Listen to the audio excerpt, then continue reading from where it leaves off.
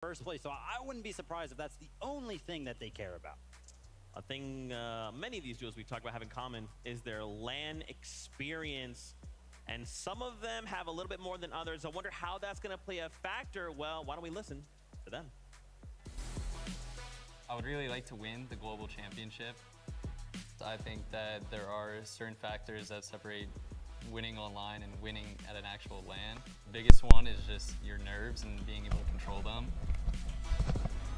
It's obviously different than winning something online because there's crowd, there's people cheering for you. Just be comfortable at your seat, you know, like if it's not comfortable, find a way to make yourself comfortable. You gotta be able to reset and compose yourself. For me, it doesn't feel like a difference anymore. Playing at a lot of LANs now, and I think I'm one of the most experienced players. I think for most pros, everybody plays this game to win. Estamos en la presentación de la FNS, When I won de in la Saudi, FNSS. the feeling, it just felt like a dream, I'll be honest. Vamos a ver la final, a ver qué pasa con Buga. Winning a LAN gives me a confidence because I know I can do it. The best moment of the last year was obviously ¿Qué winning pasa invitation. con Buga? When you win a LAN, your reputation is just, it's just higher. I feel like Cayman said they could definitely win, but I feel like they have a lot more pressure than everyone else. We feel really comfortable, and we think that we have a really big chance of winning. I don't think there's any pressure on us of winning this global championship because we don't need to pressure ourselves. It's either we win or we don't win. I think it's just gonna be a pure competition. I think everyone can talk, but at the end of the day, the actions matter the most. No matter what tournament El you audio, play, hola. people are always going to have expectations. When you get a taste of winning at LAN, you always want to chase it again. I want to make sure I just go out there, be confident. I think everybody would want to win this event. It would mean a lot to me to win this. The last missing piece I need for my Fortnite career. I came here for one thing only, is to win. It's 6 games, so anything can happen. To whatever happens, good luck to everyone. We'll see if their experience helps them out today, but as we continue this talk about what we're going to be viewing, let's talk about format. What has led us here? Well, we started with an upper bracket and a lower bracket, both with only 5 games each day. Now, gentlemen, the key factor here is twofold. One, we have 6 games, but on top of that, grand finals, we're used to 2 days, 6 games each day. Here, we only have the 6. Yeah, it's a little bit different, and we just heard Vico talk about it. 6 games, quote unquote, anything can happen. Anything can happen. I don't know how many times I've commentated 6 games events, right? And it's you go into the last game, and the game ends, and you're like, how did this team win? Where did they come from, right? Because there are so many teams, the points will end up being so close that so many different teams are in contention, right? And hopefully for the fans that happens today, right, you get a bit more action, a bit more intense. But for the players, Estamos viendo la presentación de lo que es la final. Vamos a ver cómo van los muchachos. King quedó afuera. Lo lamento por King. That's right. Quería Again, you que just King can't esté skip en la a final, beat, pero right? Let's take a look at the point format. no se We've seen this pudo. the last couple of days, 65 points for the Victory Royale. Top 25 will get you just a little bit of something. Obviously still 4 points per eliminations rather, La but puntuación. still those mid-match objective points. Hola fam, no, hoy no voy a jugar The fam. past 2 days, Gracias we've por just estar por seen ahí. Rift Island casually set aside. But guys, these 15 Estoy nada más points, they can make or transmitiendo break porque you up. quiero transmitir la all of final the a ver points si me can make a dejan. difference for sure, right? We're talking about the se volatility vea- of the 6 games, which se just vea means la that final, not only every single game matters that que much está more, buena. but so does every single point. Spoiler alert, game 5 and 6, Rift Island's gonna look messy. Yeah, it's gonna look crazy because everyone's Don't tell 'em the desperately scripts, gonna be Levin. That is the script, I'm sorry, I had to leave. Y'all are crazy. So let's talk about some of the, we'll talk about a couple of the contested POIs. What are we expecting to see here? So we've got a Ahora cuando empiece la handy-dandy map partida here. de los So muchachos keep in ya mind, these yellow circles you're ya seeing, that means there's 2 duos at these spots. The pongo la red, pantalla there completa. is 3. Sí, Let's go ahead and make this sí, easy. fancito, Break sí, track. hoy no. Thomas HD No voy a going jugar, up hace un montón que against no Qatar. juego We en saw directo. this up in the upper bracket. Pero gracias This por went estar ahí. a certain Okay. way. Now we get Gracias. the run back. What has Canada Te habías unido. learned and ¿Cómo, how cómo we hiciste expect para to go unirte, for Fam? round two? ¿Se Thomas puede unir? HD with the home ground Yo puse advantage. privado, qué raro, Canada pero with a bueno. little bit of a XD. birthday bump. Bueno, pero también quiero ver la I am defensiva. excited to see Está how bien, this está one bien. actually Ahora ends voy up a panning ver out, cómo but we hago kind para of poner already privado. saw how this is gonna go, right? Upper bracket Dale, might gracias, have been gracias, a little Juancito. bit of a teaser. Ya de nada, I para think que it no te was. sientas tan And solitario. that's unfortunate for the birthday boy Canada, but I do think. Ay, what por we cierto, saw yo from that ya le Friday di like. games is that Thomas Gracias, HD gracias. and Malibu Gracias, are siempre, siempre, comfortable, siempre, siempre or at least cumpliendo. more comfortable than the NA boys Siempre when being cumpliendo. contested. Thomas said it on Friday. No disrespect to you, Canada, or maybe full disrespect, who knows with Thomas nowadays.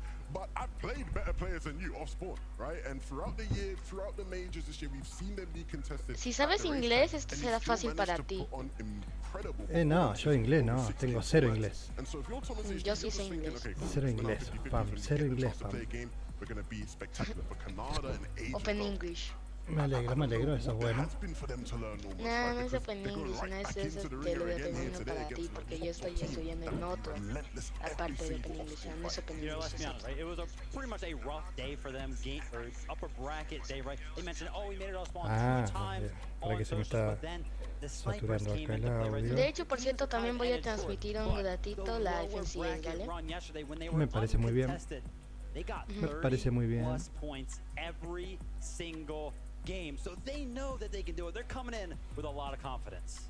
Well, we had this interview lined up on day number 1 of the upper bracket. So Sí, ahora ya let's cuando empiece relive pongo this pantalla moment completa again. y Frankie is standing Ajá, by yo with the también. duo. vamos a ver qué es lo que pasa. FNCS, ¿no? Sí, señor. Final.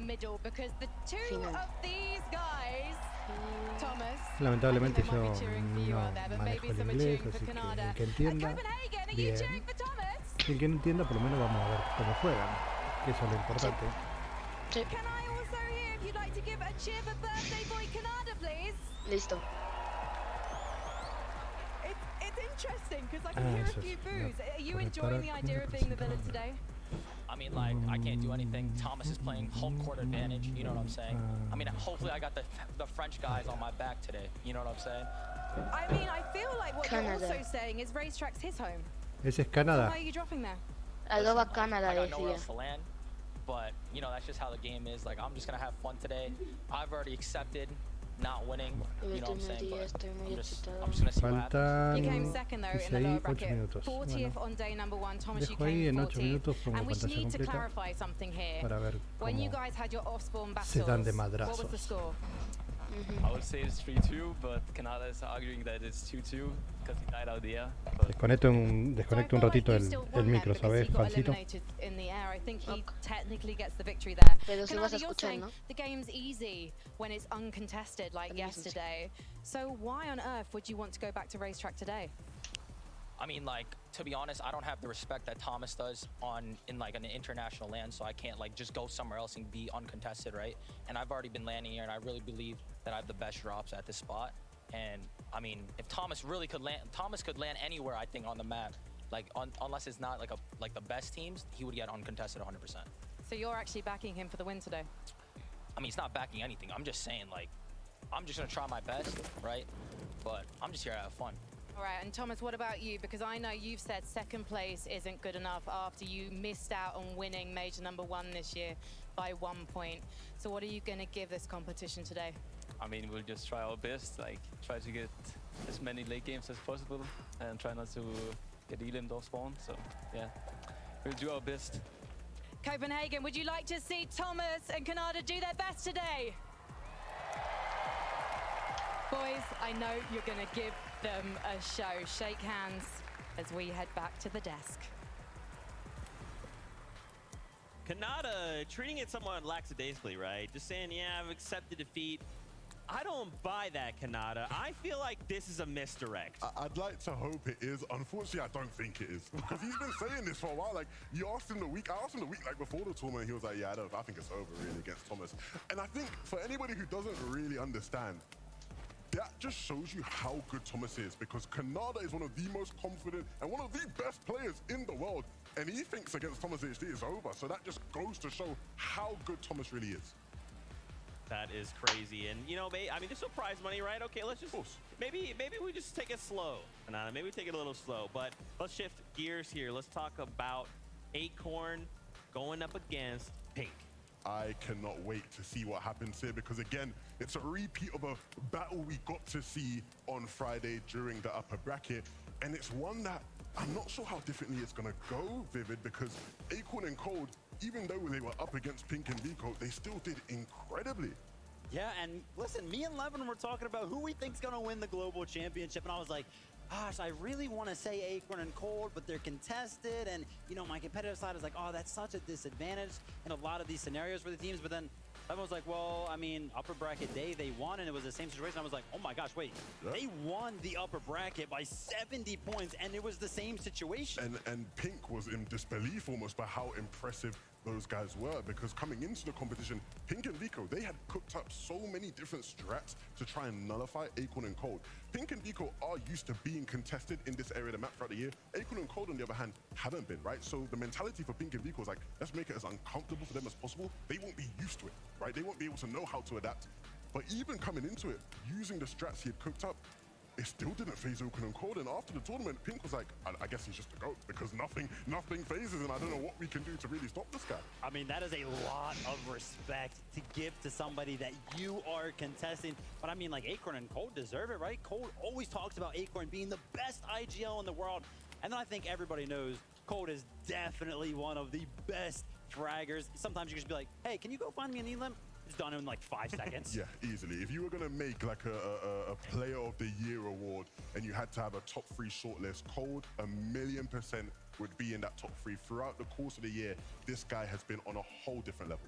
Absolutely. Well, I'd love to get the perspective of Pink, and who better to get that perspective than Frankie, who is standing by with him now. It's been amazing to watch Pink and Vico over the past couple of days, because on day number 1, they came in 33rd position. But day number 2, after an epic victory royale in game number 4, they managed to race up the leaderboard to 12th, and now they find themselves in Championship Sunday. Pink, tell me about the momentum you found to take that victory royale yesterday. It all started with the kills off spawn. So we had kills off spawn and we were feeling confident. We knew we needed a change in, I guess, confidence. So we just kept getting kills, and then it just, once we have confidence, it's kind of like over. What happened to your confidence on day 1? I remember you telling me that Acorn and Cold were griefing you. Did you think that maybe once that was out the way, you could just focus on your game? I mean, day 1 and day 2, it didn't really change. Day 2, we had a team landing north of us and a team landing south. So I'd say day 2 was even worse than day 1, but we still managed to make it happen. All year you've had the same drop spot. You call it Pink Split. In fact, the community in Europe calls it Pink Split. Why do you think that teams are contesting you on it at the moment? I mean, it's just, they land there on NA, we land there on EU. It's just a LAN. Sometimes you're con, sometimes you get lucky and you get uncon. It's nothing personal, things happen. Do you feel prepared for off-spawn battles today? Yeah. And do you feel ready for the victory? Because there may be some people out there who are underestimating you, given the results so far, but it looks like you're on an upwards trajectory. I mean, at the end of the day, it's 6 games. Anything can happen. If you have your day, you're $1 million richer. So I hope God's with me. Well, hopefully you are going to have a fantastic day today. Thank you so much for talking to me, Pink. Now, we need to head over to the Creator Lounge, because I know Kelly Link is there with a very special friend of the FNCS. That is right, Frankie. But this personality right here was too big for the Creator Lounge. We had to do it up on stage. Life with Panda. Thank you so much for joining me here. Hey, listen, it is great to be here in Copenhagen. Give it up, people! It's already been an incredible 2 days of competition. What has been your favorite moment so far? Ooh, listen, beside hanging out with you, Kelly, I have to say the Duke 1v2 clutch, beautifully done. Or maybe the Savage Vidal finish yesterday. I don't know. So many great moments going on. I can't wait to see what's about to happen today. Well, speaking about what's going to happen today, we're going to be crowning a champion, and I'm going to ask you the difficult question. Who do you think is going to walk away in first place? This is not difficult at all, guys. It's Queasy and Vino. They're going to take it, redeeming themselves from the Invitational, baby. It's going to happen. All right, Panda, any last words that you have to say before we send it back to the desk? Well, one massive shout out to my wife. It is our 3-year wedding anniversary, and we are here in Copenhagen. So shout out to her for letting me be here. Panda, thank you so much. Thank you all to the audience as well. Let's head on back to the desk. Happy anniversary, Pandas. Thank you all so much for hanging out with us on your anniversary, of course. But you know, he makes some bold claims. We all love Panda. Queasy and Veno. That is a bold claim. Is it? Is it really bold? I think a lot of people probably expect Queasy and Veno to come out strong, right? You know, when they've been as good as they've been all year long.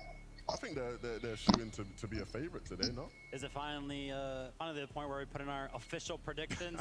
Oh gosh, listen, I have to go Acorn and Cold. I really cannot doubt them after that day one upper bracket performance. I think they got it. Okay, well, you hear what their thoughts are. Why don't we introduce your casters, get their thoughts on up to them. Well, listen, first off, thank you, Zeke. And yeah, absolutely. I'm standing with my NA boys as well. I'm a big Acorn, Cold supporter and fan. I do think I'm leaning their way as well. Jacob, do you have any hot picks? I mean, I was on the Acorn and Cold train, but there's so many people are shouting them out. I'm going to go ahead and go with Iyamzo and Rise. They've been so consistent throughout the entire year. I call them one of the most dangerous duos in Fortnite right now, and I think they're going to show that today. Well, listen, enough of our picks. Let's go meet these players down on the stage. Hola, Baldos. Creo que no.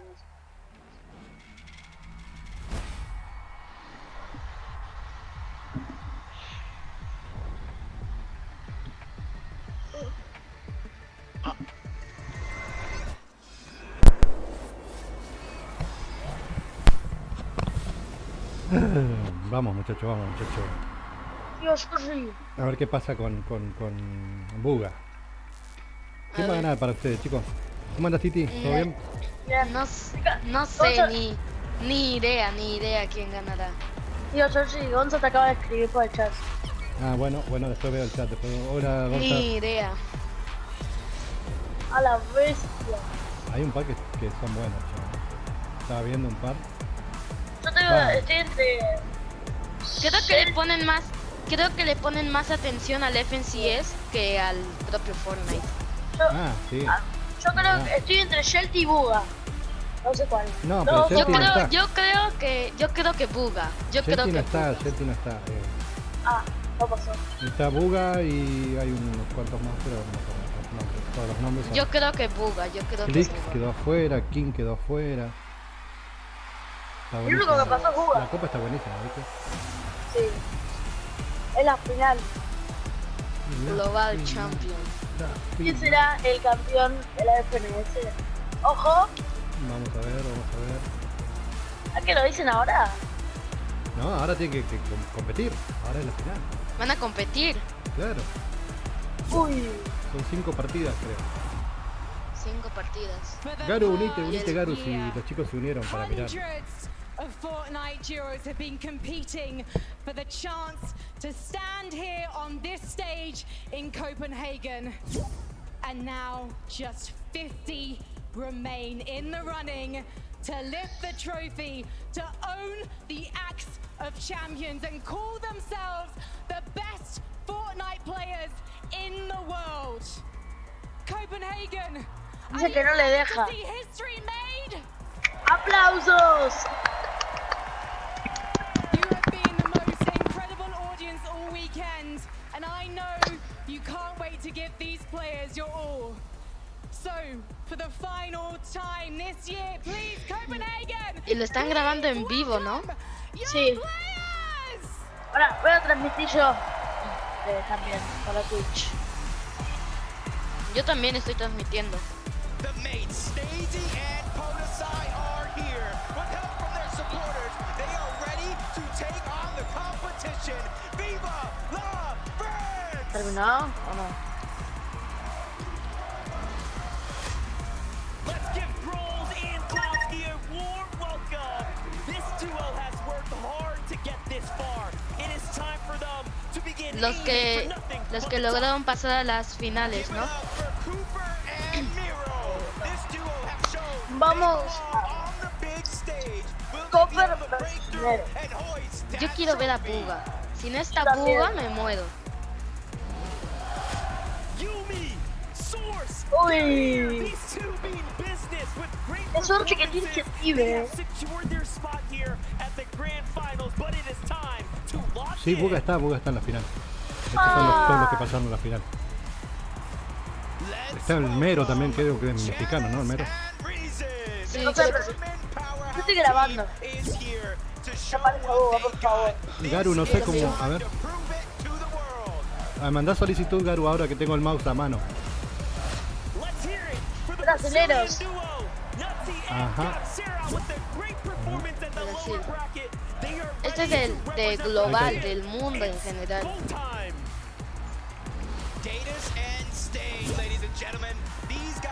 Ok. ¿Qué pasa, Garu? Ahí se no Garu. ¿Qué pasa, Garu? Creo que van a jugar dúos.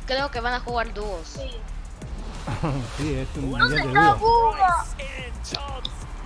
Buga seguro representan a lo último. Porque como es el actual campeón. Que Buga es el último campeón de esta copa. Claro. ¿Qué pasa, Garu? Me parece. Batman Buga. Ahí está Vos Buga, el mirá. hermano de Buga. Ahí está Buga, ese es Buga. Ha cambiado, ¿no? Ah, no, ese es Batman Buga.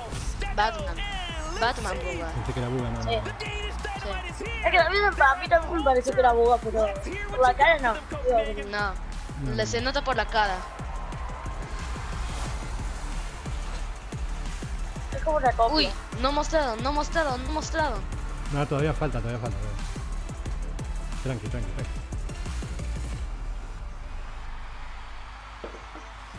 ¿Ya? No, todavía falta. Tranqui. Primeras 10. Los primeros 10. Janice and Reason, a duo that you heard Copenhagen go absolutely wild for. I want to talk about the expectations we have for the duo on the day. Yeah, if you ain't familiar, if you ain't been round here before, let me introduce you to Janice and Reason. These guys are OGs. Pero amigo, no tuvieron ninguna victoria, ¿cómo pasaron? Tuvieron 9 victorias. Ah, por eso que tenía 0. No, a veces tienen 0, pero tienen muchas kills. O tienen un segundo puesto, un tercer puesto. A puntos.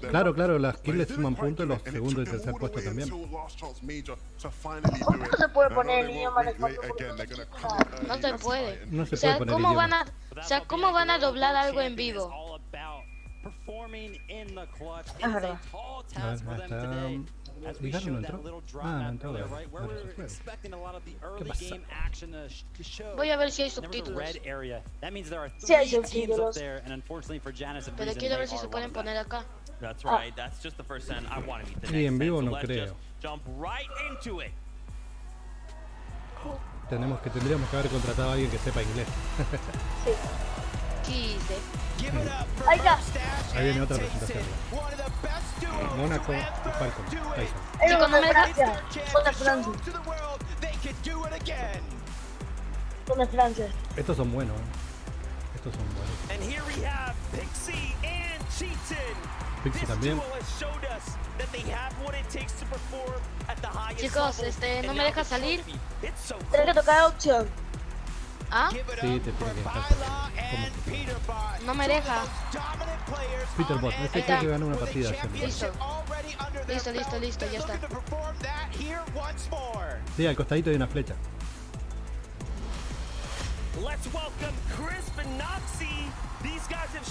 Uno de Colombia y el otro de Estados Unidos. Bueno. La bestia. Ahora los ponen con sus países, ¿no? Pero más visible. Claro, tienen su escudito ahí. Ah, esto no tiene el escudito.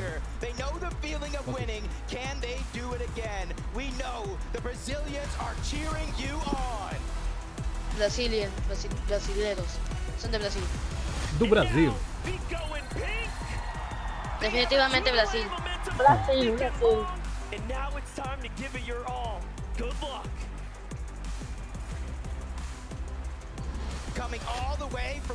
El último Buga.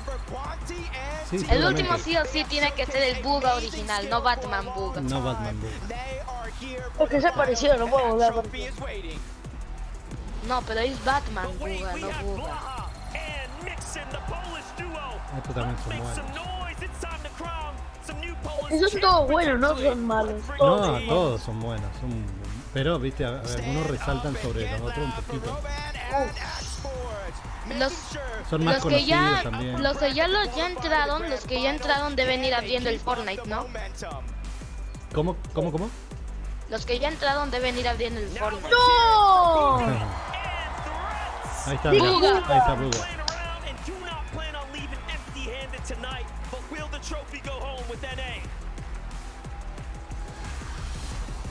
Vamos, Buga. Pero hay otro también que hay un par que están a la altura, digamos.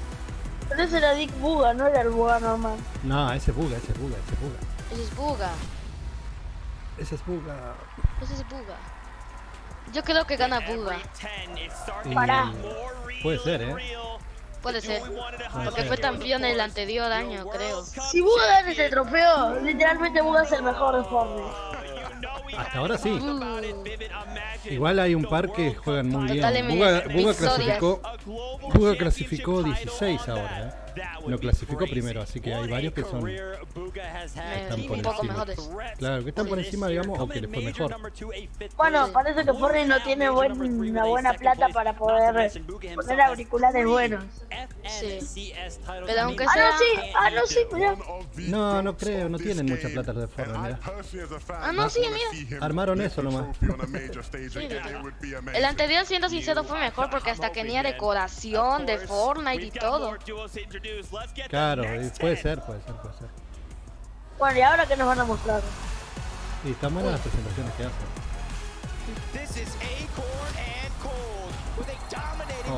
Estos son buenísimos. ¿Falta?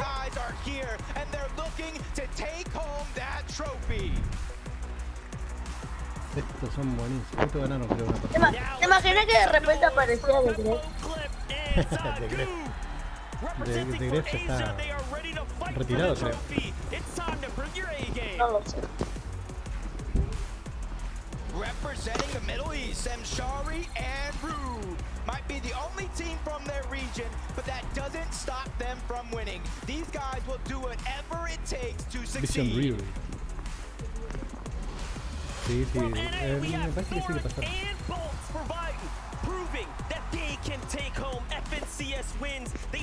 Y estos pibes están compitiendo por $1 millón, ¿te parece? ¿No?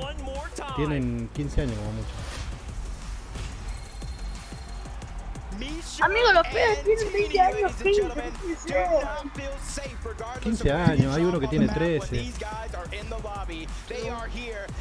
Lo único que falta es que aparezca un nene de 2 años y listo. Shelty. Pensé que era Shelty por la cara. No, Shelty no está, no participó Shelty. No clasificó. La cara me pareció. Sí, se parecía de lejos, ¿viste?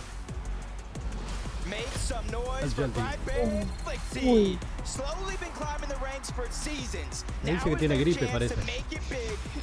Gripe IB, dice. Gripe 5 en español. O gripe is 5. La gripe 5. Estos ya son ancianos, Parece. Mira, lo pone al lado de los chiquitos de los sí, otros. Sí, ya tienen abierto el Fortnite de ellos. Mira. Parecía Mbappé. Mbappé. Famus. Ese no se despega de la compu. Oh, Mr. Savage, mirá. ¿Cuánto dura esto? Y 6 horas más o menos. 6 horas el video este. No, la competencia en sí. No, digo el video. Y un ratito más, calculo que en 10 minutos más. Sí. Son 5 partidas, güey. Son 5 partidas. Sí, después son 5 partidas. Son 5 partidas. Tienes que discutir qué tal jugado. Tienen que decidirse. Y ahí ya eligen el campeón. Y hay un pequeño break entre cada partida. Lugar un descansito. 1. Este es uno de los mejores, el Savage, Sí, es dúo. Encima Savage y una Valial. victoria, 23 eliminaciones. Imagínate estar primero en la final, enfrentarte contra Buga y pensando que ya ibas a ganar y Buga está en el punto. Buga gana la partida y se vuelve primero. Épicamente. Épica. Puede pasar. Puede pasar, o sea, de la nada. Sí, voy primero y encima soy mejor que Buga. Buga lo mata épicamente. Ayer quedó uno solo contra un dúo y les ganó al dúo. Y eso es No sé campeón, cómo, no sé cómo clasificó. No, ganó la partida, pero ganó 1 contra 2. Yo me quedé en las semifinales, no pude pasar de semi. Esto también ganaron ayer, creo. Yo me quedé en semis. Mirá vos. Porque me encontré contra uno que creo que están clasificados. No los veo que todavía. Me mataron a mí al gol. Otro Gonza, no Gonza normal. Acaban de escribir por el chat a alguien llamado Mr. Fortnite. ¿Cómo eso? Mr. Fortnite. En mi chat. A mí me escribió uno que se llama Texas Hero. Me pidió que use su código de... ¿De qué? Creador de Fortnite. ¿De qué? De Fortnite, código de Fortnite, creador. Ah. En la tienda.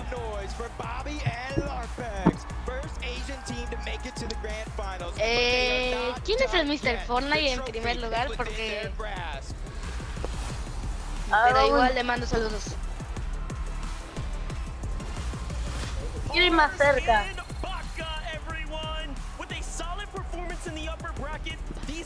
Uy, amigo, qué horrible. Yo me acuerdo que antes tendrían que haber salido. Hola Fabio. Hola Fabio.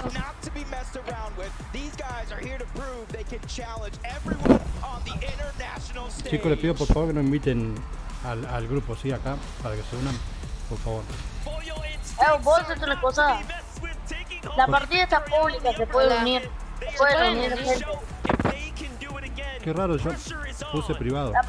La partida se pueden unir. Yo me puedo unir. Se pueden unir a la partida, pero al grupo no se pueden unir, tienen que mandar solicitud. A ver, voy a mirar un toque porque yo había puesto privado. Viste que por eso te preguntaba cómo pudiste unirte. Ahora voy. Otra vez por mí, porque yo tengo un bug que me pasa que siempre me puedo unir a las partidas cuando están privados. Ahora vamos a mirar. Igual que a Baltasar y a vos. A Baltasar no me parecía unirme a la partida. A vos me parecía mandar solicitud. No, quería ver si está puesto en privado, porque Garu no se puede unir. Están privados, solo me dan de invitación. Ah, no, es verdad que yo estoy en otro grupo, no estoy en su grupo. Estoy en la partida nomás. Ah, mirá. Worthy, a phenomenal player that you pair him with someone like Alex, who OCE as a whole are just like, this is our Así guy. es como me gusta I can't wait to see how they perform. Voy a investigar un poquito el lugar. Ahí está, listo. Voy a investigar un poco el lugar. Ya ven. Bueno. Is no shabby feat at all. And personally, when you look at their playstyles, Alex, man, one of the most electrifying players there is in Fortnite. When he ¿Por qué turns it acá on, me when he dice que decides estás unido, he Garu? wants to get in a limb, he's getting in a limb. A la partida Me también. dice que Garu está unido, pero a la partida, no a mi grupo.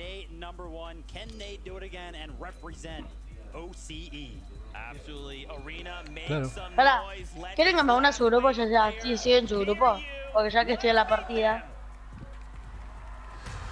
¿Cómo, Titi? que si me uno a su grupo. Pero acá vos, yo te veo a vos. Si te busco, te veo. No, estoy en la partida, por eso. Ah. Sí, a Garu no sé cómo invitarlo porque quiero unirse. No. Yo también, yo solo estoy en la partida. Ah, bueno. Espectacular. Bueno, ahí estamos, Garu. Si ya hace un rato te veía ya, Titi. Bueno, después esto, ¿qué vamos a hacer? ¿Cómo? ¿Cómo subió Fabio? Moneymaker también. Moneymaker tiene 13 años, creo. No Fabio se acaba de unir a la partida. Por favor, Fabio, no te conectes el micro porque me vas a romper el oído. Hola. Chicos, yo claro que a los que estén molestando por micrófono los silencio. Yo lo voy a postear. Porque si no sale mal la transmisión. Hola, Fabio, ¿cómo andás? Hola, ¿cómo? No, Fabio es en mi lugar, no me lo vas a robar, vení acá. ¿Ves? Ya se empezaron a pelear. No, broma. Sería mi lugar. No, yo me acabo de unir, ¿yo qué hice? Gonza, ¿cómo andás? Gracias, Gonza, por estar ahí. Un abrazo.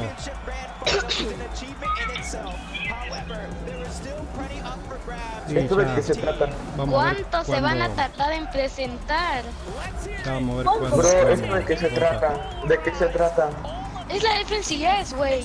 Es la final de la FNCS. ¿En serio? Sí, sí. Por lo menos me quedé con el tercer lugar. Santo Dios, ¿por qué hay tantas personas? Está Canadá. Todas las personas que están ahí. ¿Cuándo faltan? Faltan un montón todavía. ¿Pero cuántos van a presentar? Y tienen que presentar a todos los participantes, son 100. Ah, Fabio, te perdiste a Buga. En realidad 90. ¿Alguien? Salió Buga y te lo perdiste. Ay, santo Dios. Ahora está por jugar igual. Mira este trofeo. Ahora juega Buga. Ahora sí, mira el trofeo. Está muy bueno el trofeo. ¿Ustedes creen? You guys are in the same place as we are. We want to see games. We are so close, but man, this Yo traté de invitarte, Kakaroto, pero no se podía. Me decía que estabas en un grupo. En otro grupo. We've been talking a lot about how everybody has been placing in some of these games. Well, what Yo lo about tuviera a the dar un eliminations invitaría, on pero day no lo number tuve. one? Both of them a part of this duo. Ay, por favor. And for individual eliminations, Victory Royale. 0. No ganaron ninguna victoria royal. Claro, pero lo que pasa es que pasan porque le suman muchos puntos, ¿viste? Por ahí no ganan, pero sale el segundo, tercero. Y le suman muchos puntos también la skill. No, se puso borroso. ¿Hay algún vestidor acá? ¿Hay algún vestidor para cambiar ropa? Yo tengo... Sí, había uno para cambiarse la skin por ahí. Estoy viendo la No, por acá se ve bien, Lo importante Que que por ahí es yo tu lo una vez al conexión año. nomás. Solo Hola, una vez Bexito. al año. Estabas cambiando, Beck. Estás muy joven para andar. Gracias por invitarme, Gracias por invitarme. Ay, no me digas que se me Muchachos, acabó esto. empieza la partida, sigue, porfa. Oigan, ya va a empezar. Empieza. Uy, la típica isla de Fortnite, amigo. Me encanta. Ya se tiraron. Wow, ¿ya se tiraron todos una vez? ¿Es en serio? Y acá se tiran todos juntos. No, bro, mira cuánta gente hay. Su máquina, güey. ¿Cuánta más se va a tirar, güey? Mira eso. Creo que se me trabó. No, bro, mira cuánta gente hay. A ver, aquí muestra primero, Canadá. Yo sí. Aceptame la solicitud. Toma. Ahí se unió Garu. Tazar, ¿te imaginas que fueras tú el que estuviera jugando ahí? 1 en 1 millón. Nosotros no podríamos, yo por lo menos no podría estar ni siquiera para pasarle el agua a los chicos estos. Bueno, ninguno de nosotros, porque no somos tan tryhard como tantas personas. No, yo no sirvo ni para llevar el agua a estos chicos. Yo ni de pedo podría vencer a uno de esos tipos. No. Me matarían en un segundo. Pero ni hablar. No, son... Bueno, acá Ni estamos hablar, en la tundra.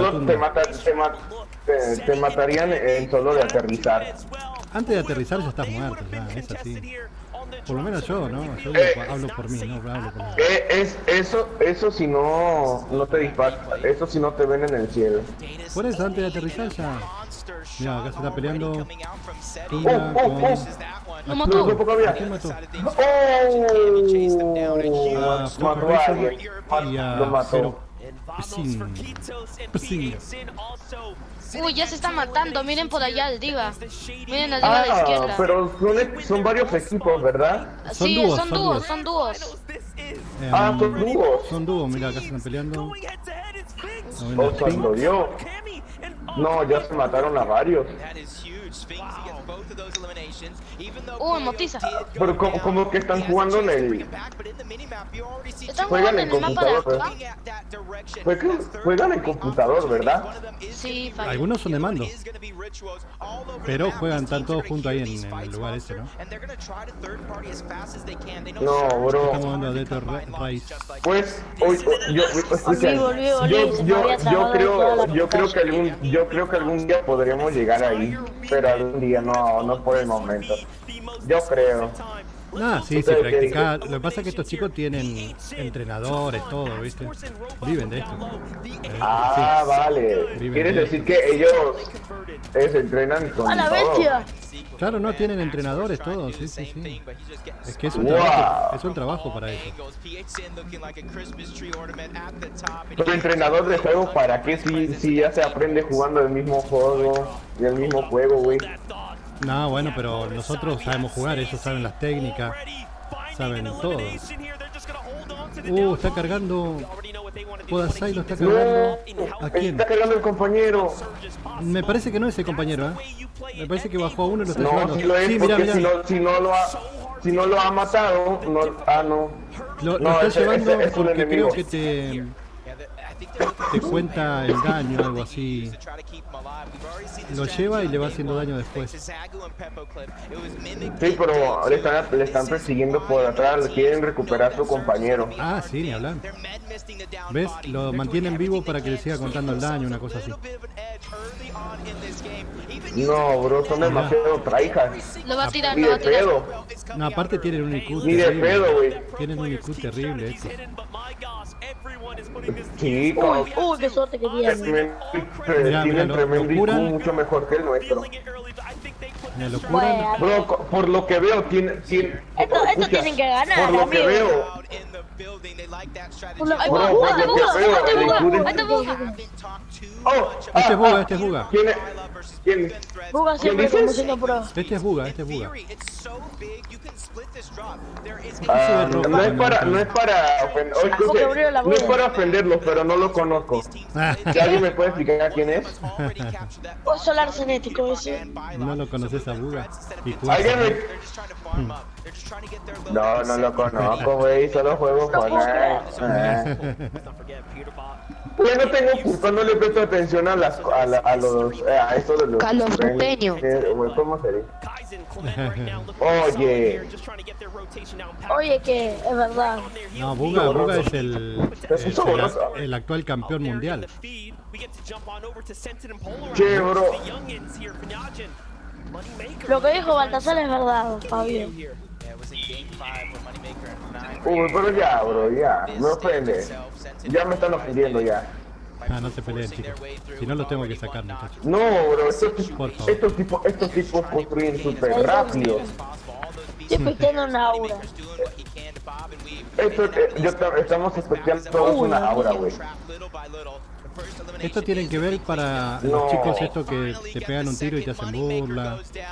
No, tremendo headshot. Esto tienen que ver estos chicos para que vean que no son los mejores del mundo.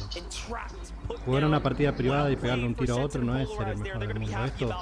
Estos chicos son los mejores del mundo. Así sencillo. En especial Buga. No, sí, ni hablar. Pero ahí están todos al mismo nivel. Hay chicos que Imagínense que Buga puede ganar. Imagínense que son jugadores de todo el mundo. En un enfrentamiento, Shelty o Buga. Buga. Están en la misma. Por eso... Escucha. O sea, tío... Shelty una vez mató a Buga. Sí, te escucho, Fabio. Oye, me estás diciendo que están jugando personas de todo el mundo. Claro, sí, es un mundial. Wow. Hay un dúo, hay dúos de distintas partes del mundo. Hubo 2 dúos argentinos que quedaron afuera.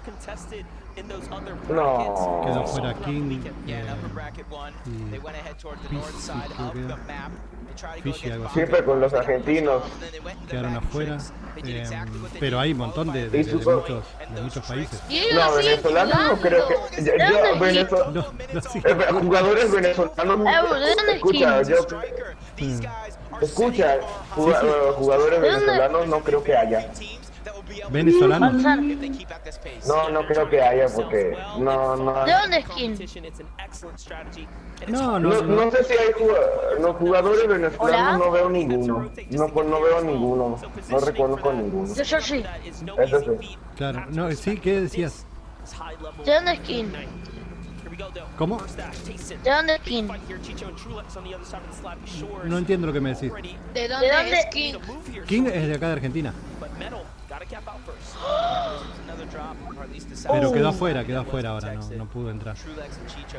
Que gane King, por favor, cuando la próxima. Para la próxima. Sí, esta vez que no tuvo suerte.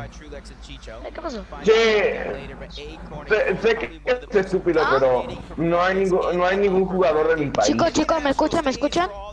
Sí, escucho. Sí, te escuchamos. Voy a tomar mi desayuno, ahora vuelvo. Dale, tranquilo. ¿Escuchaste, tío, que sí? Yo creo que sí.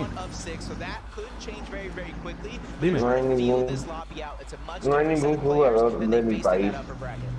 ¿De dónde sos? No te dije que era... Ay, por favor, soy de Venezuela. No ¿De hay Venezuela? ninguno. Ah, sí, no, es que me pierdo. No, de Venezuela creo que no entró ni uno. La verdad que no. Y eso que yo juego, pero... Sí, no sé por qué no te han llamado a vos. Y eso que yo juego de Venezuela y no me han llamado nadie. No te llamaron esto. Ahora voy a llamar a Fortnite a ver qué está pasando que no te llaman a vos. No. Calma. Bueno, tranquilo, lo tomo con calma entonces. ¿Aguantamos? Todavía no estoy listo para esto. Está bien. Hay que entrenar entonces. Hay que entrenar y por ahí el año que viene. Tío Georgie, después de esto, ¿vamos a jugar escuadrón? No, yo no estoy haciendo directos jugando ahora, Titi. Hace un montón. Estoy haciendo directos solo porque está la final y la quería transmitir. Pero no, por ahora no. Ahora dentro de un tiempo recién voy a ver si puedo organizar todo para hacer directos jugando un rato con ustedes. Con los que quieran jugar, ¿no? Pero por ahora no. ¡Me sacó la partida! ¿Te sacó? Sí. Que no haga eso. Acá estamos viendo a Mikeson.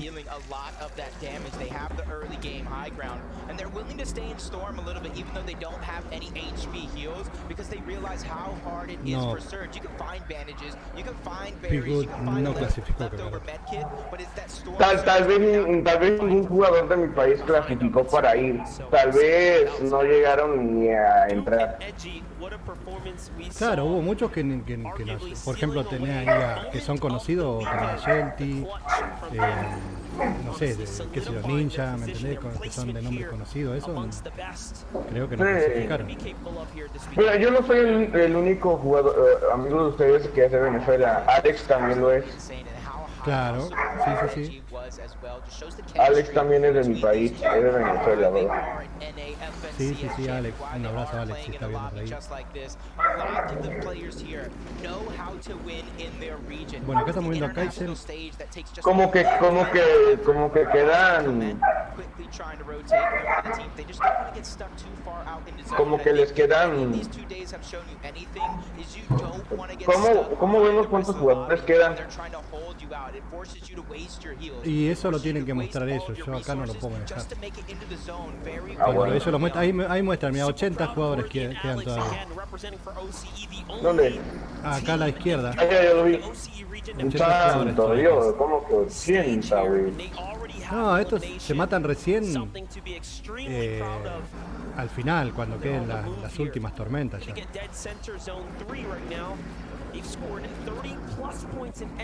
Sí, Bexito, tienen el pico de la FNS porque ya han ganado algunos, viste, en otros torneos de lo mismo. Si ganamos el torneo, ¿nos dan recompensas? ¿Cuál torneo? Reason and Giannis here. No, si ganamos algún torneo de la... ¿Cómo se dijiste que se llamaba? De la FNS. FNS, ¿no? Sí. FNSS. FNCS. Ah, eso mismo. Eso mismo. Claro, sí, sí. Bueno, yo recuerdo los mismos torneos que pasan en Fortnite a diario y esas cosas. Sí, sí. En competitivo. Sí. Bueno, yo ya he intentado participar, pero me han matado bastantes veces. Pero lo he jugado, pero no me han dado ninguna recompensa ni nada. Claro, pero pasa que como es por puntuación, eso tenés que hacer muchos puntos y eso. O sea, es que yo he jugado bastante, pero no me dieron ninguna recompensa. Claro, no, la verdad que no sé cómo se manejará Fortnite en eso. O ahí salió la isla, mirá.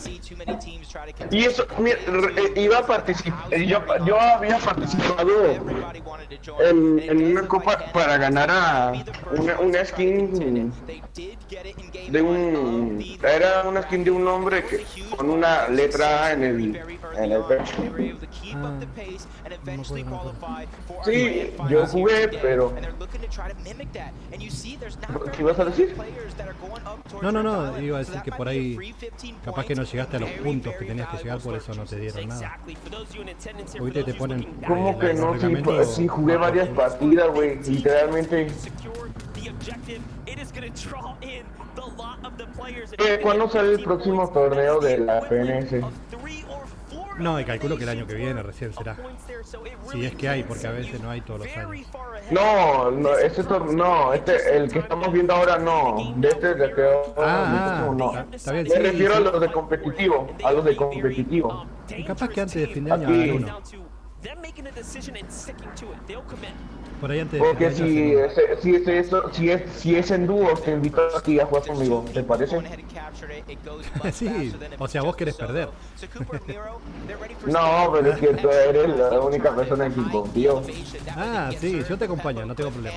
Yo te acompaño, vamos, te llevo la cura. Y si hay alguno le pego por ahí un picazo y yo me encargo de los que se acerquen. Ahí está. Vos los matás y yo te llevo las curas por la lado. Y voy contando cuánto vas matando. O sea, yo voy a ir completo de armas. Fusil, escopeta, subfusil y unas armas explosivas. Ni hablar. Bien. Bueno, acá estamos viendo a Z. Déjame que vamos a ¿cómo es? A decir por lo menos. El problema es que está en inglés y yo quería escucharle en español. Sí, no, igual voy a ir diciendo más o menos lo que están mostrando acá. Que es pero aunque participáramos en el torneo, estos equipos tienen un excelente ping.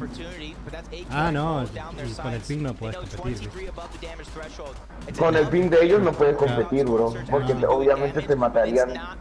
Ni hablar. No, eso sí. Olvídalo.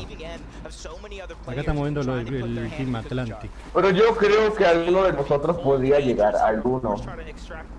Aún no queda esperanza de que alguno de nuestro grupo pueda participar en el torneo. Sí, hay algunos chicos que son muy buenos, pero por ejemplo, el Fabri. Ah, puede ser. Yo también soy bastante bueno. Claro, sí, no, por eso te digo, hay varios chicos que son muy buenos. Pero el tema que esto es mucha competencia. Y ese entrenamiento. Sí, bueno, el problema de esto es que te van a empezar a disparar de todos lados y te vas a quedar sin material muy rápido. Y sí. Son estrategias, ¿viste? Hay que tener estrategia. Es bravo. Yo no me asomaría mucho a la ventana por si acaso. Y no, acá no. Si te asomas a la ventana ya estás muerto, porque te meten un tiro en la cabeza. Francazo.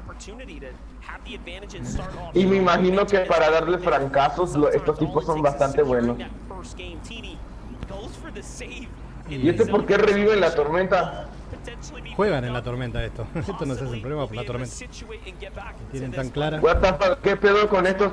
¿Qué pedo con estos en revivir en la tormenta hoy? Y fíjate, a ver si muestran si había una camioneta de reinicio en zona. Sí.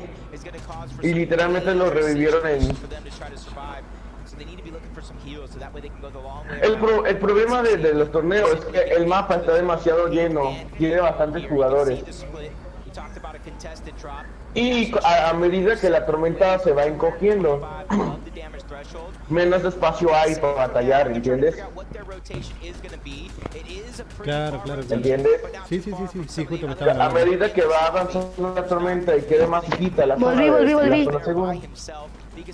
segura, más daño y más difícil de ocultarse porque tiene menos espacio. Ah, sí. Aló, ¿me escuchan, volví? No, pero aparte, hola, sí te escuchamos. Pero aparte que... ¿Mataron a Buga? No, todavía no vi, no mostraron si lo mataron. Che, Baltasar, llegas a mediados como a 69. No, ya lo mataron, miren el chat, ya lo mataron.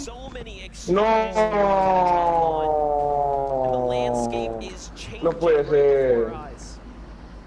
¿Cómo lo mataron? Ahí salió en el chat.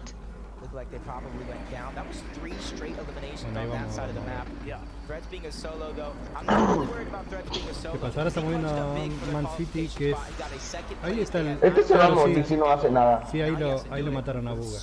Dice acá que lo mataron. Pero este tipo tiene todos los aumentos activados. Y este es el dúo de Buga que estaba moviendo Man City. ¿Tú crees que el dúo de Buga puede revivirlo? ¿Tú crees que puede revivir el Buga? No creo. Si lo dejan...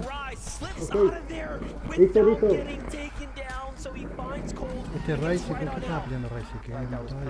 Si sobrevive el compañero de Buga y gana la partida, Buga también gana la partida. Claro, sí, le cuenta también a él. Claro. Hay un chico que quedó jugando solo, pobrecito, ayer. O sea, desde el primer día, porque banearon al compañero, porque se mandó un lío, no sé qué hizo, y quedó jugando solo uno contra dúo. ¿Qué hizo el compañero para que lo banearan? No se sabe bien qué hizo. Aparentemente hizo algo muy malo porque lo expulsaron del país también. ¿Y Santoyo lo expulsaron del país? Claro, porque estos están jugando todos en un país. Seguro hizo trampas o... Ahí vuelvo, un segundito. Tal vez también tenía... Exactamente en qué país están jugando. Vi al compa de Buga, todavía está vivo. Exactamente en qué país está pasando el torneo. USA. ¿Estados Unidos? Sí, pues.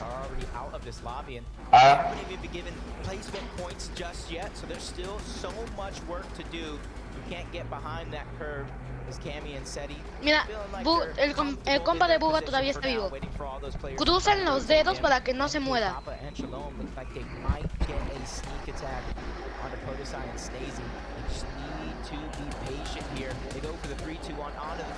estamos viendo a MK.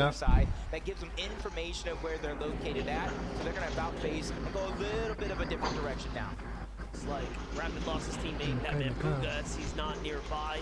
The hands of Mshari not too long ago. Here's Papa, here's Shalom though, still looking around playing the bush, very nicely done. Everyone else is nestled pretty far off, so we get to bien, sigue vivo el compa. Acá estamos viendo a Mónaco también es muy bueno. Quedan 42 todavía. Heal situation, I'd say they're middling in the pack. Material count-wise, is it enough for them to play for high ground? I think yes, and they're probably thinking we should go for it. Yeah, they're probably just gathering all the information around the map for now. Figure out what's the best position, who's already on height. How do we chop them down and make it our own? We've seen that happen to start. O sea, el equipo que gane se lleva el trofeo, ¿verdad? Sí, señor. Se lleva $1.000.000. Estás jugando pollo ¿Y el todavía, trofeo qué? pollo. Vamos, pollo. ¿Y el trofeo qué? Ah, el trofeo también. O sea, el trofeo y $1.000.000. Santo Dios, eres millonario. Pero son 5 partidas. Son 5 partidas igual. Ay, santo Dios. El que sume más puntos en las 5 partidas se lleva $1.000.000. Y de ahí para abajo los que van quedando más atrás van llevando menos plata, pero... ¿Cuál era el compañero de Buga? ¿Cómo se llama? Para que me acuerde. Bro, todo el maldito mapa es una zona de guerra. Todo el maldito mapa es una zona de guerra. Y mirá, están todos juntos, ¿viste? Es una zona de guerra, literalmente parece la Segunda Guerra Mundial. Ahora si lo muestran yo te digo cuál era el compañero de no me acuerdo el nombre. ¿Cuál era el compañero de...? Son tantos nombres, acá está Valiant y Gil, Chico.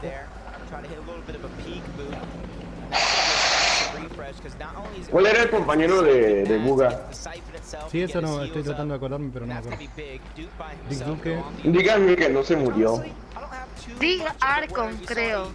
No, era algo con B corta, pero no me acuerdo. Big. No. Cuando lo vea te digo, ¿no? Está Cami también, Cami y Tundra están arriba. Estos Cami y Tundra están bravísimos.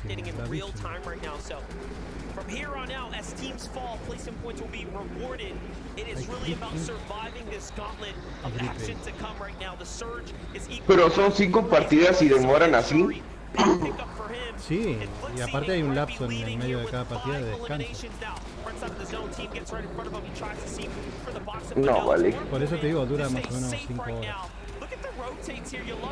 Todo el torneo. Ahí muestra cómo están todos juntos. Este tipo hizo una excelente estrategia. Mira Mónaco. ¡No! ¡No! Le cae con martillo. ¿Se murió de caída? No se murió. Díganme que no se murió, díganme que no se murió de caída el tipo. No. Sí, creo que no. ¡Ah! Bro, casi lo tumba. Top 17 though, all these points as a solo are massive for their run here in this competition. This is a battle for ego, undoubtedly. Duke looking to see what he can set up, turns around, breaks everyone off. Este con martillo está haciendo desastre. And then he's looking to target him. Duke is the destruction here in the lobby by himself with the knock. What a beautifully timed landing spot. ¿Cómo se defiende? Mataron a Kami. No, vale. Sí. La zona es pequeñísima. Literalmente ya no cabe casi nadie ya. A Mónaco también lo mataron, ahí lo matan a Dick. A Dick también lo mataron. Y el Eddie, ¡No! Eddie. Se va a morir, bro, se va a morir este tipo en la tormenta. Buga. Dick no creo que se compare Buga. No, el compa de Buga ya no está. ¡No! Bro, mira la zona, se va a encoger cuando termine de moverse. Vamos, pollo. Cuando termine de moverse la zona, se va a encoger. Y cuando se vaya disminuyendo el tamaño, se van a morir todos porque... Se murió gente. ¡No! Bien, Mero, vamos, Mero. Cooper. Sigue el team Cooper, Mero. Le dieron un corchazo a Mero. No, como que este tipo tiene 68 puntos, ¿eh? 72. Oh, le di. ¿Cuántos quedan? Tundra está. ¡No! Queda uno contra dos. 2 contra 1, 1 contra 2. Este está solo y el otro está dúo. Mero está solo. Mero, vamos, Mero. Pollo se murió, mirá. No, Pollo, adiós el Pollo. Fue Pollo. Le hicieron pollo a Pollo. Vamos, Mero contra 2. No, se van a morir, las zonas ya se están cogiendo. Vamos, Mero. Oye, pero ninguno de los dos se rinde. ¿Cómo juegan estos chicos? La zona.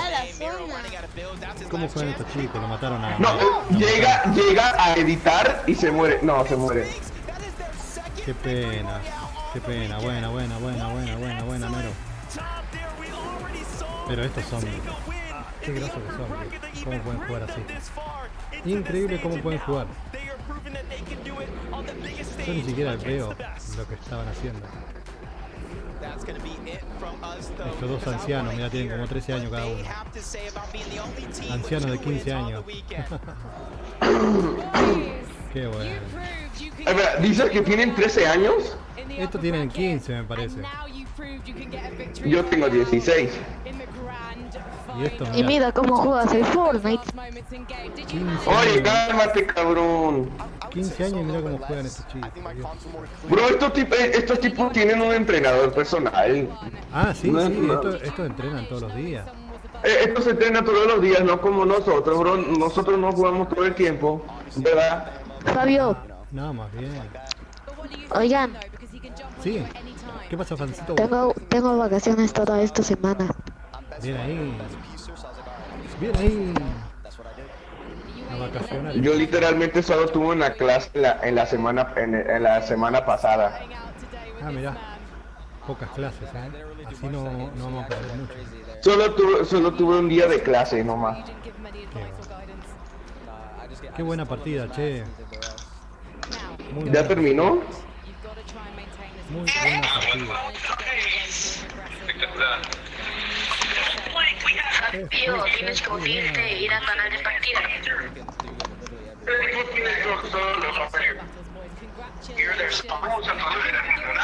Pero son 5 partidas. Mira,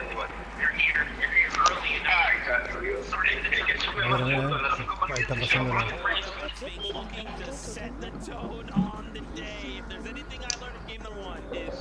Winners. Ganadores.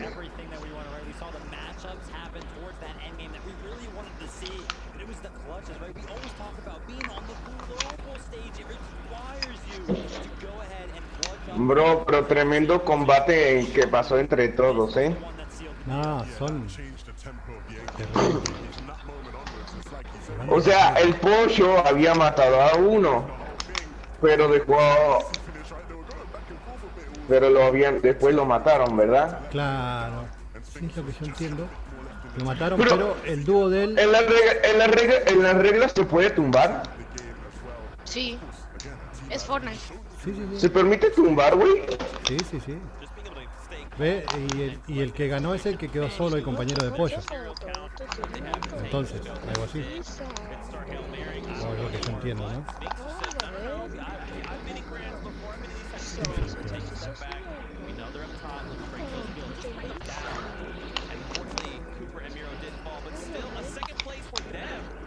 Claro, ganó pollo con su compañero. Twist Pinks y Cooper y Mero quedaron segundos. No, ¿y dónde está el Buga?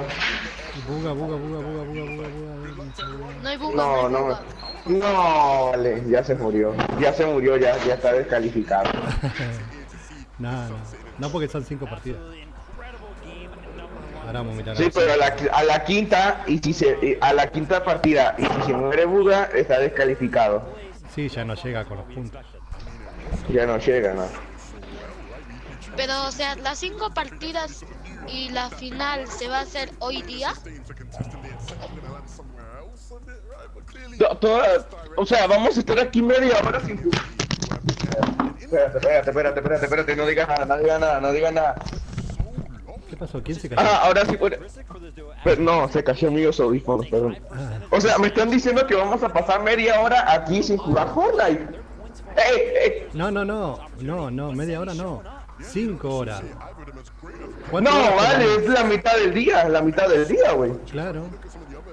Por eso yo aclaré que yo no juego hoy.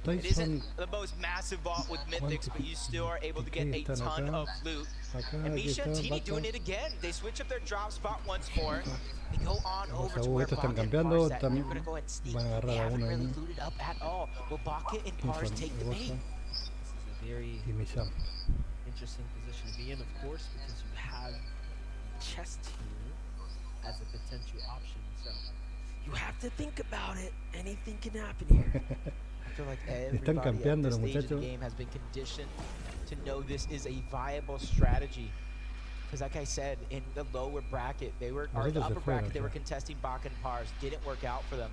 They switched up their strategy. They started doing No, ahí le caen, exactly le caen, le this. caen, le caen. ¿En qué partida van? Les caen, le caen, le caen. En la partida 2 es esta. That inevitably was ¿Cómo what got eso? them across the finish Esta es line. la partida segunda. And it's only a matter of time before Baka and Pars go in this Le caen, direction. le caen, le No caen. matter what the result will be. Estos están This is what we escondidos talk y about, al lado teams andan hiding dos. strategies, teams really sitting back and thinking about, okay, what haven't we tried yet in the upper bracket and lower bracket that we're sitting on, that we're waiting on, that we can then put into Que play así dice to give el us the canal advantage de- on Championship Sunday. De Baltasar, They ni have con some chicle sort of gano. See him hopping over the covers. They O know vos they're decís around eso, here Beck. somewhere. They probably already Uy, lo seen están him esperando drop ahí, just lo a están little esperando. bit. Viene, viene, viene, se entregó. Down goes No, qué capo Misha que and son. Tini Qué strike capo que yet son. again. Now Pars is stuck by himself, Qué and capo que immediately son. you see him creating distance Los between him emboscaron, lo and his emboscaron, lo agarraron counterparts. solo He doesn't encima. want to be the next one on their hit list. And we don't want to be the ones to give away the edge. Y lo fueron a correr a que está So, solo, mirá. To keep it low, to keep quiet Qué there capo. was a tough one, but take a look Lo at están that. corriendo, lo están Misha corriendo. and Tini, 2 games in a row. Surprise, surprise. They have made so much adjustment from the pasaron, qué upper bueno. bracket to today. Estuvo It buenísimo. really has shown so far in the last 2 games, but now Tini has to still close this out with Misha. Yeah, they went from 2 builds to Y ahora lo fueron a buscar, que 53 está solo, está arriba. thanks to Baka and that elimination. Pars is trying to fight with his back up against the wall. Shots also coming in from the third party. Everything comes crashing down.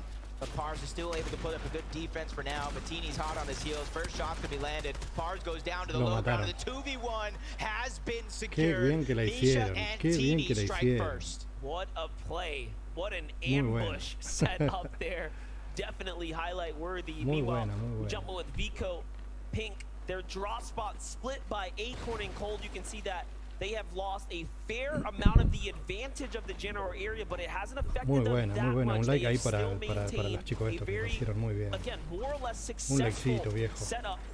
In the feed, I No les saw that cuesta nada Cold dejar un might like have para picked up estos pibes Scented there, so que se están already jugando ahí. down south, some action going on right now. Acorn and Cold here looking very much solid as they're going against Polarized. Polarized by himself, getting pieced up, boxed up, now forced onto the back foot here. This is a favorite here. Cold does get punished, but he's got his teammate here to back him up. Yeah, trade-in shots, bait and switch. Acorn is trying to alleviate some of that pressure, but Polarized keeps trying to break his way into the box, but he gets denied entry more than once. Now Acorn's simply going to try to hold the covers, peek through, try to figure out where Polarized is at. Give Cold time to heal up. Zip line, that one's going to be noticeable. Now Acorn has to make a decision. Do I just go straight up into him? Do I continue to play my game out? And I saw third-party shots coming in. He hits it. He goes right back up. Zip line once more. Polarized goes down, but it's not the team you thought. Cooper steals that one away. Man, that's the worst feeling right there. You put in all that work, all that damage, and 4 points slip away. Meanwhile, Poda, Sai, and Snazy, the tienen uno ya. M8 boys are back at it again. Se Oh fue. no, but they couldn't save Striker this time, so lost Drake. damage, but the strategy was still there. The idea still potent. They've been performing so Hasta el well Drake. this weekend. 90% has to be them, 10% has to be the crowd on their side, fueling them. Anytime they feel like their gas tank is empty, you see a loud cheer from the crowd, and that's a little bit of a refresh in its own mind. But with 1 elimination, they get their surge plan started over towards Shattered Slabs. There's at least 1 team towards the north side. But we got a surprise, we got a treat, we got a little bit of a listen-in of an off-spawn battle. Wait, where are they? Take guns on left, take guns on left. Yeah, I got this gun. 6 white, 9 white, that one. 6 white. Good job, mate. Good job, good job. Big set of eliminations right there. You can hear the comms clear and concise. But for a second there, they didn't know where they actually were. Yeah. That's how tough a 50-50 can actually be. Slight, bus route deviation, all of a sudden, you're coming in from different angles. Yeah, that's one thing is you can have the best drop, but when everyone's going for the same weapon. Malibuca's the one who won out, which forced Kanata and Aegis elsewhere, but our game one victors, Pollo and Sphinx, who probably got a front row seat for that battle. You saw them flying through the sky when that contestation was happening. They looted up, and I got to say their loot is looking pretty impressive. 8 slap splashes, 3 big pots, and that's just on Pollo alone. They got a free rotation to where they want to go. You can see some shots coming in, a little bit of a warning shot at that. Cammy and Seti contested over towards Frenzy. They won it in game 1. They choose to split it in this next game. And they're going all the way over towards the western side as somebody gets beamed from afar. That's just helping their surge plan all together. But they're just trying to rotate to where they think it's going to go, to where the least amount of teams will try to huddle up. Meanwhile, Noxie in a fight right now. Chris severely damaged in this battle here, but does manage to find stable ground here. This is going to be a tough one to close out if they allow Asa to bounce back. It does seem like he's got a chance to do so. Estamos viendo a Mónaco. He is by himself. We've seen so many teams and players make magic happen. Noxie and Chris, they see him kind of run away. They got to question themselves, is it worth going ahead and pushing forward? You continue the game plan, which you set out up into this point. The zone for now has pulled over towards the western side with a little bit of a north lean. And that's why you see a lot of these teams hovering over towards Shattered Slabs or in this vicinity altogether. And you can see this is actually pretty unique. You see Kit's Boombo in his inventory. That's something I don't see very many people pick up, but if you have the accuracy, you can do a ton of damage on players nearby. Definitely one of those things. The option has always been there. Yeah. But yeah, you don't see it come into play. A lot of variety already starting to turn online. We'll see what he's capable of with that. Iamzo and Rise, pretty strong game 1. Had some late game appearances there. Another western pool here. This time we're going a little bit more north, up towards the Eclipse State. We'll see how this influences the majority of the lobby, but North teams are pretty happy right now. And this is why you saw early in the game, Cammy and Seti rotating in that direction. They had a feeling it was going to go on that side as Iamzo and Rise just sitting on top of their normal spots of the castle and the gas station, trying to pad up on Surge. And there's going to be a lot of opportunities for teams trying to rotate from the eastern portion of the map as the zone continues to pull on over towards the west. Cooper, they got that early game surge, but it isn't going to be much because they did take away that elimination from Acorn and Cold, who did the brunt of that damage. So for now, it's just about farming up. Miro's the one that's in charge of trying to get those tags on top of that building. So impressive. As we jump in with Vanyak and Carmi here. Lucy and Seno listening nearby, holding those edits, trying to see if there's a chance to pounce in crash pads. But all in all, this is a pretty tough spot to be in. It's gonna be difficult to turn this, situation around. It seems like there's been a drawn-out battle, and Lucy and Seno have been on the losing side. See that already 7 teams down and out. It's not as active as it was in that last game up until this point, but it's definitely very, very close. You see the augments all out, Fast Fisher, Glider redeploy, Keymaster if they're able to come around to it, and then that first shotgun. It's going to be huge for a lot of these teams that are able to use that Fast Fisher, because we're going over to some of the water spots on our way over, which instantly fishes. Whether you get a flopper to kind of stagger yourself in the zone, or a slurp fish, or any of the shield fishes to go ahead. You see Booga has one as well. That's instant shields. It's 10 less than a big pot, but it's faster than a big pot altogether. Definitely important to have those quick heals. Threats on the move right now. They're not happy with being on the outskirts of the zone here. They want to get a little bit more center before other teams start moving in and decide to do so. In the meanwhile, though, they also have to bounce back with some material here. There's a metal reservoir down low, but it's Pollo and Sphinx potentially holding that one out. Meanwhile, Mr. Savage looking to find his footing here. Last game was a tough one. He gets the siphon for Vidil and keeps him in the game. That's Trulex. And now Chicho is hurt. In he goes. Still on the hunt. Nicely done. And Savage Savage and Vidal clap back for the first time today. They have some wind in their sails. And this is big because we already seen at least one of the teams in our top 5 go down. That's iDrop and Mappy. And as long as a couple more of those teams at the top of the leaderboard go down, that opens the game up wide open for any of these teams to overtake that spot, since it is very, very early on. Mr. Savage and Vidal showing what they can do out of naughty nets, which a lot of people don't necessarily like that spot, but that just goes to show how good they actually are. Not only are they on the low ground, they have to cross a river. There's a couple teams they have to get through, so they're doing everything right up until this point. And already we've seen our first team inside the top 10 fall, Mónaco. which was Janus and Reason there. Getting caught on this rotate here, seeming like the West pole wasn't good enough for him. Creo que lo mataron a Buga's Buga. HP there as we were flying by, very hurt as they were coming just past Oyo and Sphinx, but Rift Island spawns in beneath Stain and Datus, a team that absolutely needs to make a comeback. What a better way than to find points other than to take the Rift Island for yourself. Will they go for it?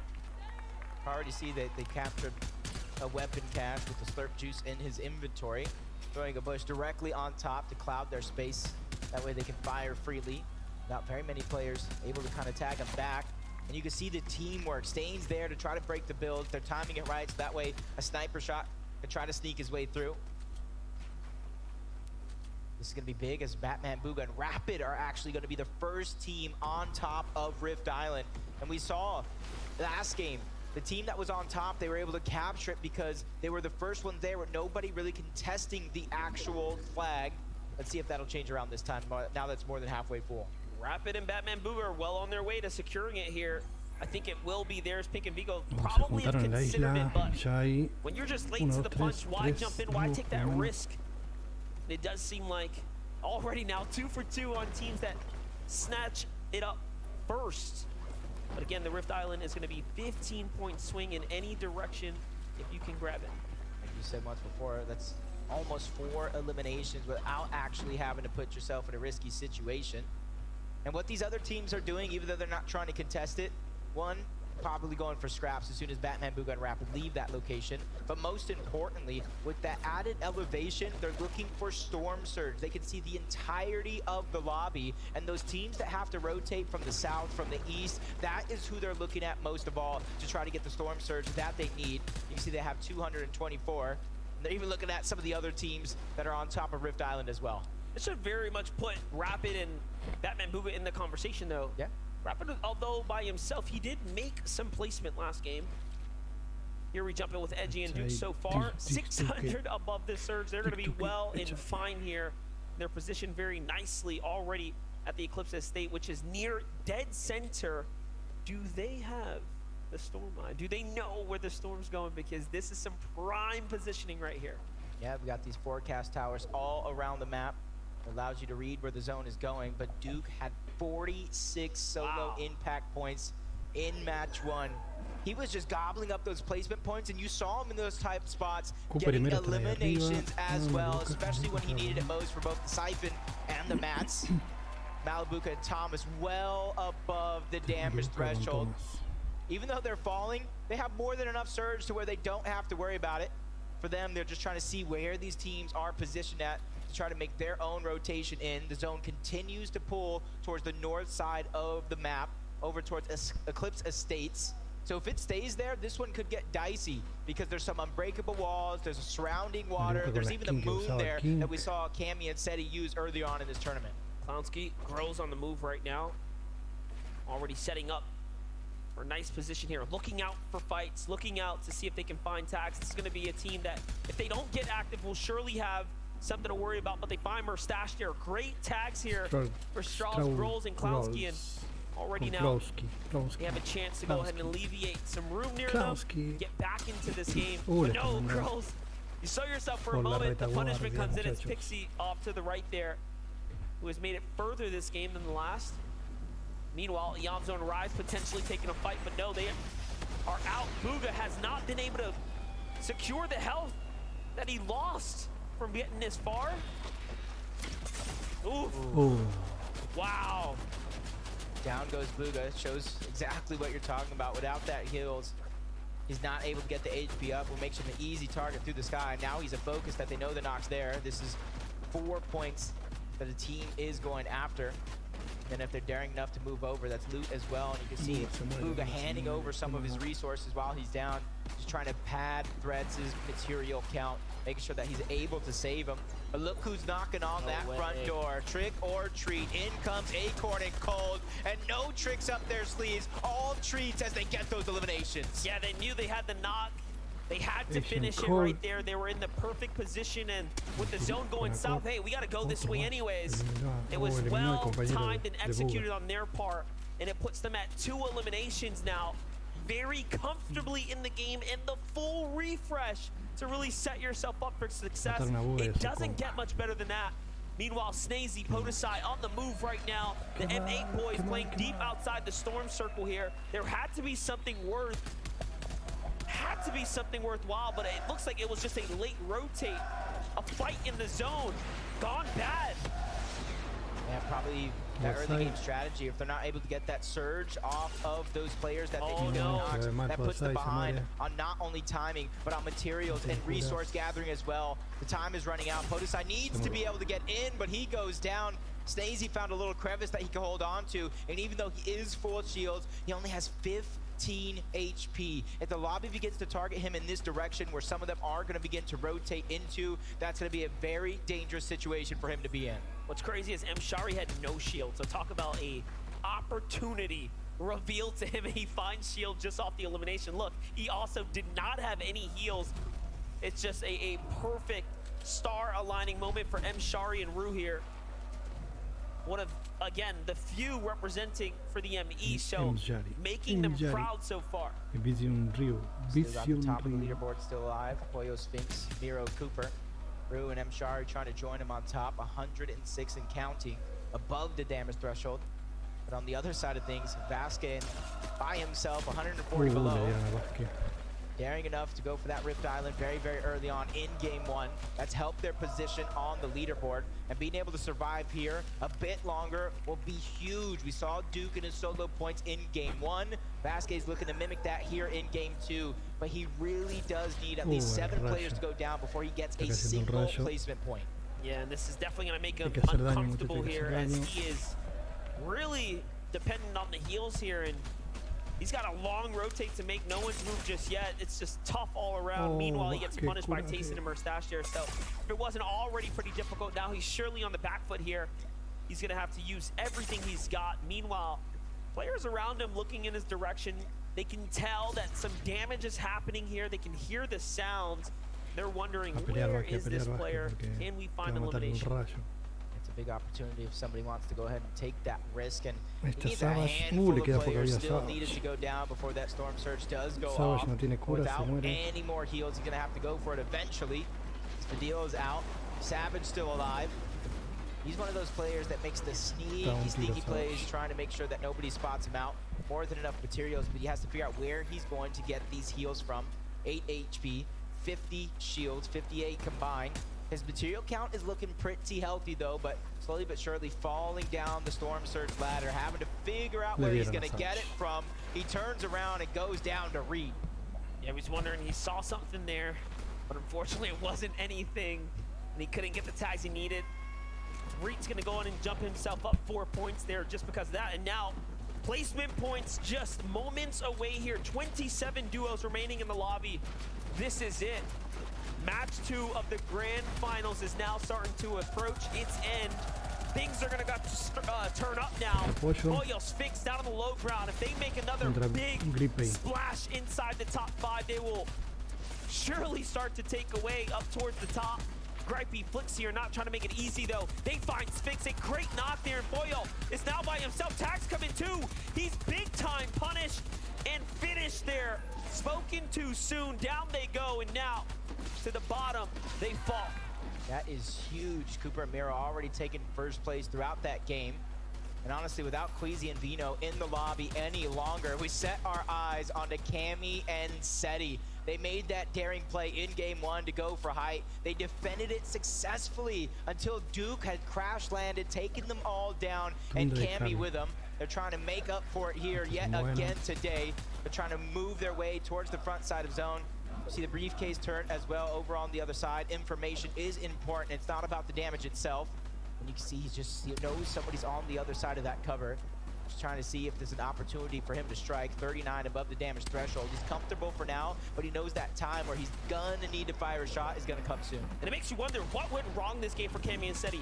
Low on the surge damage, low on the heal options, not many material, right? This is a very tough game, and it's not like the zone went very far from where they land. It's just a little north and to the west here, so something must have went terribly wrong in that outskirt rotate. The resistance there a little too strong. Meanwhile, on hike, it's Striker and his duo. Asha from Team Monaco here. Asha's looking pretty solid right now. I do like the position that they are in as they're trying to play for height here. Yeah, and who's daring enough to go ahead and contest them? A lot of our heavy hitters are either weak or out of the lobby, so it could be free taking for them.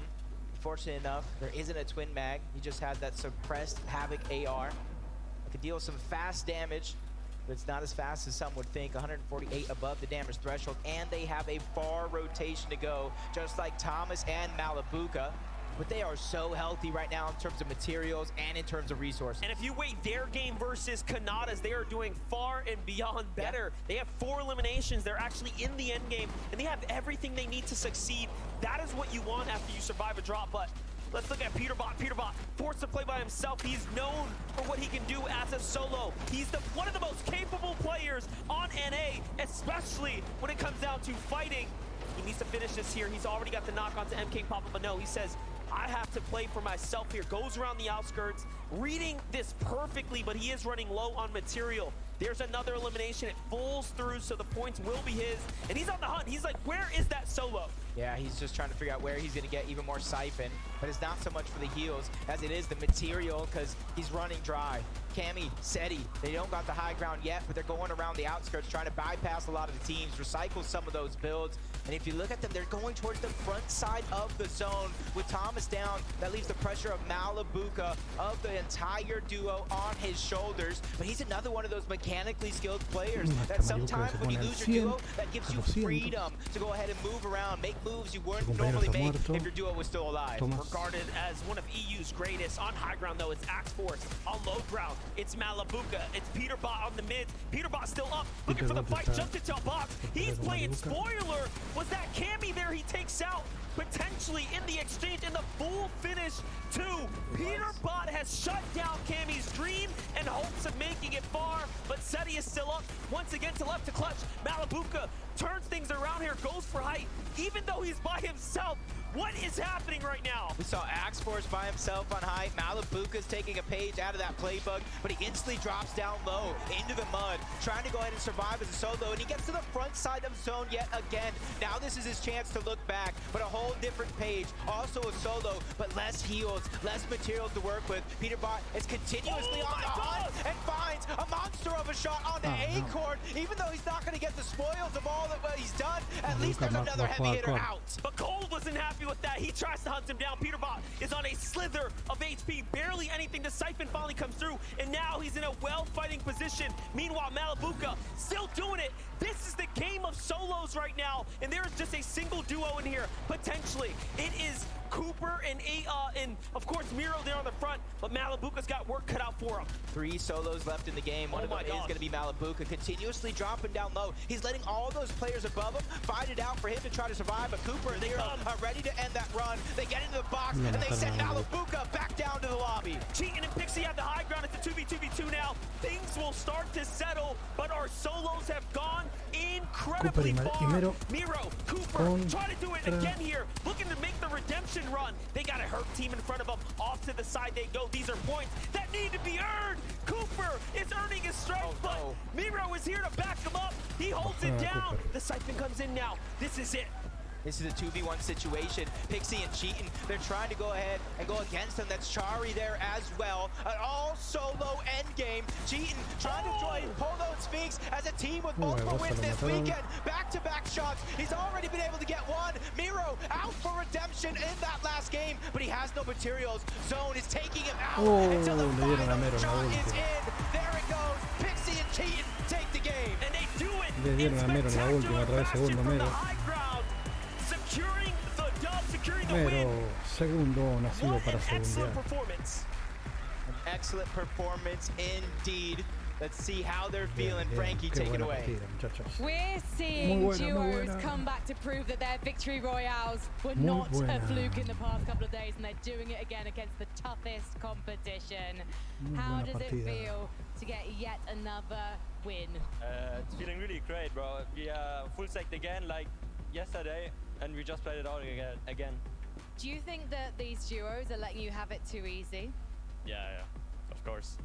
It's interesting because you guys were not a duo at the start of the year. You were with different partners. You had to find each other. Buga tiene que ganar una. Muy buena partida. Fan, disculpame que te había We're both really smart, good fighters. That's all we need. Do you not need brains as well? Nah, we have Buga enough lo brains. mataron temprano. You've got enough brains, but really you're all about the firepower. Listen, I want to. Si te escucho, Fabio. No, dile a Tío Jorge si me escucha o si me silenció. Fabio, ya, deja de molestarlo, por favor. Ahí te escucho, Fabio. Te escucho, nada más que como... Bro, te pasaste varias horas ignorándome, bro. Eso no me gusta. ¿Qué cosa? No, había silenciado a los dos. Había silenciado a Fancito y a vos porque estaba haciendo otra cosa. Viste. ¿Por qué yo que te hice, Tío Jorge? Nada, papá, pero no lo silencio porque hagan algo, sino que porque yo quería. No te sientas ofendido ni atacado, nada que ver. Ok. No tengo ningún problema, nada más que a veces yo el silencio para que se escuche bien lo que está pasando en el juego. No es nada, Fabio, tranquilo. Fabio, vayamos haciendo otra cosa mientras está en esto. Dale, cuando empieza la partida yo le aviso. Fabio. ¿Peleamos? Hay un box. Hay un box fight. Espérate, que tengo problemas con el cable de corner. Oh, fuck.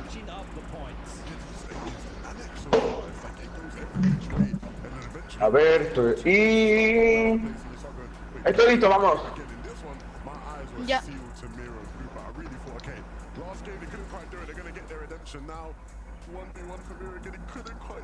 Aquí estoy. Ya, vamos acá. Déjame escoger mi arma, ¿no? Acá. Déjame escoger mi arma, ¿no? Ok, y esta también.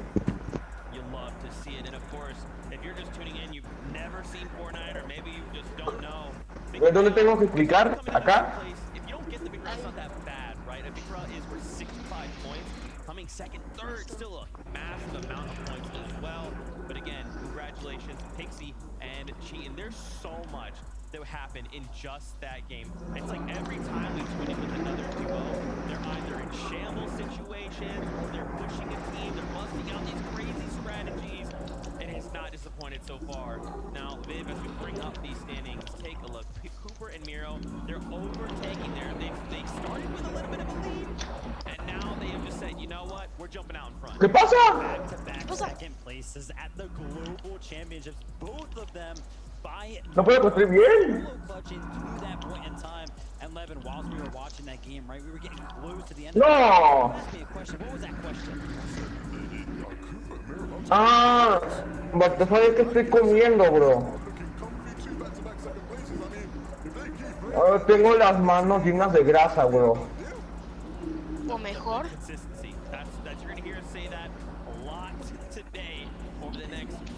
Tengo que lavar. Espérate, déjame cambiarme la escopeta. Sí, como que yo me voy a poner.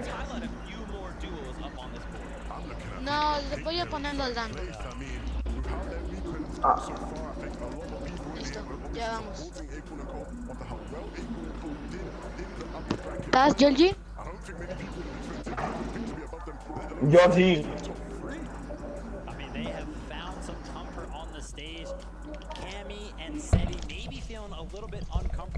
Acá estoy, nada más que ando haciendo otras cosas. ¿Cómo va? ¿Ya empezó o todavía falta? No, todavía no empezó. Están pasando unas repes de la partida anterior.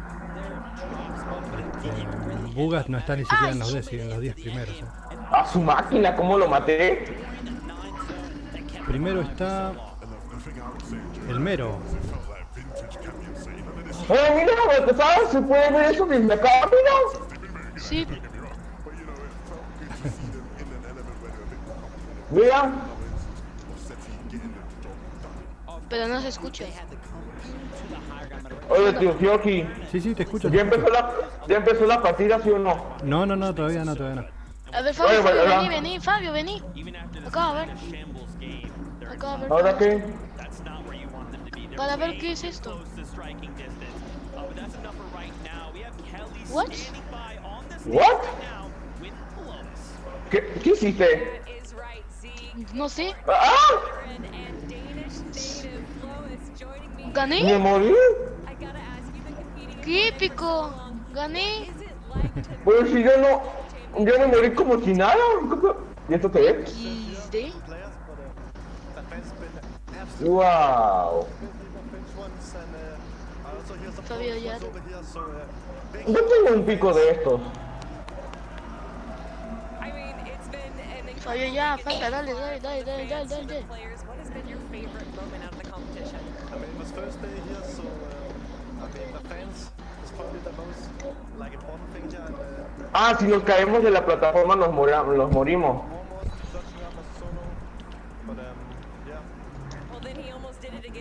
Ahora entiendo el juego. Porque eres un cabrón. ¡Ay! Hay daño de caída, güey. ¿En serio?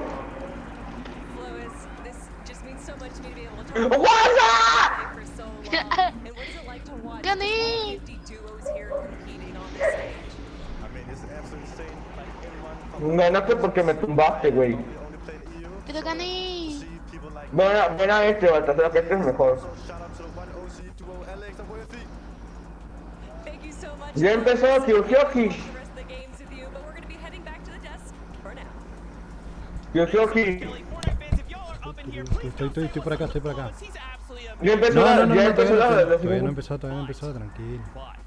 Yo voy a hablar cuando empiece. Están todavía haciendo presentaciones. Viendo ustedes que andan acá barriendo. No sé qué andan. Ya empezó. Está en eso. Yo estoy acá arriba, Fabio. ¿Eh? Into game 3 in just a few short moments, and it's been an impressive performance so far by both Cooper and Miro. I must say, ¿Cómo? Miro does it again. The strike back, the potential, the explosion that we've seen come out of him so far has been incredible. Let's do it one more time. Game 3.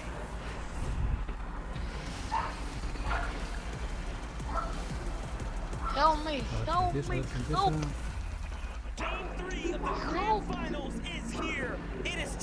Ahí empieza la tercera partida. Ya se están tirando los muchachos. Ya empezó, bro. Ya empezó hace bastante tiempo. Se están tirando todos los muchachos. ¿Se acuerdan cuando dieron el emote gratis de bíceps de hielo? ¿Cómo lo dieron?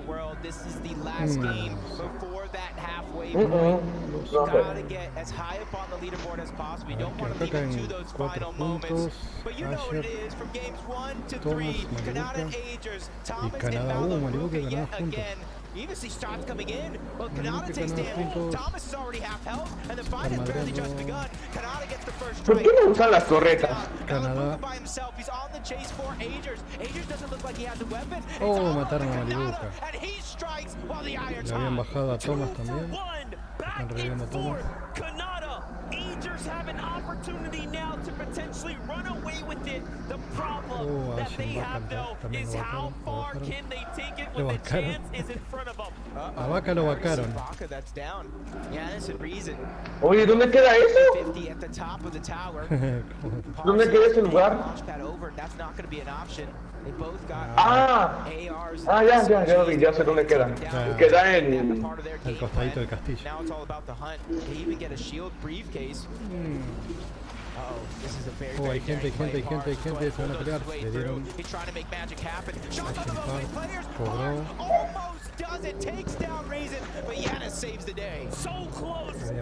Cruzan los dedos para que Buga gane.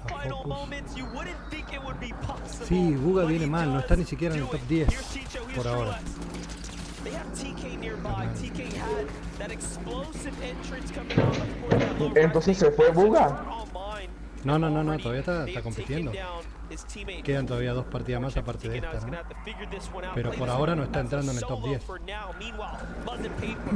3 partidas, porque esta es la tercera. Claro, por eso esta es la tercera, quedan 2 más. Contando esta quedan 3. Global Championship. They qualified to the grand finals. Y todavía esta recién empieza, así que... Sometimes you got to be adaptable. Oh, lo esperaban en Trying el to go gusto. for a hide and seek style play. Paper getting taken down low. Muzz there with the bait and switch to try to go ahead and save the Pero sí es un pinche negro. Qué suerte tienen los negros, No digas esa palabra que me van a banear canal. Porfa. Tranquilo, no los estoy insultando. Los estoy apoyando. Oh, le dieron. ¿Cómo? A Bosa lo bajaron. Paper will get the final finish, but Bryce got the knock, so the rewarded points will go to them. Invitations were sent out to everybody this weekend. You can join the party if you want to. If you want to take that chance, but Paper and Muzz get taken down. They get cleaned up by Bryce and Chubbs, who already have 4 eliminations so far. Atentos al chat, puede parecer tal persona mató a Dick Buga. Bryce and Chubbs, the lower bracket duo that definitely performed, I would say, above average, finishing up towards that top 3 by the end of the day, putting themselves in the conversation. Upper bracket day, they were contested. They had a bit of a difficult time up in the north side, but right now could be their chance to turn things around. 4 eliminations, what a way to start the game. And you know, our first 2 games were decided by teams who already have a victory royale throughout the weekend. Bryce and Chubbs have one as well, so that trend could continue. Bajó la calidad de la nada, ¿no? He gets cleaned up, probably trying to go for Quanti's reboot card. So they're going to be out of this game early. O sea, es por el internet. Eso es normal por el internet. Ah, sí. O sea, a veces se pone borroso por el internet, así que no se preocupen. Hasta que vuelva a cargar. Sí. Carga de vuelta y se acomoda. Play solo a fair amount, losing Batman Boog a little earlier than he would have liked the last round or so. But this drop spot, man, Mega City is obviously highly contested, plenty of action to unfold here.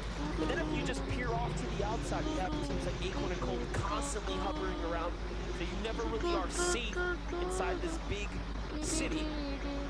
Jump over with Kanata. This is Kanata, already starting to look up and over. A little dangerous here. And to see his streak, he's the only player in the world to go for 20 for 20, reaching a grand finals. He won his first one in the FNCS Major 3. He's looking to go back-to-back in some ways and take this global championship by storm, but this game needs to count. Wait, let's just say that one more time.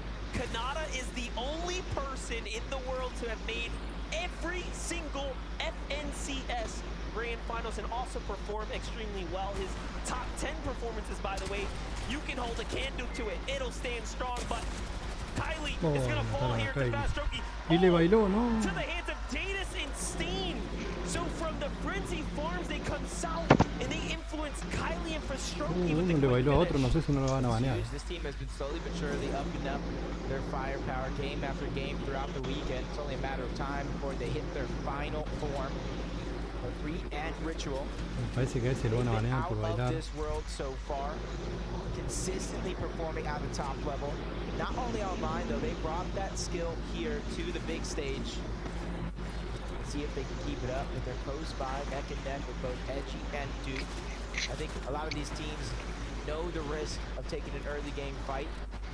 And so Edgy and Duke just hasta ahora no veo que hayan matado a Buga.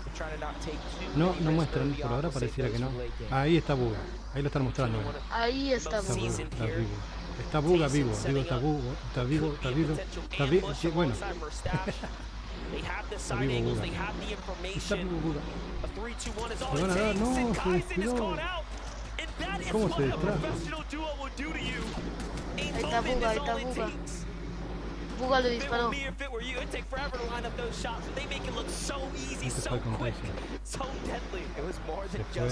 huyó.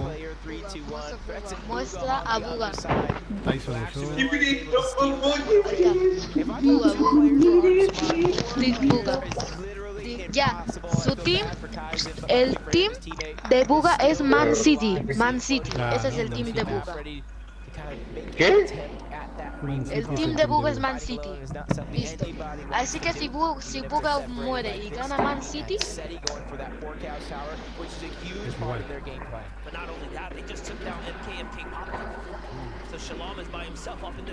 Magnata City.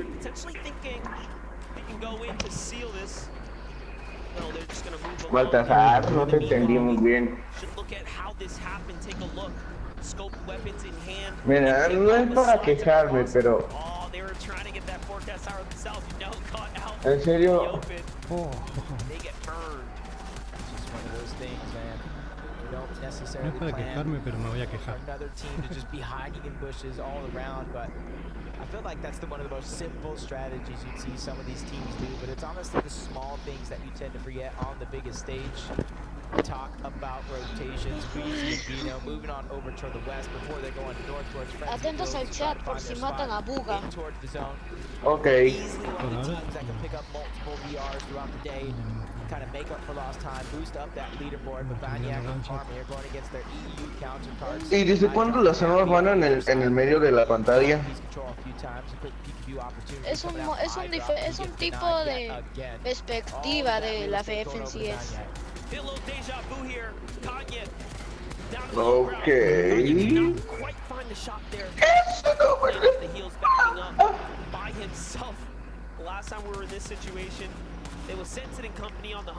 ¿Qué haces peleando en la tormenta, güey? Donde muestran a la persona, del jugador, o sea, quien controla el personaje, abajito van a ver una palabra que diga team, y ahí les va a decir el team del que están, de la perspectiva del que está jugando, sí. No puede ser, bro. ¿Qué hacen estos peleando en la tormenta? No, sí, son bravos. Es ¿Pero por qué pelean en la tormenta en vez de sobrevivir? Ah, bueno, ya lo mató.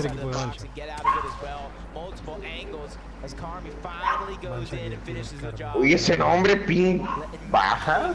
¿Qué pedo? ¿Y ese nombre, bro? Viste, se pone cada nombre. Se pone cada vez más raro los nombres. Sí. Esto también está en la tormenta. Mónaco. Yo creo que ese nombre es como, no sé, un tipo de árabe, no sé. Y pasa que como hay de todos países, andas a ver de dónde es. Bueno, extraño nombre, pero este tipo sabe jugar bastante bien. Son los mejores. M8 Podasai. ¿Qué pedo? Los dos tienen exactamente el mismo nombre, M8. Mira. Los dos se llaman M8. M8, ahí está Pingba. Pingba.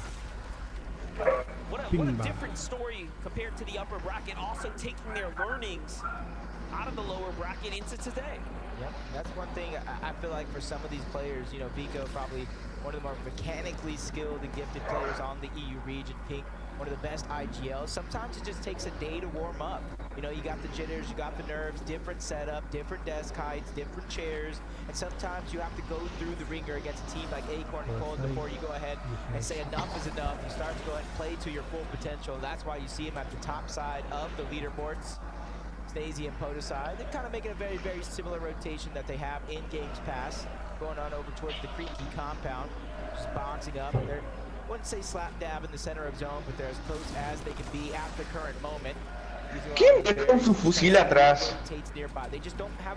Esto no usan sus fusiles, nomás usan las armas que usan siempre. Pero debería de su fusil. Escucha, su fusil de combate quita bastante daño, debieron haberlo usado. ¿Sabes cuánto daño da ese fusil, bro? Su fusil de combate es uno de los mejores. Literalmente Felipe acaba de decir que ayer fue su cumpleaños. ¿Quién? ¿Felipe está aquí? Sí. ¿Quién dijo? Felipe, ¿Quién es Felipe Chorizo. Felipe Chorizo. Pero si es Felipe. Pero si es Felipe. Felipe, bienvenido a las finales de... Eso sí es. Pero su cumpleaños fue ayer. Sí, feliz cumpleaños. Feliz cumpleaños, Felipe. Atrasado, pero feliz cumpleaños. Felipe, feliz cumpleaños. Oh, santo Dios. Puedes poner pantalla completa, Felipe. Puede poner en pantalla completa. Pon en pantalla completa para que lo puedan ver Felipe, mejor. por cierto, está buga. Está buga. El Felipe ya yo creo que Felipe ya se puso en, ya, sí, se puso en pantalla completa, ya también me voy a poner.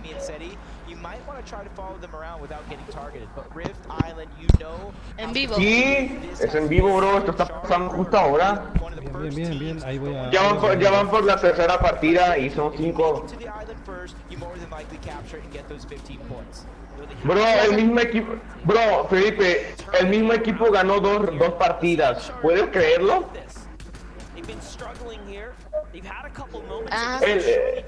Es un evento. Sí, es un bueno, por sí, cierto, sí, Buga perdió las 2 partidas. Perdió. Sí, perdió. Sí, Buga no está ni siquiera en el top 10. Faltan 2 partidas, tenemos que ver. Faltan 2 partidas para ver si si él puede ganar. O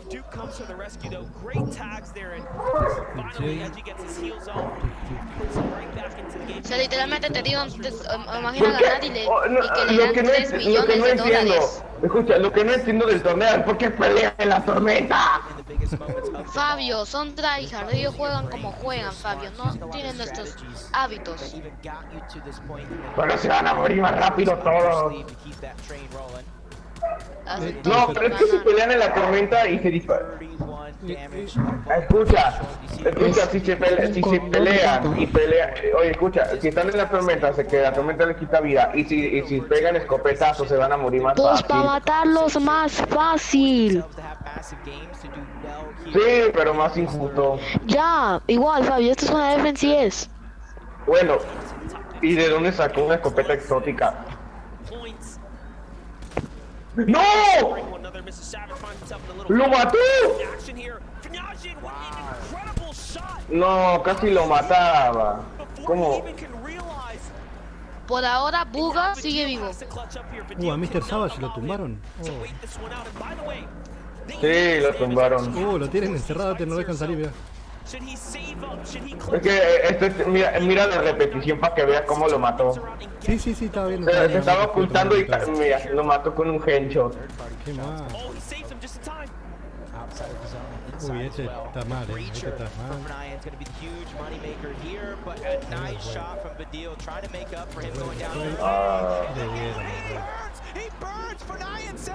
Este es Moneymaker, este es el chiquito que tiene 13 años. Wow. 13 años. 13 años y está en la PNC. Y juega nada más. Tiene 13 años y juega en la PNCS. FNCS. Sí, perdón, En eso. Sí. Oh my god. Bro, literalmente convirtieron la isla en su base.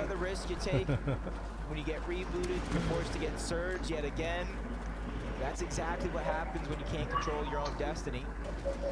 But an actual contested fight for this Rift Island. It's the game of ¿Qué hacen? so a lot of these teams realize how valuable these ¿Por qué tiraron uno de esos colchones dentro de su construcción? No, bro. A ver, no es para juzgar, pero ¿por qué no esperó que se asomara y le disparó en la cabeza? Fabio, ya, deja que de arruinarlo. Tienen todas las estrategias, Fabio. A veces nosotros vemos una cosa y eso que no. Deja de arruinarlo. Si te soy sincero, deja de arruinar la epicidad. Sobrevivir. Me muero del infarto. Sobrevivir a la partida. Es sobrevivir. La única manera. Bueno, no te mueres. Bro, pero bro, esto es en dúos. Tú tienes un equipo al menos. Puedes sobrevivir. Claro, sí.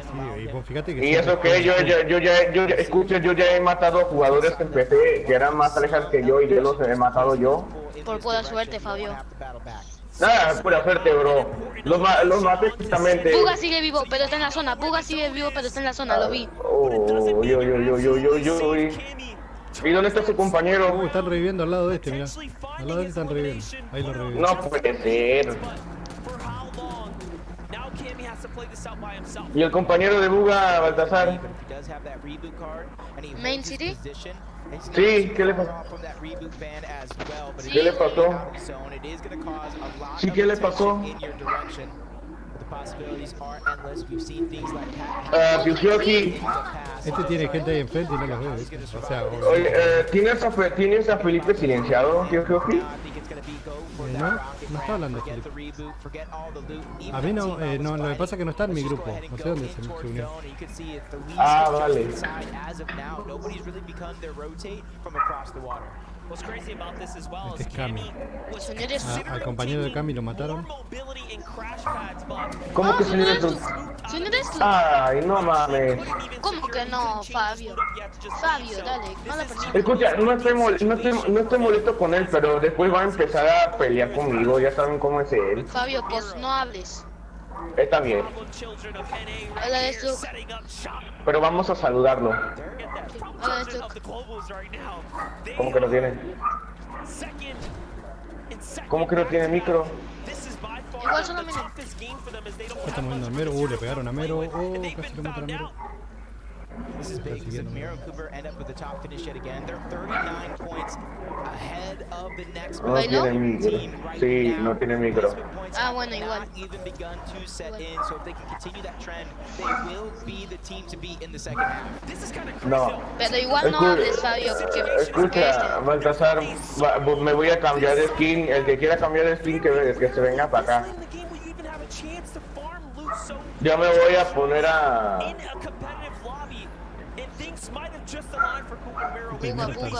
Buga, no veo Buga. No veo a Buga, gente. Gente, no estoy viendo a Buga. ¿Espera qué?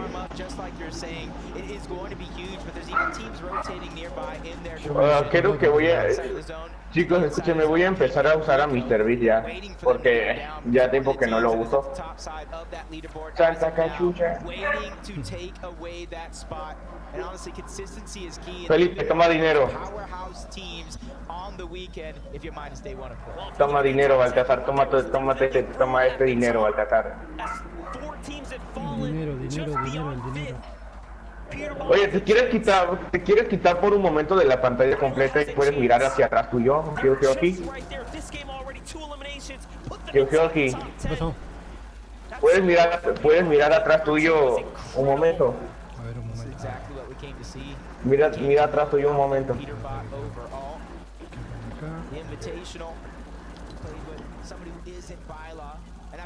¿Sí? Hola, Piojoki.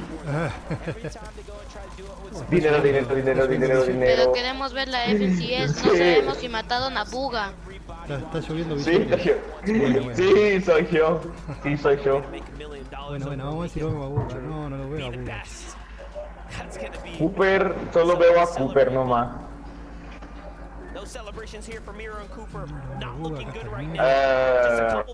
¿Cuál era el skin de Buga, chicos? Que se me olvidó. ¿Cuál era el skin de Buga? A los únicos que veo es a Cooper y a Mero y a Cooper nomás. Claro, ahora sí. Uy, santo Dios. ¿Dónde está?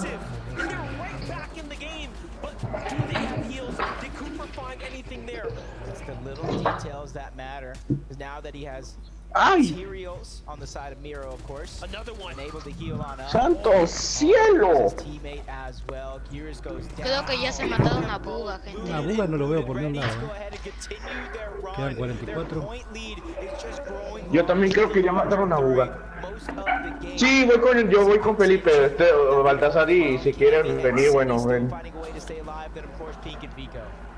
Ya voy contigo, Felipe. Vamos, Pepe, pues. ¡Ay, no! No veo a Buga en ninguna parte. Ya voy, Felipe, ya voy. Sí, yo creo que ya se murió y no nos dimos cuenta. Ahí no es, Felipe, es en este. Primero escoge tus armas. Aquí tienes armas, escoge. Aquí tienes las escopetas y aquí tienes los subfusiles y fusiles. Escoge una escopeta, la que tú quieras. Ah, ahora escoge tus fusiles. Los fusiles que están aquí. No puedo coger ni nada, ¿qué?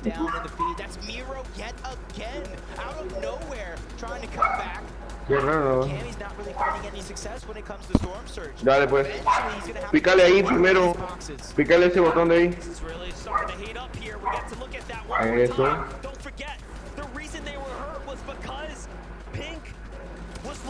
¿Por qué no me sigue? Ahora venos batallando, Baltasar.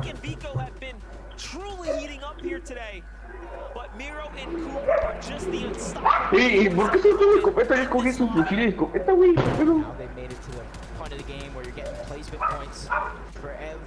Puedo destruir. This is where Cooper and Miro really do shine the best in these end games, being able to be a little bit more aggressive and take their risks. 42 muchachos, así que To say the same thing about them, they were in a situation that Cooper and Miro were in not too long ago. They have to take a page out of their playbook. That's Canada and Agers over on the other side. Ahora sí tengo que trying to take the space. Va bien, va bien, va bien. Mataron a Mero, mataron a Mero, mataron a Mero. ¿Mataron a Mega? Ah, Felipe también se puede ver la partida desde aquí, mira. Santo Dios. No puede ser, bro. Bro, es que como que son más de 100 personas, güey. Sí, son un montón. No, de hecho son 100 personas, pero en dúos. De todo el mundo, son personas de todo el mundo. Son personas de todo el mundo, literalmente.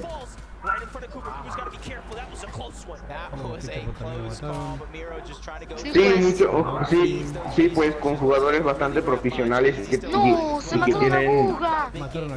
Y que tiene. ¡No! ¡Puta! Estos jugadores, Felipe, estos jugadores profesionales tienen un entrenador Ahí se murió por personal. la tormenta, qué mal. Felipe, si no sabes, los jugadores estos que participan en el torneo tienen un entrenador personal. Algunos, los menores de edad. Porque hay jugadores que tienen 13 años. Es cierto. Murió. 13. ¿Ah, qué pasó? ¿What? ¿Por qué estoy aquí, güey? ¿Por qué estoy aquí? Yo no recuerdo. ¡Pero no me dejes editar! Matas atrapa ahí. No puedo construir. No, vale. Es que no me dejan escoger mis armas. A Canadá también lo mataron. No me dejan. Baltasar, ve con él. Ahora te toca seguir con él. Ganó Pixie. ¿Otra vez? Pixie va con... ¿Otra vez, güey? Ganaron, sí. Güey, lo mismo. Ya van 3 partidas que ganan estos tipos, güey. Uy. No, porque una Llevan ganó 3 Pollo. partidas. La primera Güey, ganó pero Pollo. ya se ganaron 3 partidas estos tipos. ¿Cuántas más van a ganar? ¿A 5? ¡Santo Dios! No, la primera la ganó Pollo. Estos ganaron 2. Bro, es que ya ganaron 3 partidas. Ya ganaron 3 partidas. chats and stuff if you just full tap to the end game. Che, oye, tu Georgie, avísanos cuando empiece, estaremos jugando PvP, ¿ok? A ver, quien gane esta se enfrenta contra mí, Felipe entre Fabio. Felipe.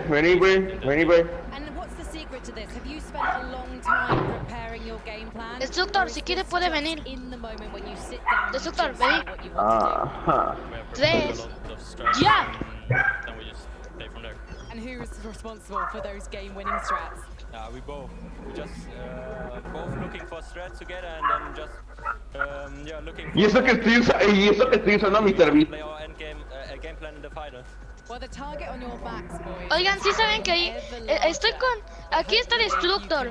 Oigan, ahí al otro lado hay un 2 versus 2. Vayan a jugar ustedes dos, pues. Nosotros nos quedamos por acá. No, pero faltan, güey. ¿Cómo vamos a hacer un 2 versus 2 con solo 2 personas? Está Destructor, ¿no? Está Destructor, ¿no? Sí, pero se necesitan 4 personas. Se necesitan 4 personas, güey. Vengan. A ver, ¿quién quiere ser mi equipo? ¿Quién quiere ser mi equipo? Yo sí. Ok, Destructor vienes conmigo, Destructor vienes conmigo, vamos.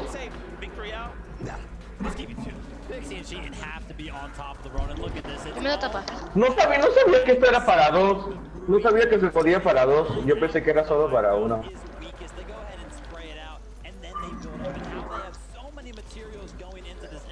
Buenísima.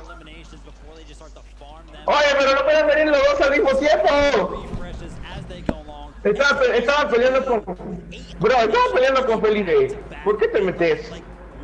Fabio, es la FNC. Imaginemos que esta es la FNC. ¿Estás seguro, bro? Pero tú y yo, tío. Ganamos, güey. Bueno, sí, ganaron porque vinieron los dos contra nosotros dos, ¿vale? Uy, Fabio. Pero recuerda que soy bastante bueno con los fusiles. That is the second storyline. Cooper and Miro. These guys are. I don't even know what I'm watching. Obviously, Pixie and Cheatin. Atrás. Like right now. ¡Ah, qué hijo de puta! ¡Se cubrió! Felipe, acá. Okay, spotlight's off us. Let's operate in the shadows. Espérate. The solo clutch as Me matan. ¡No! Yo le pegué primero. Cambio de equipo. Felipe con Destructor. Cambio de equipo. Bueno, Baltasar. Bueno, Baltasar está bien. Oye, yo y Baltasar somos un excelente equipo.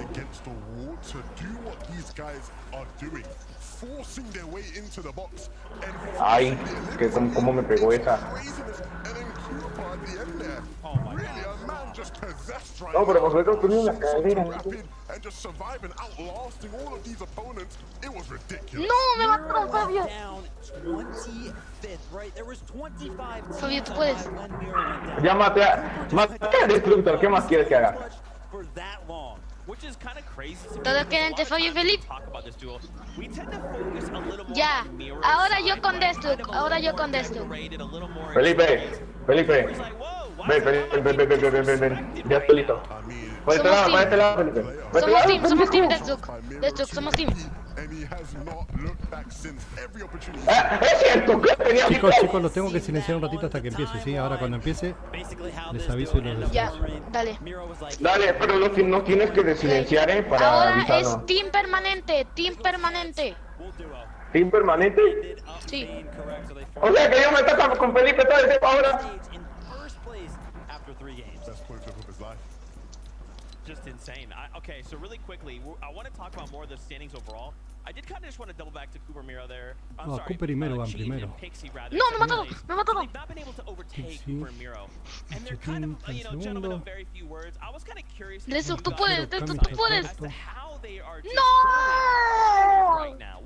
How are they making this Otra vez. It looks like it's the high ground play, right? Like somehow, we talked about it coming into the day. We expected a couple of teams to be battling out up there, specifically Queasy and Veno and Cammy and Seti. But honestly, we haven't really seen either of those duos in a healthy enough position to go ahead and contend for it. So it's kind of left that area of the end game open arms for Pixie and Cheatin'. Yeah, and I think you can see from the interviews, they're not really letting the moment get to them. It's like they're playing at home, chilling, playing some scrims or something, right? It seems to be very low pressure right now. And for a team who isn't as experienced in these kind of moments, that's very alarming almost, right? You don't expect to see that. You expect the players to be shaking and wobbling over their words like, oh my goodness, we're on the stage and we're winning games. What's going on? No, these guys are cool, calm, and collected. Absolutely. You talk about another duo that's cool, calm, collected. Vico in pink in third place right now, halfway through the competition. Guess what? Frankie, she's standing by with Vico right now. So let's hear from him.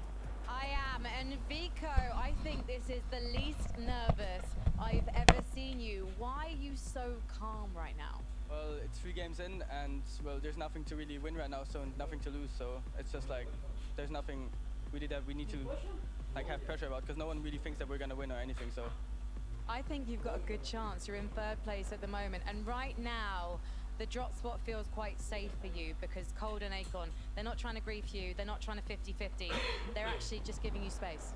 yeah, they're just giving us space. Like we're giving them space, they're giving us space, because there's not really a reason why we would fight, because it's just gonna get delayed. And if we both play our end games, like me and Acorn, and like we're just both gonna do good. Who do you think has the stronger end game out of the 2 duos? Probably me and Pink. And why is that? Because we practice a lot. Like in these last 3 months that we have played together, we've practiced like almost every day, or like almost every second day. So we have a lot of prac in between us. So I just saw your coach Bloodex walking past as well. He told me I haven't had to teach this guy anything, but there must be a reason you're working with him. So what's he brought to your duo? Basically everything. Like he's teaching me how to actually understand the game and actually play the game. Like there's a lot of stuff that I didn't know before having coaching from Bloodex. So. What has he really taught you about playing the game then? What does it mean to play Fortnite? Well, there's like stuff like you need to understand like how to play mid games actually, and like look for surge and all that stuff. And that's like something that Bloodex is really good at. And yeah. It's one of the things that's ever changing about Fortnite. Given that you are in this 3rd spot, you can go either way now. You can go up, obviously you can go down, and you can go all the way to that trophy. What are you feeling right now in terms of your chances? Do you already see yourself lifting that trophy on that stage? Well, I don't see myself lifting it right now because there's a huge point difference between 1st and 3rd place. But these next 2 games, they just show everything. Like Mero and Cooper can choke, as well as like 2nd place. I think 2nd place is Pixie and Cheatin', they can also choke. It all depends on these next 3 games because a lot of people will get nervous. Exactly, and yesterday you did get a victory royale where you scored, I believe, over 100 points. So it might be 100 points separating you from the top, but I know that you can pull off a big game. So Vico, thank you so much for talking to me. Good luck to you and Pink, and let's head back to the desk. Can I just say, I don't know where he is in here, but Bloodex is the biggest liar there is. For him to say, I've not had to teach Vico anything, I've been there. He's had to teach Vico a lot, like Vico just said. And my oh my, we're grateful he has, right? Because look how Vico's playing, look how he's improved. It hasn't always been the smoothest, it hasn't always been the easiest of rides for that duo to get to where they are now, but it's the perfect time for them to be peaking. Absolutely. I mean, and I think too, him being able to kind of take that step back and humbly say, look, I still need to get sharpened, right? I still need to focus myself. That's how you improve. If you're just assuming I'm at the top, I can't do anything, I'm the very best, you'll never actually improve. Now, we kind of talk about the standings, a couple in the top 3. Let's talk about the duo in 4th, Seti and Cammy. Again, I'm just terrified, man. I feel like this happens all the time. Cammy and Seti, though, they might have this like, they haven't quite made it up in the standing. They haven't got a victory on, not even a top 5, whatever. And then they end in 1st place, right? From this position. And we're only halfway through. In 3 games, they can make it happen. So far, for me, Cammy and Seti's performance has been about hanging on, right? Giving them actually a chance to go ahead and hoist the trophy at the end of the day. Because so far, as I was talking to Levin about while we were watching that game, we really haven't seen a good game from them yet, a solid one. Usually this duo is very, very tight-knit in the sense that they are both alive late into these end games, but we have just seen solo clutch performances, which, by the way, is very, very rare for this duo, to just hold on to that 4th place, which is why that 4th place, to me, is so impressive. Yeah, no, I want to really emphasize that because you're spot on there. They have not had a good game by Cammy and Seti standards. Like, the best is still yet to come from these guys, and the fact that they're in 4th, and you could argue their performance hasn't been anything amazing by their standards, just says everything you need to know about this duo. You know, and we're talking about it a lot, right? Obviously, of course, right now we are on a break, so there is some time to maybe sit back and actually talk with each other, kind of figure out what's going wrong. So maybe this is the reset that they need. I think so, right? I think all throughout the year when they face hurdles, even at times when it maybe looked like maybe this duo would split up and things weren't going to work out for them and it was going to be the end of Cami and Seti, they've been able to work things out. They've been able to get together, get on the same page, and it's paid off every single time. Absolutely. We saw 3 games, right? Anything can happen. They just need one insane game, and they could suddenly overtake that #1 spot. There's a point differential, but we can't focus on that, right? We have to focus on the job we have to do. As we turn our attention back over to the standings, let's just take a look here as well. I'd love to highlight Carmi and Banyak. They're in 5th place, up 22 places. Again, it takes one good game, and then suddenly we just shift the entire leaderboard. You know what's impressive to me is that I'm looking at the objectives, right? None of the teams right now in the top 10 seem to have secured Rift Island a single time. So I kind of wonder what's going on with that. Maybe it's actually kind of hurting some of these teams for whatever reason. But I mean, listen, that lead by Cooper and Mira. You know what's very, very interesting about Mira? Of course, he does have 5 FNCS titles under his belt. Did you know that in 4 of those titles, he didn't actually win a game? So those back-to-back second places are just very much so his style. So basically you're saying, we got to just wrap it up now. It's over. Like, if he's winning games now it's over. We might as well just pack it up, we'll go home. There we go. I'm going to stay. I want to stay. I want to see this halftime show coming up shortly from DJ Producer, 2 Friends. We'll get there momentarily, but yeah, I mean, with halfway through, now it is more important and more critical than ever. We can't be slipping, right? We have to keep moving forward. We have to kind of shore up these mistakes as quickly as possible because there's a championship trophy waiting. You know, why don't we reference some of the other in-person events that we have had, right? We had Invitational. Now, of course, that was 12 games, so a little bit different. But we checked out the day 1, right? After 6 games, which, of course, was that halfway point. And since we're at that point now, I think it would be very, very relevant to talk about it. Whoever was at the top of the leaderboard is still switched up very much so after we played out the second half of the competition. So I really do feel like there's still so much that could happen. Yeah, and look, again, as much as a lot of these players very much need the break, they need some time to cool down and relax. It could be a bit of a heat check for Miro and Cooper, right? They might come back, sit down, and they're not really feeling as hot as they once were, right? So hopefully it doesn't mess up their momentum and their flow. You talk about momentum, we got to slow things down. We are halfway through the competition, and what I want to see is a halftime show. Who better to prepare us than Monster Deep-Base? Well, it's not Fortnite, fam. I don't want to completely slow things down. I just want to change things up. We've had a lot of gameplay, but now we're going to introduce some music here for the halftime show. Coming all the way in from California, we have something very special in store for you here, Copenhagen.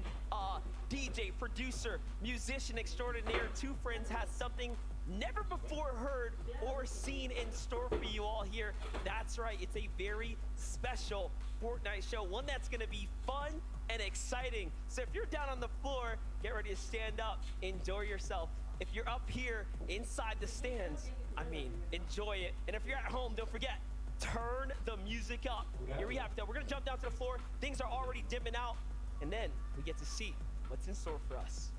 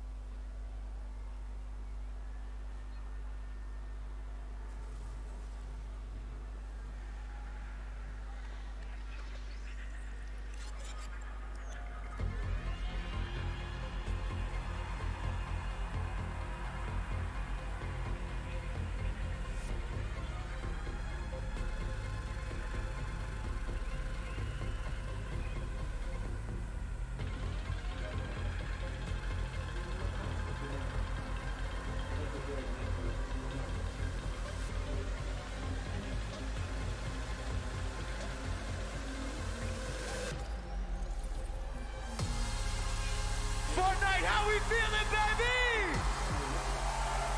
We're 2 Friends just up to with y'all tonight. Y'all ready to do it big with us? Make some noise. Bueno, muchachos, por una cuestión de cosas tengo que sacar un poquito la música, a ver cómo hago.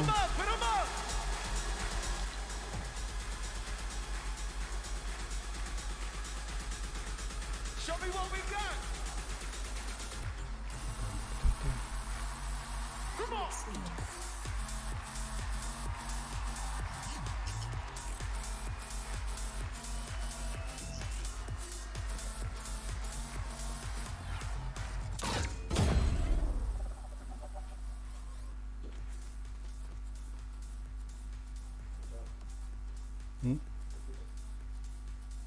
¿Cómo hago para que no se escuche?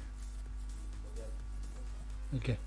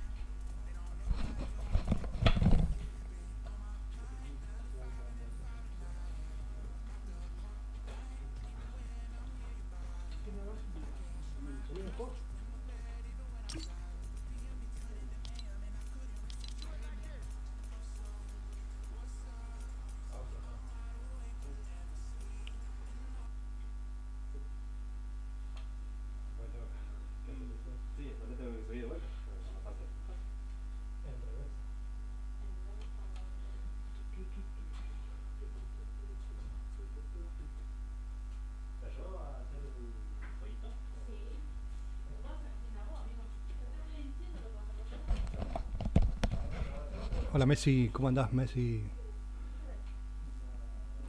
¿Cómo va todo?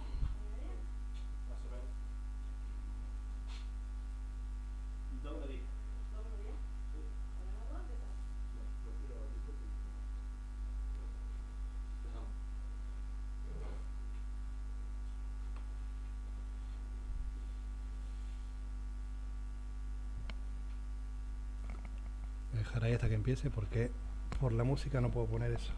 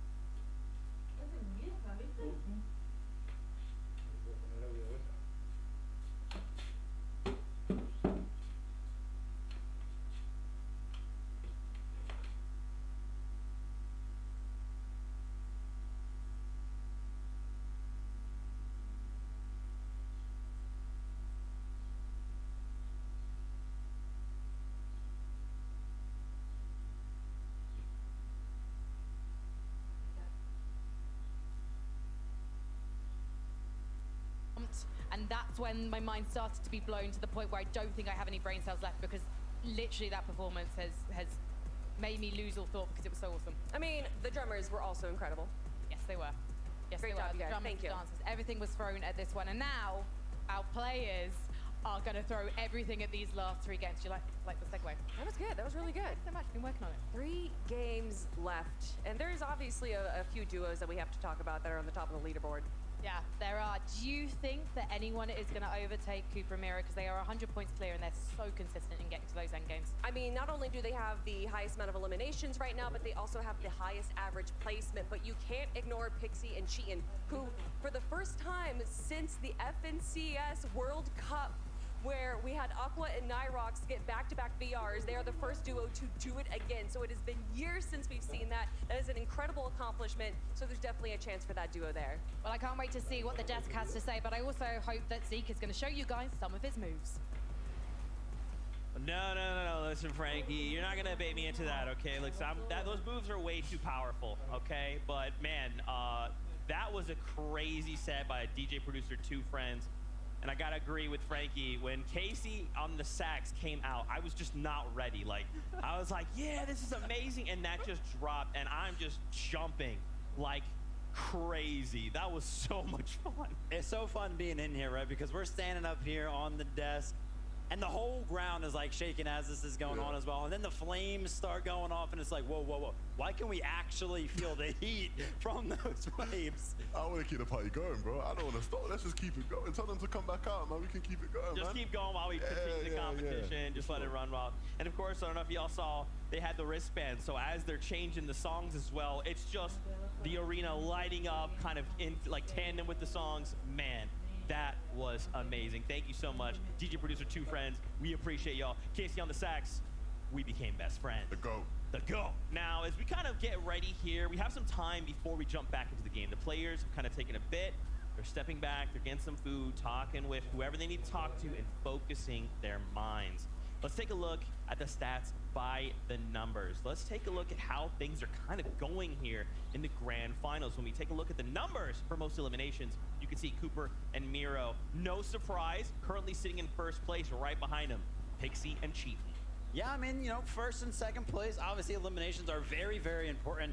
But Peter, Bot, and Bilo with 12 sneaking up there for me. I feel like they just started to warm up in game number 3 there. We saw Peter, but the mechanics were coming out, and that's what he's known for, by the way. So if that can continue that momentum, they might be flying up the leaderboard. Yeah, it feels like a blast from the past from those guys, right? Obviously, back when they won an FNCS many seasons ago, that's the kind of thing we saw from them so often, right? Popping off high elim games, and it's good to see them getting in on the action today. I was curious to kind of get your thoughts. So how do we slow down Miro and Cooper right now? Are they contested? Because it seems right now like they're uncontested, or if they are, they're just winning off every spawn. But they are so dangerously far ahead right now. No, I mean, seriously, what it comes down to is making mistakes out of them. And literally game number 3 was that, right? They made a mistake. They had so many things to come back from in that game. I mean, positionally, right? They were pretty much out to the west side of the zone. They had no builds. Somehow finding the refreshes in that game tells me that they are even ready for those situations that are tough, especially in Fortnite competitive, to overcome, which just means that it might be hard to stop that Cooper Miro train. Yeah, I think the one interesting for me, no matter how many games we play, no matter how deep we are into this competition, if Thomas actually walks out, the crowd are going to make noise. And that's what just happened a second ago. He's clearly back from his break, and they're all, you know, on top of the world. It'd be good to see those guys start to get in on the action a bit more. You see Manabuka getting ready there, Thomas locked in, focused. These off-spawn battles against Canada and Aegis, they've been going so back and forth, man. And mentally, it must be tough, because even when you win, you know this might be the only opportunity you get to actually play out a game, and there's even more pressure that gets added with that.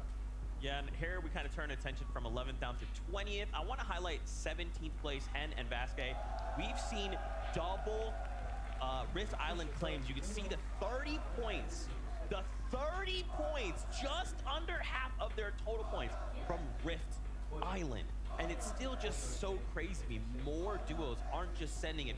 Because actually yesterday we saw a moment where there was like 4 duos that landed on it. And they're like, okay, look, you got here. That's fine. We'll just let you have it. But at least they went for it. Yeah, and I actually saw some respect there in game number 3, right? We saw Datus and Stain, right? They were right under the Rift Island spawn, and we were like, oh look, they're probably going to get it, and then they just didn't go up for it when I really feel like they were in a position to. So still a lot of these teams not willing to go for it. Yeah, it's weird, right? Because like you said, they went from showing so much respect there for not going for it, then the next game they get in a limit and they start, you know, doing the gritty on their opponents, right? So clearly, you know, where they choose to give and not give respect is a bit different, and it depends on who it really is.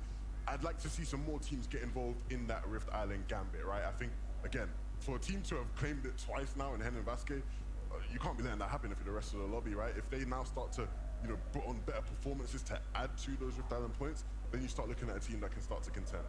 Okay, I like it. Let's take a look at the numbers for Rift Island. So obviously we highlighted them, Hen and Vasquez, 30 points. Okay, so Batman, Booga, and Rapid, we did see that not that long ago. And then remember, we've got the forecast towers being 3 points each. So Cammy and Seti and Bryce and Chubbs have also claimed 2 respectively. So, and I think the other thing we want to kind of, it's not necessarily gone under the wayside, but that forecast can be so powerful for a duo. I wonder if that's why Seti and Cammy, though they've kind of been in somewhat shambles situations, have still played so well. Yeah, for sure. I think you look at the game played without forecast, and they're already a team that positionally is just going to dominate everybody else. Like, they're going to be in good positions, and they're going to make you think, how on earth did they know where to go, right? How did they maneuver their way into the spot? You give them the forecast, how you give them the intel, the insight beforehand, and it's like, yeah, they're just always going to be in a good spot. And even though the performances, maybe there's a bit going wrong in terms of just the fighting ability and where they're on the same page there in box fights, they're still going to make it deep into games with those forecast towers. Yeah, and if we think about the strength of Frenzy as it stands right now, of course, it is going to be the fact that it is so close to that forecast tower. So the fact that they're kind of like splitting their drop spot right now, I really think it's in favor of them. And, you know, we're talking about how, you know, we really don't think that they've had a Cammy, Seti-esque game yet. That forecast tower has to help them out in that category so much. Yeah, for sure. Well, I'm getting word. As much as I enjoyed that halftime show, games are ready to go. Let's send it up to our casters. This is game number 4 of the FNCS Global Championship.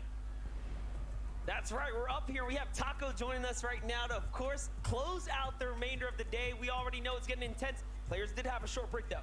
The very first 3 games today have done nothing except deliver action after action after action. So many insane moments, and we're here to get plenty more because game number 4 is ready to go.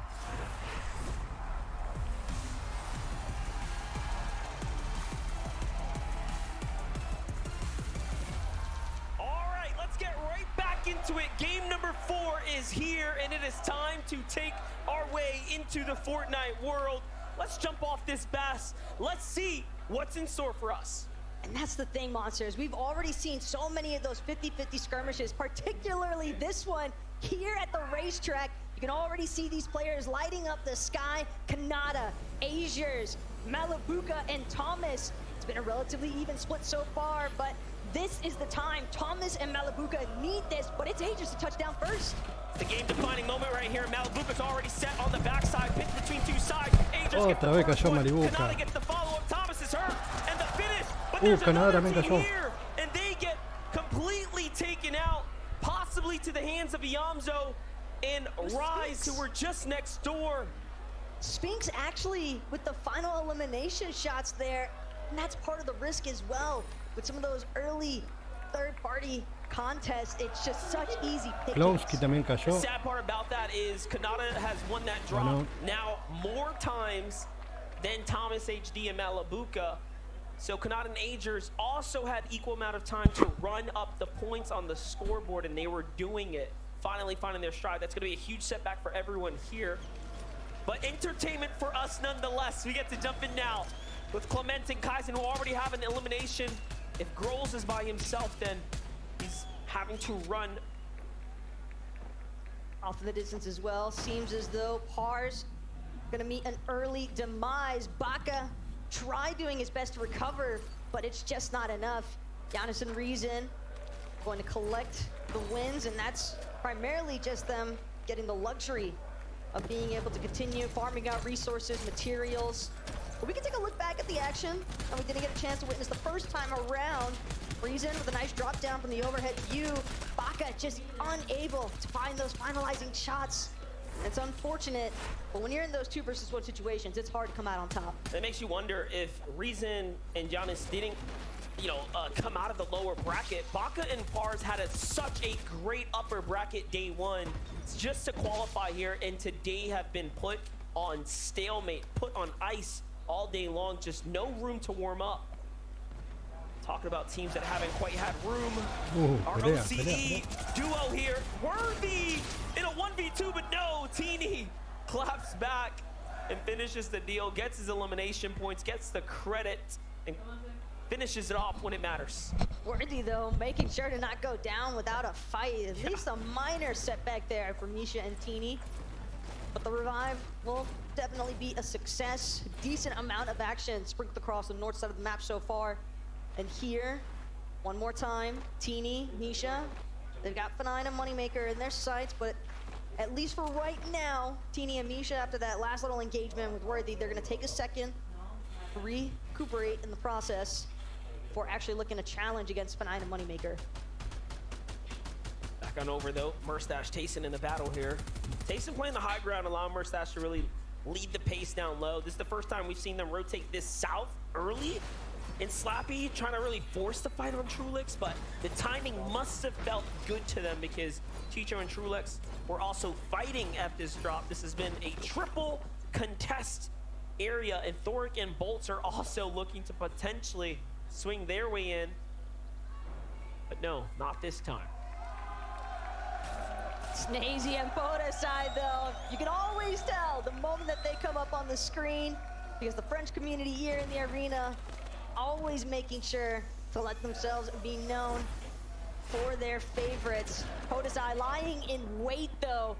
Accident had absolutely no idea for what was waiting right around the corner here. A nice pickoff, though, for Podeside and Snazy. Curious to see what they choose to do, though, with that knock. High likelihood that they look for that strat they've been trying to repeat, where they can farm some damage. They've done it, though. They've continued to, if they can't get to a mushroom, they're using med mist, they're using everything in their power. We love the let's go Snazy cheer and chant there as well.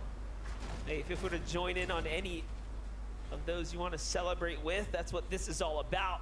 Carmi set up on high ground, looking solid, scented, and polarized. Need to find their footing here. Can they do it? We've only seen 3 games. There's 3 more games in this finals, grand finals run up. So anything is possible. As quickly as you flew up, you can come down, or there's room for others to come and join you at the top. Right now, Senate, he's trying to spread his wings here up against Gab0 and Polarized to back him up. Not in the sights, but right now, Polarized and taking their time before making the attack. Want to make sure that most of these edits actually belong to them before fully pushing in. How many times have we seen players run into the wrong box after all? Nice peek of the shoulder there for Polarized. But it seems as though more could be joining the fray. These guys aren't able to find it soon enough. Nutty, Gab0 applies some decent pressure, but again, keep in mind, Muzz and Paper, they're seeming to close in. I was just about to say, what is happening right now? You got Muzz and Paper just saying, hey dog, y'all want to fight down here? Y'all want a clean fight? Well, hey, guess what? You guys can fight. We're not going to allow that to happen. They come in and put some shots down, and again, with that visual sound cue, everyone here knows for sure there's a team lurking. It's not worth it. Scented and Polarized make the rotate out. We might see some NA on NA action here. Agent Paper trying to set up right now. They say, all right, we'll take your scraps. Now they might be looking to fight Nutty and Gab0 here. But the fact that a simple introduction of another party to your initial skirmish, and that's enough to disperse the engagement altogether, because you can just tell, the Scented, Polarized, they recognize how much they need these points. Some of these teams looking to hit a second win of sorts after that halftime point. And also just the respect they have for the opponents here. You really have to. Let's not forget, for Match 4 Grand Finals, to get this far into the tournament stage, you had to qualify based off your performance all year long, and then qualify for the weekend, the most difficult and the most competitive of formats we've seen so far for the Fortnite community. Edgy's on the move, Duke's on the move. More action unfolding on the other side, though. We jump back into it. Podeside and Snazy continue looking to strike here on the opponents in the vicinity. They allow for the pickup, it seems. Oh, this could be dirty, though, from Podeside and Snazy, depending on how they actually look to play things out. Exodus just having gotten an opportunity to rejoin and just quickly sent back again. to the elimination process. It's going to be in vain here, unfortunately, for his streak to continue. But Snazy and Podesai, they still got to work their way from deep outside of the zone. Granted, it is early enough that the tick damage isn't really anything to be all too concerned about, but you don't want to find yourself too far outside of proper positioning where some of these other teams might be towered up. Yeah, they're going to be all right. They're going to be fine. They have the surge now to back it up. What a sneaky little play for Peterbot now. Byla, they need to score some points too if they want to jump back into that top 5 conversation. Because up top, we have Cooper and Miro potentially starting to run away train with no breaks. Let's watch it back though. We jumped away from Paper for a moment. It seems like as things started to ease up, they come on in, they catch a down body, and Paper was quick on it. And you know he's feeling good about that one. That was an excellent elimination and a great timed fight. And if you're Nutty and Gabzera in that instance, almost can't fault them for wanting to commit. Seemed as though he was nearly through that revive process, just a little bit longer, and he might have been able to make a huge turnaround play there. But Cammy, just inside of Frenzy Fields, finding some nice shots with that twin mag, and that's going to be a decent collection of surge tag damage for the time being.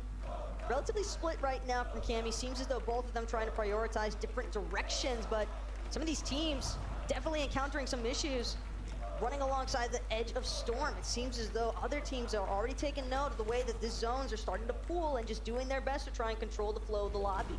Yeah, and it's not just Noxie and Crisp here who have a problem. The team in front of them are in the fight. These are two of Asia's best going head-to-head. Datus and Stain, Zagu, and Peppo clipped down low. The FNCS champions of the Asia region have been flexing on the competition, but Seti and Cammy have been keeping them cool as they have been the kings of Frenzy so far. The battles for the weather station have been very evident in this game now. This is that back half strategy we talked about, showing you how many teams want to try to increase their odds. Well, think about it. Zagu and Peppo, I distinctly remember a content piece from yesterday Crazy where they Raccoon Peppo, specifically stated, we will trade our lives in order to secure these forecast towers, because that is just how impactful having every single visualization of future zones can be. It does make a massive difference when teams are able to control it. And right now, Giannis, Reason, they're trying to control what's happening between themselves. Axe Force, Rubab. But it's a lull in the action because other teams just keep taking note of the action. Battle of the Germans here. Already 2 eliminations for Giannis, showing that they had success at the Slappy Shores. Axe Force and Robot Kebab definitely a strong 2, but then you have Pixie and Cheaton just nearby, ever lurking, hungry for more points, already on 2 victories. We were wondering how have they done it. It's just timing. Their timing has been impeccable. And if they can time this battle correctly, they'll be right there, earning themselves a good number of points. But no, things slow down. The weapons cache might just go to this team here of Axe Force and Robot. Could be massive though for Pixie and Chi when you consider that their drop is super far north on the map in general. Relatively. Oh my gosh. Yeah, that's all it takes. He's having a hard time. He's been rebooted like 3 times this game already, and found by different duos at different stages. What a difficult time it has been. It would have been a lot more menacing though if it was Podesai and Snazy somehow. At least it's a different duo this time. But Seti, sure to make sure that Exodus is not going to be able to get revived. He's trying to pressure in as quickly as possible, does not want to let this happen. Exodus, though, actually manages to get back up on his feet. Another attempt, success here for Striker, as he continues to do everything in his power to ensure that he gets to play out this match as a duo. At this point, just let him be. He deserves to stay alive right here. Seti and Cam are going to take this rock and go ahead and get as much distance as possible. Should be just fine to go ahead and get to the zone, but no strangers, Cammy and Seti, to playing deep zone. We've seen it just about the bulk of the games on the day. Meanwhile, Miro and Cooper have continued to have success in the middle. Let's catch up with these teams. Let's catch up with what's going on with Vivid. all of the games so far throughout the day have featured some very early aggression, but that is not the case for Cooper and Miro, right? They're just landing over at Rumble Ruins all alone. And honestly, one of the best things about this POI is going to be that Temple Vault. So much loot in one spot to make sure that they can quickly get the loadouts that is needed. And the other thing good about this POI is that it is centrally located on the map, so they can get some Storm Surge and some early rotations out. Thanks so much, Vivid. It's definitely clear that their drop at that Rumble Ruins POI is certainly making a pretty impactful mark on their run so far today. And what's even crazier still is when you think about the fact that Miro quite literally has more FNCS title wins, being Bueno, muchachos, esta es la cuarta partida, quedan todavía This is 85. only Cooper's fourth finals appearance, Estamos and viendo yet Wave here Bow. they are, game number 4, leading the lobby on that first place in the Del team leaderboard. de Well, with Vico and Pink on this Rift Island, they're looking to lick their lips, rub their hands together, and pray for something good right now. That's 15 points their way, but they're going to have to fight for it. Moneymaker, Fnagen understand that they have to come back and make a big turn, a big stride up the standings, and that's why the battle for the Rift Island checkpoint is going to be important here. Vico and Pink would love to secure this right now, though. It would really make the difference. It's 15 points. The fact that Hen and Basque have managed to secure 2 of these Rift Island objective capture points is insanity, because it stacks so quickly. But Cooper, Miro, they seem to have other intentions, and the game is afoot here for these two as they continue trying to see whether or not they can close in on any of these other teams surrounding the Rift Island that might be a little bit more distracted with each other still. Well, it's going to get pretty interesting. We have first, third, and fourth place all nearby. Make that 5th place as well, because Vaniac and Carby are under the Rift Island, so a lot of our very important performing duos so far just to hit here. The first, Tina and Misha. They've had a good game so far. They finally found their footing here, but they're going against Pink and Vico, who were just warmed up after the first 3. Already, though, what can they do? Pink's got to be careful, though. Pink and Vico don't want to wind up as the team being sandwiched with so much commotion happening here at the Rift Island. Still trying to break through these wall edits from Misha and Teeny. But the capture point, it's been claimed. Vico and Pink, that is a massive 15 points bonus, regardless of what happens next for these two. But it seems as though they still want more. They've got the loot, but they want some elimination points to go with it. Yeah, look at this. Now they have everything secured. A weapons upgrade as well. And look at all the other teams looking to scavenge what they can, essentially, from the Rift Island here nearby. But it might just be time to go for most. For Miro and Cooper, they're listening to all this go down. They have the material that they wanted from this low ground reservoir. And for them, that's a small victory in its own. It wasn't the checkpoint they wanted. That was too risky. But the material count was welcomed. Little rocket ram on the exit there as well for Miro. Sure, he's bound to get some decent utilization out of that. As things continue drawing up towards the north side, a lot of teams now starting to find their way into the zone, and a couple of teams still left over here at Brutal Bastion. It's a relatively large POI, and seeing all of these pre-established edits, it's got to put you on edge. Vino's hurt, Tayson's hurt as well, but they did manage to find the elimination. Team Monaco on Monaco action, and now Rapid and Batman Booba jump in to try to put their touch on the take, and Vino and Queasy want nothing to do with it. They have to heal, they have to bounce back. They are having a difficult tournament run, as is Cold and Acorn, a lot of our favorite picks so far, struggling here. But that was just 3 games, right? All you have to do is play even better on the back 3. You can be very much in the competition, in the conversation. I mean, we've seen just how impactful even 2 games can be. Yeah. And considering that we still have 2 games left to play after this one, would never want to count out, or Queasy in those sort of circumstances. Following up now on Iyamzo and Rise. Just kind of surveying the area right now. So many varying levels of elevation up here towards the north side of the map. Very easy to lose track of some of these teams that might be trying to dip down just a little bit behind some of these icebergs. But Rise seems as though he's got at least one party in his sights. Just behind him though, Cheatin' and Pixie, but it's Misha and Teeny. They have been on an uphill battle the entire match so far, it would seem. And it's only going to get all the more difficult with Teeny having just been knocked. Pink and Vico pushing in. They want these double eliminations secured. The points would make such a massive difference. And it's going to be Vico with the final charge in. A couple of sharp tooth shots is all it takes. And that's 8 points secured. Great job as well, finding the angles there, closing the elimination set. That's gonna put them up in a sweet spot, but now Podesai has to play this one out by himself. He's gonna need the support of his community here for sure, because with only a rocket ram and crash pads for utility and no heals, it's gonna be pretty tough, but somehow he is above the surge. Here it is, he charges it up. Off he flies, out he goes. Shalom and NK Papa. This could be a great team to attack. They're hurt. He gets in, he grabs the wall, but no, slips out the backside. Little does he know, he can absolutely finish them off, and they need a set of eliminations. They need a pair of damage. Podesai changes things around. Here's the damage coming in. Gets the finish, no! Couldn't conclude. More tags from the side. Take him out. Papa will fall here potentially if he can't find a little more damage before the zone closes. It's Vico who's in front of him. You can tell MK Papa wants to turn around, but he knows he's got to keep pushing forward. And Vico finds him for even a second. The zip line at this point. Wow. 8 HP, and he goes across unscathed. That is incredible. Combed up for a moment, trying to get this mini shield potion off.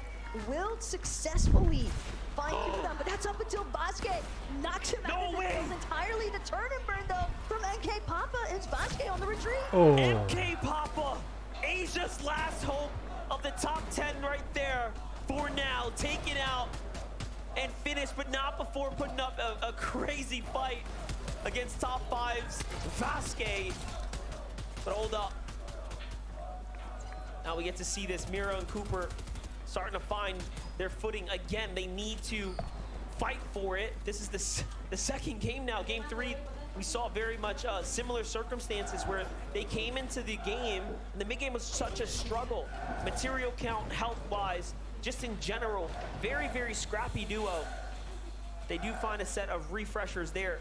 Meanwhile, Seti and Cammy, complete different story. We've already know they play deep out of the storm line, but they're looking pretty fine right now.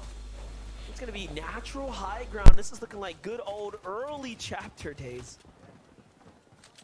Cammy and Seti have definitely found a decent spot just on the side of the mountain north of Brutal Bastion, but they're not the only ones looking this direction. Uga and Threats, box just beneath them. A lot of teams kind of surrounding the edges here. Peterbot and Byla, though, they're trying to put those mechs to work. Byla gonna force his way in, just now getting barely above the surge damage threshold, but Peterbot, we've been watching him do it all day long. The elimination onto Thoric, the revive onto his teammate, and bolts will fall as well. That's the kind of refresh that Peterbot and Byla were hoping for. This is what Peterbot does right here. This is what he does best. Solo play by himself when it comes down to clutching up, and he's got that charge.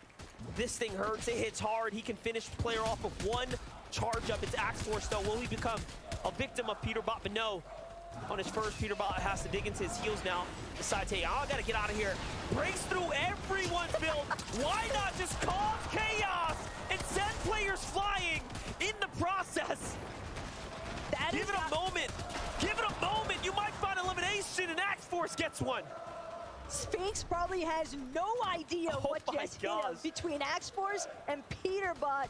Those were some of the most destructive rocket rams that we have seen all day today. But Axe Force putting himself into some very strong positioning for the time being as a solo. It's so common to see players try to move from that very backside of the zone, but Cheatin as well, seemingly the same idea here. He's just trying to wait for everybody else to start moving first, but when you're hanging just above the damage threshold, some pressure is bound to start building up. Well, placement points have been given out, and finally now we start to see someone inside the top 5 fall for Vico and Pink. That was a worst case scenario as they were just there at the placement point threshold. Falls to the hands of the Brazilian duo, Kitos and PH Zin. For Seti, for Cammy, they've elevated themselves enough, recognizing that low ground was too dangerous, and they're playing a vertical box here. For Miro, for Cooper, they're getting to the front side of zone. They're on the hunt right now. Miro loses him though for a second. Lot going on around him. Miro trying to make sure that his feet are protected. How many times have we seen players shooting just underneath some of these box edits and walls that are made?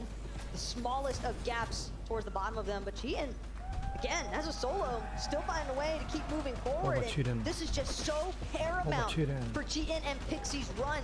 They've got to do everything in their power to stay as close as possible, hot on the heels of Cooper and Miro. And Cheatin just looking like he keeps finding moments to find that breath of relief. Just what an incredible story for Pixie and Cheatin. Jumping in, this opportunity coming in for final moments. So making the best of it now.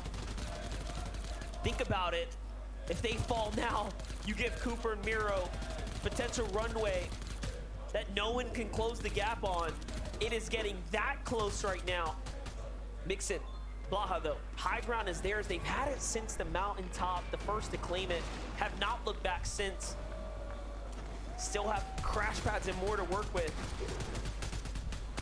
Very curious though to see what exactly is going to happen with these moving zones going forward though. Things could be pretty vicious considering the landscape that these players are dealing with. Going up alongside the mountain, Cheatin might be able to acquire an elimination in the process. Knock onto the Strokey there. Will be forced to use his legendary Slurp Juice. That does buy him a little bit of time here. Still has 3 charges left in that rocket ram as well. He's gonna make sure to utilize at least one of them. Again, just more builds being completely ripped through here. Front side of zone is where he finds something. No, he slips off the mount. He's got to be very careful here as it bounces back. So unfortunate. It was so close to being perfect, but instead put himself in a bad position. Another player above him. He's going to have to charge up another time. Vino finds him there. Cooper and Miro now have a chance to keep running away with this here. This is their true opportunity, and they've taking full advantage of it on high ground. Vino and Queasy want to make a comeback, but so does Cammy and Seti. Another battle for height ensues here. Vino and Queasy don't get it for free. Have to be careful here on the descent though with Veno on that rocket ram. Queasy gonna utilize some of the last of his splashes. Still has 2 remaining just in case. Right now it's all about the mobility. Soaring sprints keeping him in the air. Possibly a little bit longer than he is heading, but Miro dropping down to low ground, finding that elimination onto Vanyak. And now it's gonna be Mr. Savage as well, alongside of Yamzo, pushing all along the sides here. But Miro and Cooper, they're still managing to stay together, at least for the time being. Cooper though, completely out of the scene, but that's the knock that they needed. He needed the finish to stay alive there, and Cooper sacrificed himself, but it wasn't enough. Meanwhile, Seti, Cammy versus Queasy, Vino on the high ground. Seti's already done enough to take one down, but Cammy's hurt too. Vino's hurt too. It's a back and forth. We may not think there's a rivalry here, but there sure is bad blood. Seti on fire, still going, but Cammy has something to say about it. Vino shuts that down. Cammy finally gonna get put into the dirt, though not by who we were suspecting. It's Bryce and it's Chubbs controlling the high ground now. Vino doing what he can from below. Cole still trying to hang on, but it's gonna be Bryce, it's gonna be Chubbs as they take another victory royale of the weekend. From the lower bracket, fighting their way through it to the grand final stage, they have picked up a victory royale, and they have continued to win over this weekend. They are rising stars. Bryce, the sight of you winning a victory royale is going to be one of the most enduring memories of this entire event for me, because every time you guys have success in the lobby, you just can't believe how good you are. What does it feel like to take a second victory royale in Copenhagen? It feels amazing. It's exciting. And what did you guys discuss in the halftime break? Because you needed the points desperately, and now you're in 4th on the leaderboard. We got this. We're better than everybody here. Is that literally the conversation you had? Yeah. Now, I know that this is a first time on land for you, Bryce. What about you, Chubbs? How much experience have you been able to bring to the stage this weekend? Mamá, hay que jugar con estos muchachos, ¿eh? Is that what it's all about? Just the skill? Yes, that's it. So tell me about your early games then, because that seems to be the trend here. The teams that are uncontested, that can just mat up and get their resources ready, seem to be doing the best right now. Are you finding yourself caught in early fights? Only last game. This game, we're just playing how we normally play, get surge. So what happens then if someone comes to you to try and get that surge? We're better than them, we'll just kill them. Do you believe this, Así que Bryce? creo Do que you queda una believe partida in más yourself now after you've had so para saber quién many es epic moments here? I do. I think we could win. el nuevo And do you believe amo. in this matchup? El nuevo amo. I do. Amazing. Well, I'm Buga starting to por lo believe in the two of menos. you two. Thank you so Esta vez much, guys. parece que Congratulations, everyone, Bryce and Chubbs. Buga está bastante complicado esta vez. And Bryce and Chubbs showing a lot of restraint, right? They can be going crazy, they can be Bricks popping off, y but no, Chubbs. they're focused. They know there's only Brick 2 y games Chubbs. left to go. Now with this lead, with this victory royale and the eliminations as well, they could make a run of it. Now, very quickly before we even get going, Kelly Link, Mini Miner, welcome to the analyst desk. Okay, now hit me. I mean, wow. This is something that we have seen from this duo this weekend. They have got victory royales in the previous rounds. And we've just seen it again. I think there's a few question marks about whether they could do it on the big stage. I mean, Frankie mentioned it. Maybe the lack of experience compared to some of the other duos in the lobby. But they're not showing any nerves at the moment. They're on top. No, and they were on top of that mountain as well. Yeah. Once we saw Mixon drop down from there. We also saw Vino, Queasy, Seti, and Cammy all fighting for that high ground. Cold. And when you have the mountain there, it is so important to be cómo able to grab that high ground primero because it siguen is so Cupa, difficult to be able to recover primero, from the mid and low ground. And we saw Bricks that y from va, the likes of Cami, Miro and Cooper. Once that zone does move, Cold, it's a lot more difficult to be able to rotate around the high ground. So big Eric, shout outs Ashen to our Bricks, duo, Chubbs Carmen. and Bryce right there, going up 16 placement points. But Cooper, Miro, Pixie, and Cheatin not moving anywhere. Yeah, I want to come back to them first. Cammy and Seti, you kind of highlighted them. There, we saw them, we saw Cole, we saw Vino and Queasy. My gosh, that end game was a who's who. Didn't matter where you were looking, you're like, I know all of these things. But I love here, you can just tell, if you really pay attention to the way Cammy and Seti play, when Queasy and Veno are close by and they're kind of like interacting, the way that Seti and Cammy, there's like this tiny little change. It's almost like now they're on the hunt. They can smell the blood in the water. They're like, no, you're close by. Okay, we switch it on. Yeah, they definitely know. I mean, when you got 2 of the best teams in the entire world battling for height, it is an absolute spectacle to behold. That was such a good endgame from both those guys. Of course, making it to endgame is great to see for Veno and Queasy in particular as well. And of course, Cammy and Seti. These guys have had a little bit of a rough day today. I know you guys mentioned it on the desk earlier. They haven't actually had a good game. Hopefully, they can bring some better games as well because we know what this duo can do. And again, Kelly, that's just highlighting how they're not just a low-ground team. They're not just a mid-ground team. They are willing and able to take height. It's just so funny how many people are saying that they're having a rough day, but they're currently in 3rd place. Yeah. So clearly, their rough game is my best day in the world. But Cammy and Seti, I really got to give a shout out to their aggression early on, going so deep in the storm to try and grab that remaining player before they were able to bring back up their teammate. However, they realized that once they did, they backed off and said that this isn't worth it. We don't want to get knocked down early because we want to make it to the end game, and they did just that. And that's what they've been doing all day. They've been sitting inside of that storm. That's one of their strategies that we like to see from Cammy and Seti on this big stage. They're trying to get those heals, and particularly when the zone pulls north, of course, it goes into that jungle area where there are those shield mushrooms. Of course, there are those bounce little mushrooms as well that you can use to rotate. And we even saw them in that game using one of those kinetic rocks. And that's what they're trying to do. They're trying to stay back. They're trying to get out of fights and ensure they can make it to endgame. And another thing that they're doing pretty much every single game except for one is being able to get that forecast tower, which is obviously so beneficial. But we got to talk about the top team, Cooper and Miro. Miro just going absolutely crazy. And there was a moment in that game where I wasn't too sure how they were going to do. You can see here, 102 below storm surge there, and that is such a risky place to be this late in the game. But also, I mean, can we talk about the rocket ram in this game? I don't think I've ever seen so many builds destroyed in just 5 minutes. Yeah, and I think the reason for that was just because of the natural elevation in the zone. The rocket ram is the item just to smash through so many builds and get to where you want to be without anything getting in the way, or at least breaking everything that could be getting in the way. This is a fantastic end game from Miro. And I know on the cast there, I think it was Monster, he mentioned that there was like 4 of our top 5 teams all surrounding the Rift Island. That's no mistake.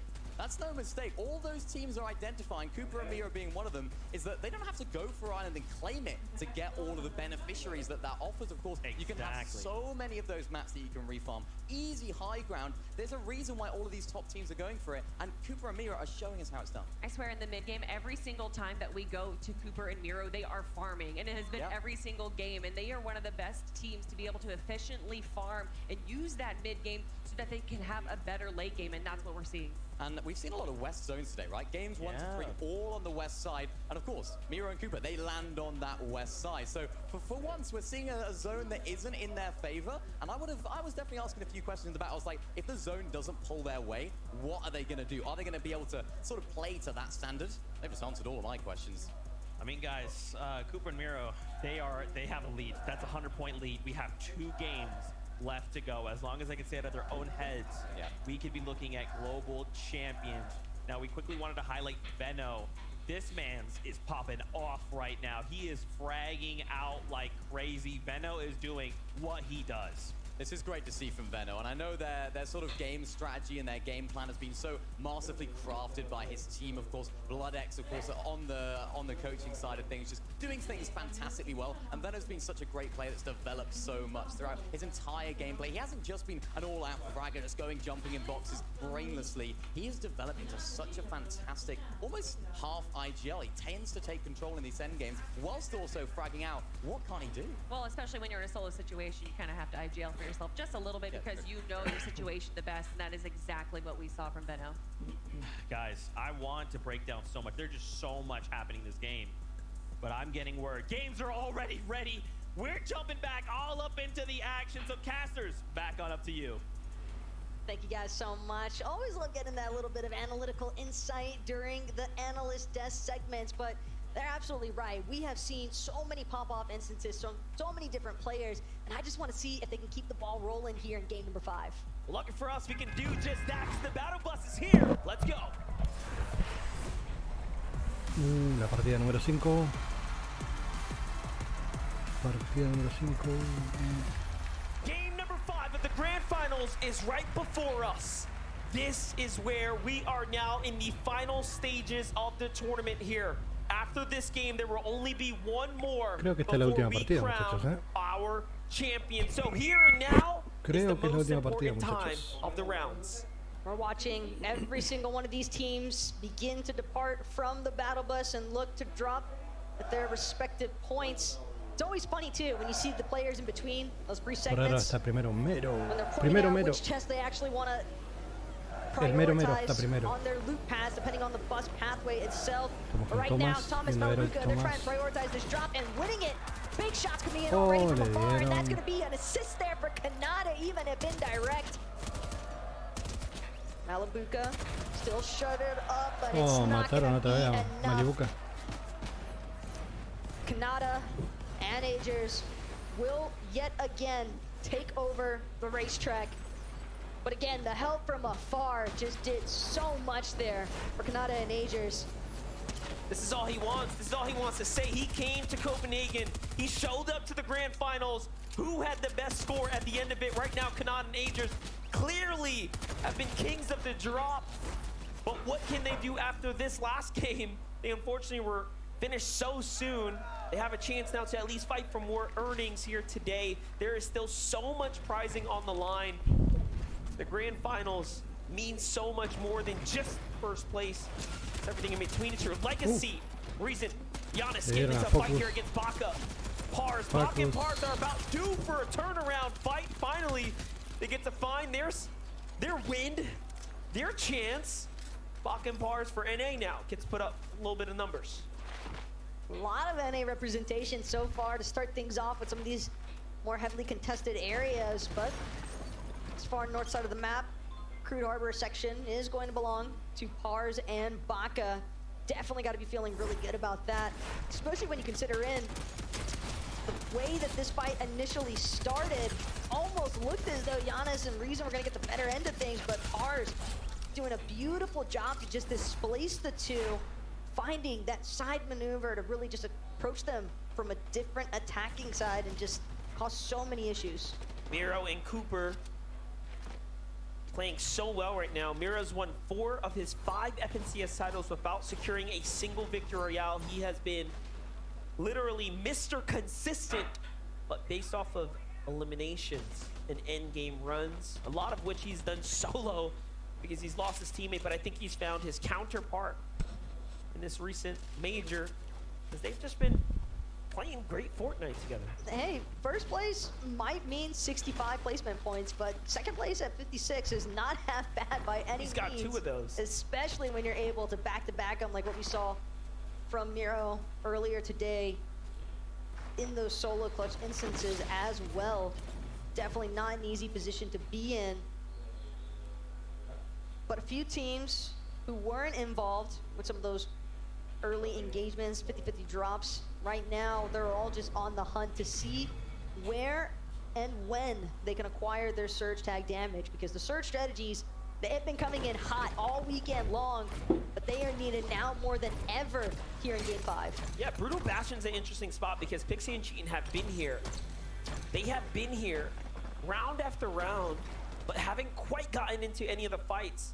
And also, what a great stat. Pixie and Cheatin are the first duo since Aqua and Nyrox in World Cup with back-to-back VRs at an in-person event at a LAN. And Aqua and Nyrox set history that weekend when they did that, only to go on and take it all away. But today, we see something completely different here in this story. The standings, of course, Cooper and Miro's their biggest task yet. Bryce and Chubbs, if there's definitely a team that'd be looking to break a stat like that, they're certainly the ones to keep an eye out for. I mean, you heard the confidence in that post-game interview. We're simply better than everybody else here. And granted, the way that they've managed to creep up in the leaderboards might just be backing them up on that. Teeny and Nisha trying to pressure in onto Kitos and PH Zin. A nice drop down from Teeny as well. Gonna make quick work of Kitos and not much left for PH Zin to do. Watching his teammate go down so early before you can really wrap around the assist help. How impressive so many of these first-time LAN appearance players have been, including Fnajin and Moneymaker here, as they continue to find their stride here, taking out Bobby. Where is Larpex? I think they got the full. No, instead they pushed everyone out, so just got a single elimination, but this is great. Larpex just barely managing to squeeze away, but he's got to be careful which direction he chooses to run. A couple of other teams lurking just south of the Creaky compound, so depending on the angles that he approaches, some of those other teams might find himself some trouble. Muzz and Paper, all the while, they're just trying to chop out Shari right now. Moderately successful job. Paper looking to push from the front side now. Muzz, another wraparound, but Giras has finally managed to reunite with his duo, so Paper, Muzz definitely reconsidering exactly how aggressively they want to approach this, especially given Paper's loadout. They might need this refresh monster because it'd be nice to have some extra materials this early on. Yeah, Paper just uncertain, making the call. Hey, is there someone up there? I'm not sure. That slows everything down now. Muzz tries to scout for the information, but doesn't find anything from it. That right there will tell them, okay, Giras and Shari on the run. There was no one there. Little pump fake is gonna save them. Now we jump over to Sphinx and Foyo. We saw Moneymaker chasing Larpex, but look at that. It might have cost him now as they run right into the solid wall that is Sphinx and Foyo, already a team that has taken a victory royale here today. So confidence is definitely there. Moneymaker, though, won't be able to find a shot just yet. Cancel that. Seems as though he did sneak one up onto Sphinx. A little pause here now. Fine, debating which augment he wants to select. Maybe if he can find one that might help him out in this circumstance. But Foyo and Sphinx, they seem as though they might run in to finish what Moneymaker had started. Larpex not too far off from where this little skirmish is taking place, but again, no, he got finished. It looks like Sphinx turned around and finally managed to cut him off. Immediate headshot. Yeah, immediate headshot right as you said that. Sphinx finds an elimination, takes him out. Well, there it is. That's 4 points. Like that. From the frying pan into the fire, essentially, at that point.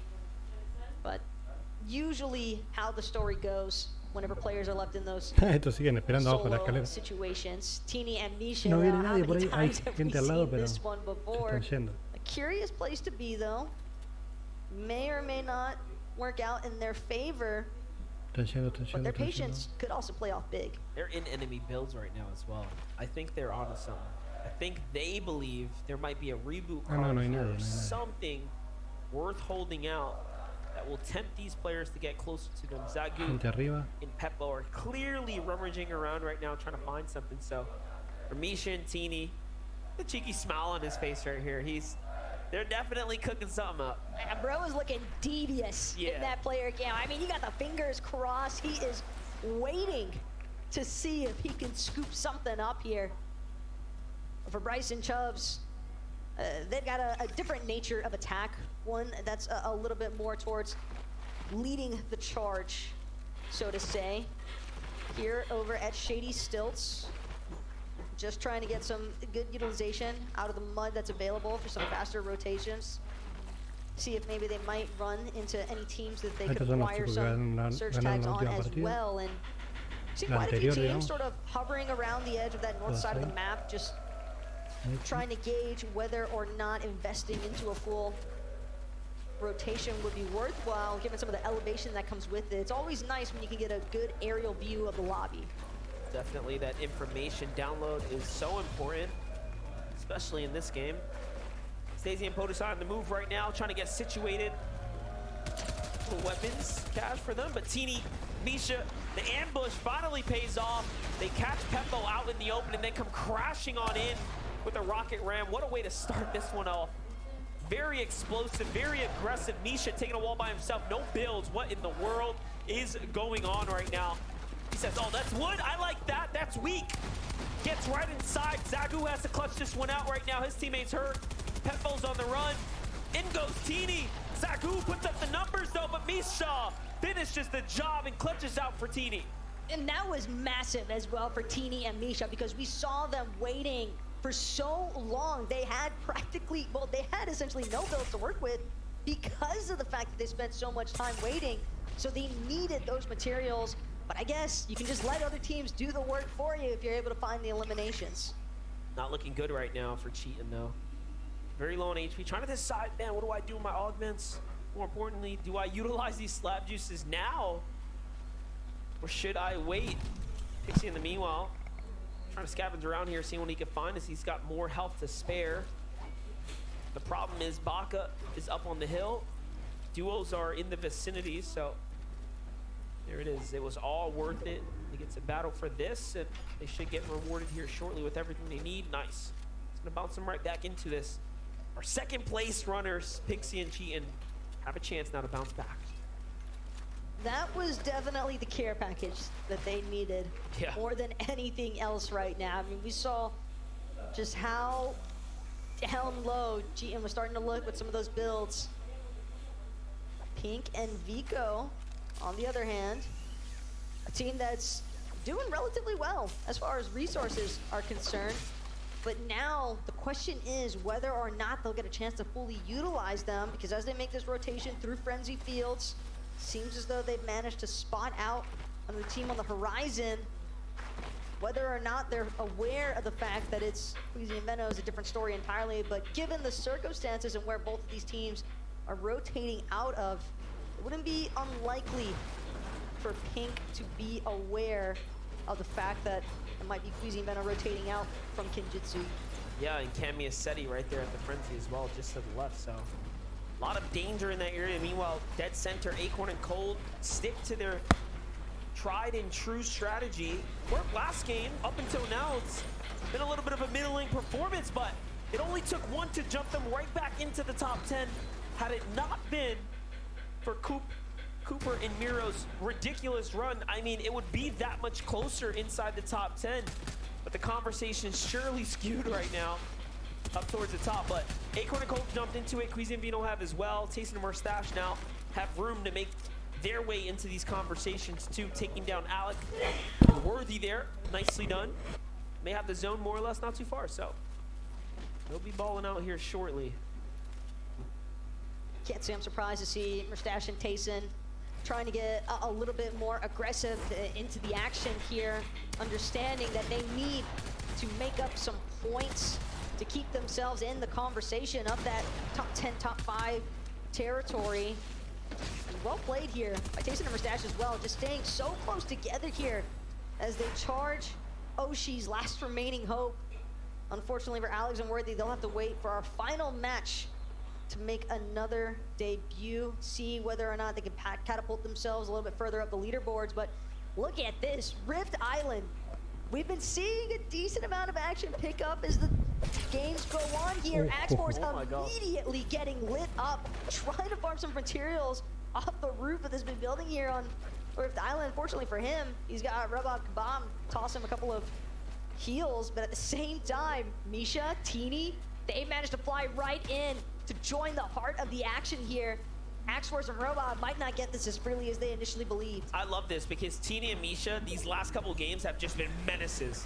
Pushing everyone, playing for Rift Island. They're trying to come back. They're trying to make this money right now. And they're not willing to give it up without a fight. That's what it's all about. This is exactly what players fear the most though. Rift Island being highly contested like this. When teams are desperate to jump up the standings, Misha and Teeny are doing it here and now. They gotta get in, they gotta get closer, or they'll end up giving it away. Seems as though Misha and Teeny may be hoping that they can try and catch Axforce and Robob on the rotation out, especially if some other duos try to get involved here. But Axforce and Robob, these guys aren't the only ones going up top. But a massive benefit here because Pixie, it's Trulex, it's Chicho running Pixie down, and they find the knock. Trulex gonna look for the finish. Certain that he eliminates Pixie in the process there, and yeah, it's just cheating, trying to hold it down by his Losum, but he's locked outside the zone. He's gotta find a way to rotate in, but the edge just being so well guarded right now. Surely has to do with a little bit of greed. They were doing pretty much just fine, but trying to go in there to see what they can find out, and they just get met with a team. Not what you expect at all. Cheating out, thinking the same thing. Shows himself for a second, and there were players waiting. Booga and Threats don't drop a beat there. The damage was catastrophic. Cheating now has to see if he can pick up his teammate's reboot card and pick him up, but you're gonna have teams like Booga and Threats just looking in, trying to see if they can get points gifted to them. I mean, even if Cheatin does get the reboot ban at this point, just how beneficial is it really for himself and Pixie? You have to imagine that Booga and Threats haven't really strayed too far from their initial position. They recognize the fact that Cheatin is a solo. They're still hanging out midway between Cheatin, Pixie, and where they need to be as far as the zone is concerned. They might just be able to shoot down Pixie before he even gets a chance to land. Pixie doing his best to try and juke inside the air, and while it does seem as though Booga and Threats have started to move off now, recognizing that they need to keep pushing forward, but Cheatin and Pixie, they've got a lot of ground to cover. Does seem like trouble in paradise right now as Misha's turning online. Queasy possibly has fallen as well. Big trades happening everywhere. It's gonna be Queasy and Mano that have actually met their fate here in game number 5. They'll have to wait it out as well for the battle bus to depart 73 in match number 6. And who better to be the one to possibly shut him down? It's Bastroki and Kylie applying so much pressure. Queasy and Meno, they were in 7th place here. And now they've got to sit and wait to see where this leaves them on the leaderboard by the time it gets to the completion of game number 5. And that's going to be all it takes. Seti and Cammy sure to have seen that one light up in the elimination feed and possibly got a little pep in their step for it. Yeah, the conversation now for Cammy and Seti is surely, can they start to close this gap and rocket their way on up to first place? They do have a little bit more work to do. Pink and Vico are still up. Cheatin obviously is brought back into the game with Pixie here. This competition still standing strong. Miro and Cooper, we get to touch base with them. This hasn't changed for them. Miro and Cooper are struggling in the mid game here, but Pixie and Cheatin are as well. Except one might say Pixie and Cheatin', much worse situation as they were finished off before they can get to safety due to the hands of Threats and Bugha once again, finding them there on the Storm's edge, waiting for them. You could just tell that Bugha and Threats were not gonna let that one go easy. And now Miro, Cooper, they've just got to continue to try and play things out as cool, calm, and collected as ever before. Behind them, recognizing the fact that they might have some pressure on their backsides, Miro trying to be attentive towards how they continue to rotate in. Couple of shots, some damage being applied. Cooper, though, pausing only for a moment. Slight regroup needed. Nutty, though, taking a massive shot. The shields are correct. Some well-placed shots there from Cooper. And that's going to be enough to put a pause to Brazilian duo's pressure points. Taco, will we be calling this early? Will we be calling the Global Championship early? It just might become mathematically impossible if Cooper and Miro have their run right now. Their closest competition is so far away at this point. Cammy and Seti have a chance now to keep this tournament run alive, but the trophy is so close. Maintaining nerves is easily one of the most difficult aspects of being inside of this sort of situation here, especially when you look at the likes of Cooper, who again, relatively fresh as far as experience is concerned, but when he's got such a veteran like Miro by his side, it's no wonder they've done an excellent job so far in maintaining their momentum and maintaining their mental as well. But whether or not other teams are going to get a chance to play spoiler, we'll have to wait and see, because right now, as things continue to evolve, Zone continuing to pull just across Rumble Ruins at this point, and all these other teams to the north side now starting to trickle their way back in. We have to remember, Rumble Ruins, that's also Miro and Cooper's starting point. Yeah, this is home territory, this is hometown. They're looking to do just that. But everyone's hurt here, but Miro and Cooper finish the job. They get another set of eliminations, the refresh that they needed. And this has been the story game after game. They're hurt. They need an elimination. They need a refresh, and they actually find it. One of the few duos that can legitimately just do it. And this is starting to feel a little bit too Yeah, good to be 51 true todavía. almost. I mean, if I'm Miro and Cooper, I almost want to panic, because it's like, I can't believe that I just keep finding the most perfect refreshes of all time. I mean, Cooper, practically max mats. Miro definitely in a good spot. And the fact that they have so many materials now split between them, that they have so much familiarity as well in this POI, specifically because it's their initial drop. All they got to do is try to continue playing things through. You can see Miro making a push towards the high ground as well. That's what I'm thinking. I'm thinking they want to play for height right here and close this chapter out, but no. Things start to change. Teams start to rocket ram on up. Destruction is ever so near. Head nearby, you can hear the shots. Miro makes the call out. This guy's hurt. I'm going for it. I can use these materials. Finds the wood build, but no, another team below him. Has to back up now. For a moment there, it was almost all over. Shots come in again. This time, Hen claps back for a little bit. And it is getting very, very dangerous here. Bryce and Chubbs are still standing. Vico and Pink still in this as well. Decent discipline, though, from Miro to not try and push that situation any further. He knew that Cooper was simply too far away to actually play backup, and they don't want to necessarily forfeit this positioning. Storm Surge actually is going to be Miro and Cooper's best friend.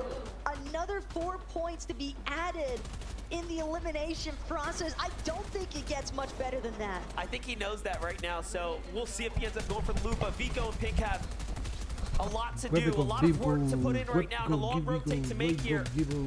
Almost no material. They would love a refresh and hopefully a rocket ramp to get on out of here, because this is going up and over. The last two terrains have been very difficult to traverse here. They have a crash pad, so off they go. Up they go. Miro's out. Rocket ram in full effect here. Lands him on the side. Cooper's here to meet with them, but a team's behind them. Good block there. Keeps him up for a moment. Now, looking for the refresh. It's Seti here in front of him. So close, yet so far. Meanwhile, Cammy's on height, holding things down as Duo meets with them. The big heels come out. They need a bounce back. They need these wins. Cammy and Seti might be at the very top for the time being, but just across the way, it's Kanata, it's Agers.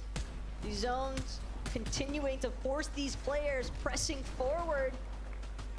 Well played, though, by Miro and Cooper in that secondary high layer after the rocket round ended. Not the flight path he was hoping for, but for Bryce, man, talk about a tag path. Those are some massive shots that he just landed. Gonna buy him a good chunk of time as well to just pop this big shield potion. Make sure that he has 100 full shields, because he's going to need every bit of it. For Bryce, this is worth hundreds of thousands of dollars if he can hold on. Vico in pink as well. Top 5 is definitely the sweet spot to be in. And any higher, you're extremely happy, but Vico by himself on the move right now. Looking to swing his way around. 5 builds, teams in front, no one behind. Make that 3 now. Lurking. Can he get a refresher? Can he find a player? Sees one to his right. No one's behind the plate. So smart right now. Miro comes dashing through here into another end game. It's all placement points from here. Cooper as well, landing just slightly further apart from his duo, but they found their moment. Good chop of the builds there onto Chicho.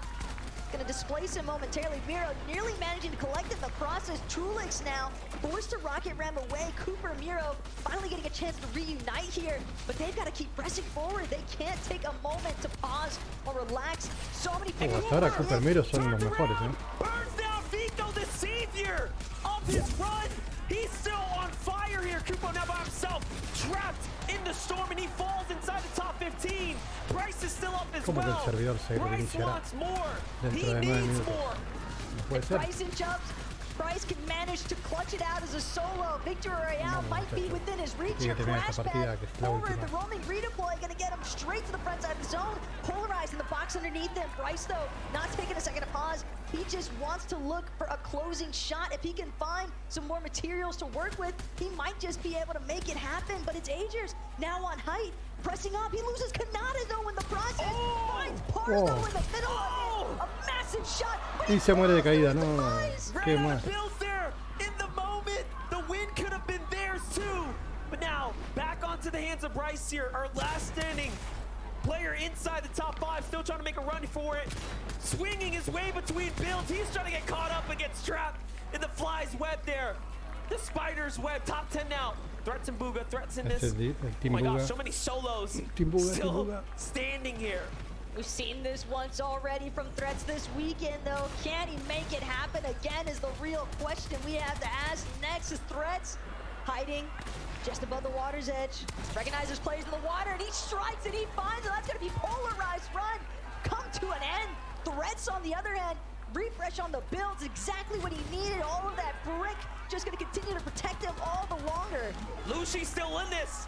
Give it up for Lucy Copenhagen. He's finally got a chance here to make some more. 5 elims, 9 total for the team.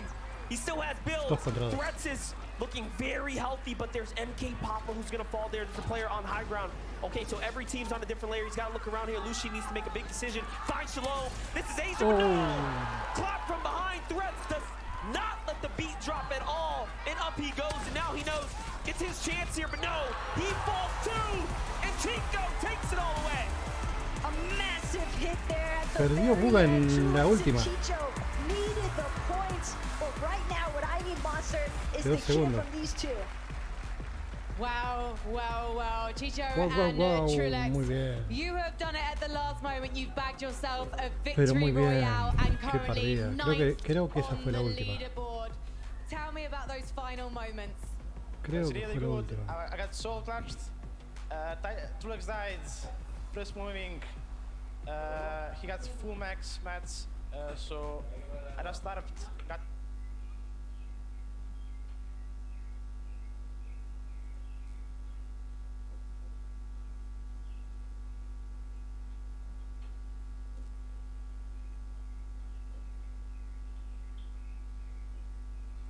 and just played the game out. I gave him a rocket. He went to the zone and did the impossible. It's so tough in the top 10, boys. What are you playing for as we head into the 6th and final game of the FNCS Global Championship? I mean, we're just trying our best. We're contested every single game at one of the worst spots to be contested at. If we were uncon, we 100% placed the best, and we're conned by he says one of the best Ospan players in the game, but clearly doesn't look like it. Who 50, because he's in top 50. Who is the off-spawn battling duo that you're having to face each time? Banti and TK. And clearly, you guys are coming out on top. Good luck in the final game, boys. And congratulations on your victory royale. Copenhagen, please give it up for Trulex and Chicho!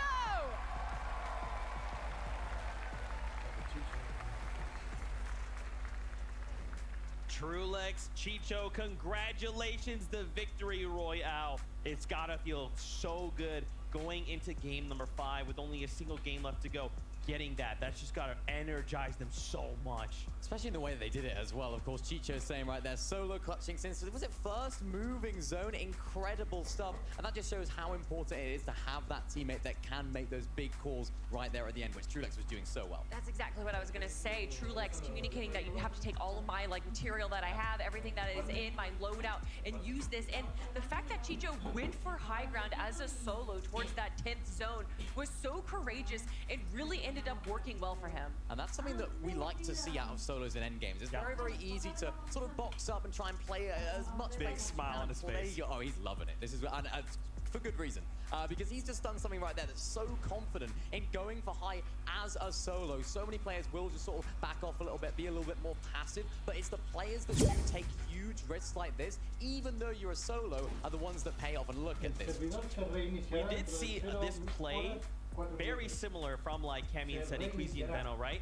The difference is when they chose to do it. We kind of did it in these other much larger moving zones with like 25 people left.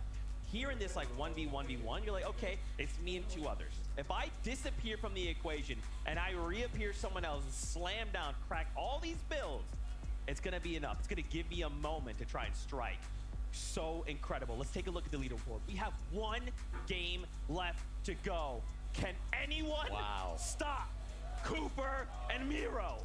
All right, well, let's, do the math a little bit. It's 65 points for Victory Royale. If they get double-digit eliminations with 10, that's going to be another 40. So 100 points is not going to be enough if Cooper and Miro go down immediately and then Chubbs and Bryce get the best game that we have seen so far. Then there is a slight possibility that, of course, there is still Pixie and Cheatin who have a slight chance. They do. I was looking at that leaderboard right there. 27 eliminations for Miro and Cooper. Great. And throughout that game, we saw exactly how they got to that number. These guys are W-keying goats. I don't know how they're doing it, yet still staying alive. And something that I noticed there throughout that whole game was Miro was so confident in their Storm Surge strategies. He wasn't even carrying a shotgun throughout the mid-game. Their strategy then, going into that 7th zone, 6th zone situation, they try and go for a big refresh. Then he picks up the shotgun. He drops the assault rifle. Then he has that SMG and shotgun to play so well in endgame. And the way that they're taking walls, of course, we have Miro who's actually spraying the wall, and then Cooper's the one that's claiming it. So well played. And Cooper and Miro, when they ran out of builds in the very end of that game right there, you saw that they waited, stayed on low ground, and where a lot of people will try and stay at the front of zone so they can kind of peek behind them, they stayed behind and rotated just on the edge, and were even able to get another elimination in that moment just because their positioning was so smart. They knew that it was going to be so chaotic, either on top or in front, so they stayed in the back corner. It was perfect. Just disgusting. Their average going into that game, their average placement 5.25. Wow. Just nuts. Now, before we get going, it's highly likely we're looking at our global champions, but what I want to focus on is the prize money. Yes, $1 million, a championship axe, a championship trophy, and a title. But keep in mind, as we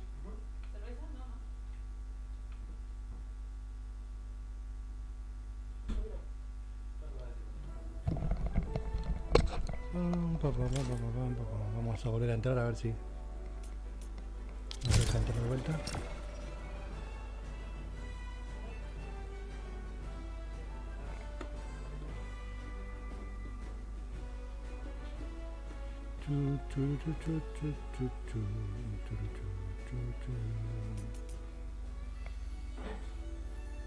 Que ya creo que queda una partida más. Creo que es la última partida. Si no me equivoco, ¿no? No estoy seguro. Vamos a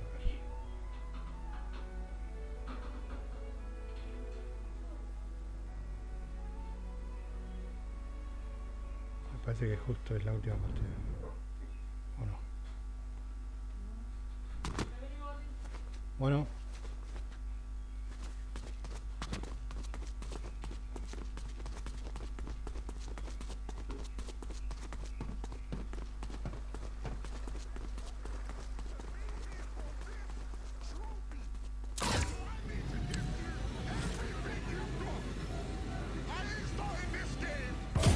Creo que es la última partida.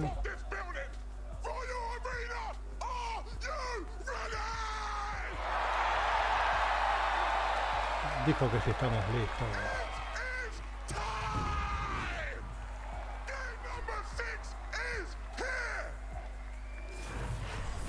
La última partida. La última partida, muchachos. Here we have it. Game number 6 is here. The Royal Arena is ready. And the grand finals couldn't be more hype than this. Oh my gosh, I can't wait to see how this all plays out. We have La última partida, to give muchachos. La out, so última much on the partida. line. Almost terrifying for a second there, listening to Levin on that stage going absolutely crazy alongside all these fans here in the building. You guys have been ecstatic to Canadá y witness Malibuca siempre lo watching siguen a ellos cheer on. primero porque caen juntos. Some of these players still need your energy for one more game here. Royal Arena as Thomas HD, Malibuca.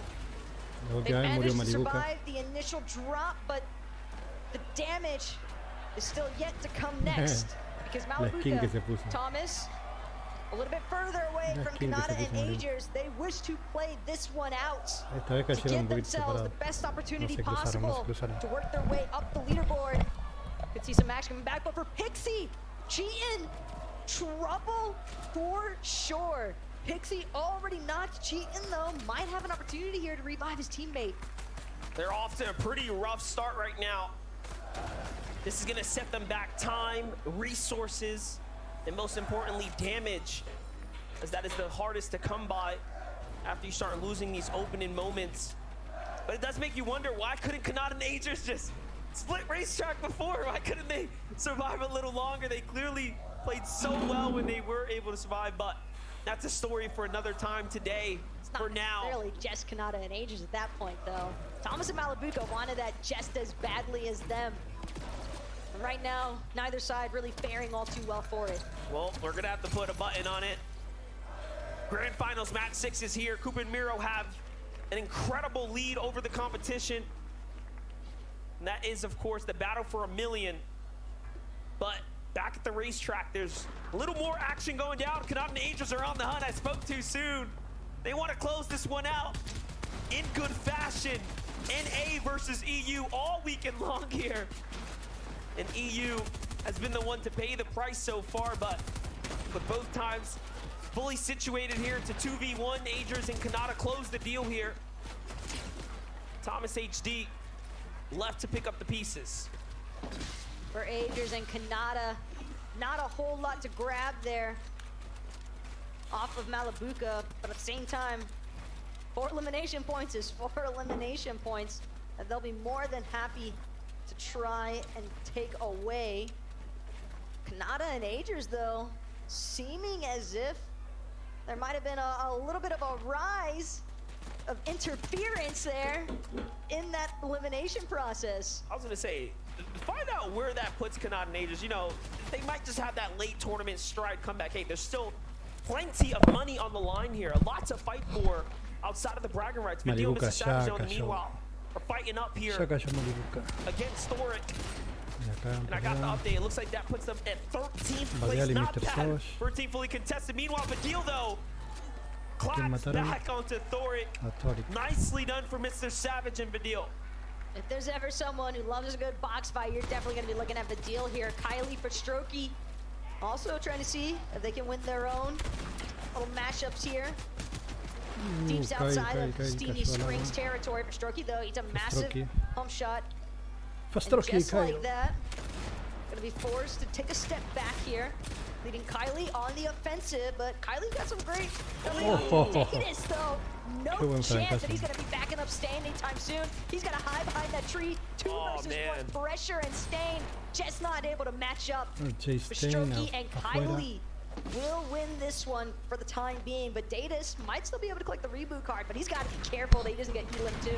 Just doesn't get better than that when your team is hitting you shots like that. The backup can't even come in to support you. Axe Horse and Robob. Robob had the run of his life last game, really turning up. And this was the same story. It's all early game fights. They didn't find much. They were hurt, but no! Sniped from behind! And Axe Force is gonna pay the price too as Sherry takes the elimination. It's Paper and Muzz here. They know this team had to be hurt because Robob had full advantage before that happened. And Paper is devastating with that sniper, but Breacher Shotgun's gonna let him open up any door he pleases. They find Gyros, big tags there, not a finish, but he's hurt. Absolute miracle that Gyros did not go down in the process there though, but Muzz, Paper, they are relentless with this charge. Sherry doing everything he can to try and create some distance, but just look at how far apart the split is now. Gyros left to fend for himself. Paper, Muzz now have their choice of pickings. Seems as though they're gonna divert their attention to Gyros for the time being. Paper though, recognizing the fact, another interference play, this time coming out of Nutty, just outside of Shady Springs, and I can't believe this right now. Just the fact that Gyros and Sherry nearly managed to escape. This is savage of a deal. Close the deal. Close the books. Savage. On Bolt's run here, back to the tournament lobby he goes. That's gonna be it for his grand finals run. And for every team that falls now, for every team Última that partida, closes muchachos, their casi chapter define here at the todo. Global Championships, you have to ¿Quién respect se them lleva for el making it milloncito this de far. dólares? Your 50 ¿Quién es? best Porque duos across the Acá está Mero y entire Cooper. world competing against one another here today, giving us the show. Of course, here in person and online. What a celebratory moment here for this $4 million land. And just look at Cooper boxed ahora, up so high right Cooper y now. Mero Rumble están Ruins, primeros. just in the center of this Pixie current lleva zone. Granted, the zone Jetting obviously están very segundo. large for the Brix time y being, but Chups still, terceros, Cooper Kami y Tundra definitely cuarto, trying to Wake just Up y be Pinku as attentive as va possible to 195. see where he might be able to secure some good surge tag damage from, because you have to remember, this team, they've been uncontested all day so far, and yet have seemingly not struggled all that much as far as their surge strategy is concerned. So they're definitely making up for the damage elsewhere. And we've seen multiple instances of them doing an excellent job while they're tarping, finding those eliminations in the process. You know, Queasy though, here at Steamy Springs, they've got a Pink and Vico smashed in between them. But Queasy and Eno, they want to take their time here. Don't want to panic by any means. Not looking good right now for Pink though as he loses all his shield. Look how quickly Vino is coming in to constrict. No, he's gonna back up. Respects the push, doesn't have Queasy here quite to back him up, so something comes out. Something must have been a little fishy in the air, so not worth it. The damage is welcomed here, undoubtedly. The zone now continues to move on. Now we jump back to Pixie and Cheatin'. So they have survived, they have gotten back up. Don't want to say against all odds necessarily. Think that that initial strat was because of the fact that Pixie might have been picked off in the air off the initial drop. But Cheatin' and Pixie, they still need to ensure that they have a much easier time as far as their rotational positioning is concerned, because that's definitely something that they encountered a lot of difficulties with in the last match. Huga and Threats able to put a halt to their attempts to overtake first place last game, and here they're still within reach, but it's only getting that much further away because Cooper and Miro, they are not taking any risk that they don't need to. As long as Cooper and Miro stand, the chances for others are not possible. So for now, they are truly the final boss here.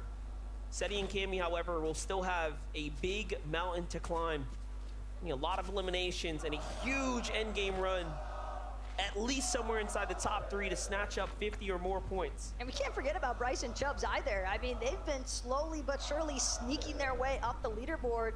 Started off outside of the top 10, then all of a sudden they're top 5 now. In that top 3, threatening for top 2 position. You have to remember, it is tens of thousands of dollars differences that we are talking about here. So for so many of these players, just on the cusp inside of these top 5 ranges, Cammy, Seti, trying to ensure that Yumi and Source can't intervene with their plans here at the Frenzy Field, but Cammy gonna look to reorient on his positioning. Sees the snipe attempt coming out from Source, quick on the edits as well. Not gonna let himself fall victim to that one just yet. Quick response there to the sniper glint. Here's Chubbs and Bryce. This is exactly what they've done all day long. Continue to find fights in the shady stilts, find fights north, and find success while doing it. This time to the potential Giannis, who's in front. Sniper's in hand. Bryce showing us what he's got. Doesn't quite land that, but the tags on the follow-up are very good. Meanwhile, Flixie finds a quick knock onto Kanata, so there's trouble in paradise all around us right now, unfolding here for the last game. For Pixie and Cheatin', let's get a little update real quick on them. They're doing just fine inside their home territory, but it's time to move. They can't stay here for much longer. The zone's already telling them they gotta go. Could be difficult to get across these icy islets as well. But Pixie and Cheatin' definitely gonna use a couple of these slap splashes, not only for the slap effect, but obviously just to regenerate some of that HP that they need. We've seen how efficiently some of these other teams can be as far as those 3, 2, 1 countdowns are concerned, and it doesn't matter if you started off with 200, you might just end up with nothing in the process here. Clement nearly proving a point. Wow. When I was just speaking of, because Pixie now forced to expend some more resources just to replenish some of his shields, and Clement still trying to see just how aggressively he can try to lock out Pixie on this rotation. Not making it easy by any means right there. Definitely gonna cost them a fair amount. Bila and Peterbot still standing in the distance. Cold and Acorn up as well. Seti, Cammy, Snazy, Podesai, all in the conversation here. For Cold and Acorn right now, I like where they're at. Just in 7th place here, so real chances to jump up and earn hundreds of thousands of more. Any team inside the top 10, if you take a win, you're getting paid, son. Almost got a little scared for Acorn there on how high up he just went. But Acorn's not the one in trouble right now. It's Vasquez, 10, attempting to take out Misha and Teeny, but Teeny from the bottom, chopping out Vasquez in the process. And that's gonna be an easy double elimination there from Misha and Teeny. More than happy to collect those points. They've been a menacing duo for sure all day long, and just continue playing spoiler for so many of these other teams in the lobby. Every game we see them taking down different teams of varying degree and skill level. Mino goes for some shots there, ends up trading a few. Same for them, continue to rotate deep into the south side and then swing around on these western zones. So the strategy hasn't really changed much. In no way Teeny gets another game where the Rift Island is next to them. They're just continuing to fight for it. They might have the best 3-game tournament run, at least for teams that were down at the bottom trying to come back. They haven't quite the comeback so far. They're definitely attempting it, and so far, so good as far as this capture point is concerned, but you can definitely see a couple of neighbors starting to work their way into the Rift Island. Teeny and Misha, though, they're just looking to secure this capture point as quickly as possible. Again, 15 points that they could potentially acquire here on top of all the goodies that come with the capture point. They were in 35th place coming into this game. If they secure this, they jump up into 29. Se llenó de gente and think ahí, about ya. before this, Empezaron a they caer. were so much further down, one of the last placing teams, and all of a sudden now, they're at 4 eliminations in a Rift Island with 15 points secured potentially to be theirs now. Just really fighting their way back into this tournament here. Look, I know that the business turret is primarily used just to get an idea of where your opposition might be at. But it seemed as though iDrop and Mappy had no idea that business started to even been placed in the first place. Well executed mission there from Misha and Teeny to secure a Rift Island for the time being. Capture point does seem as if it's going to go their way. We'll have to check back in on that a little bit later on. But Fixie, Cheatin continue trying to keep that threatening position here for first place. As long as Fixie and Cheatin are out, Cooper and Miro cannot count themselves as our global champions anytime soon. Nope. But Cheatin has to be careful. True Lex and Chicha were the same team that did finish their last tournament run, so do have to be careful. Cooper and Miro, however, do have the Rumble Ruins, continue to be the safe zone for now, so a lot of time to work with here. Metal struggling as they don't really find much here, but otherwise, so long as they've gotten their tags, they should be just fine.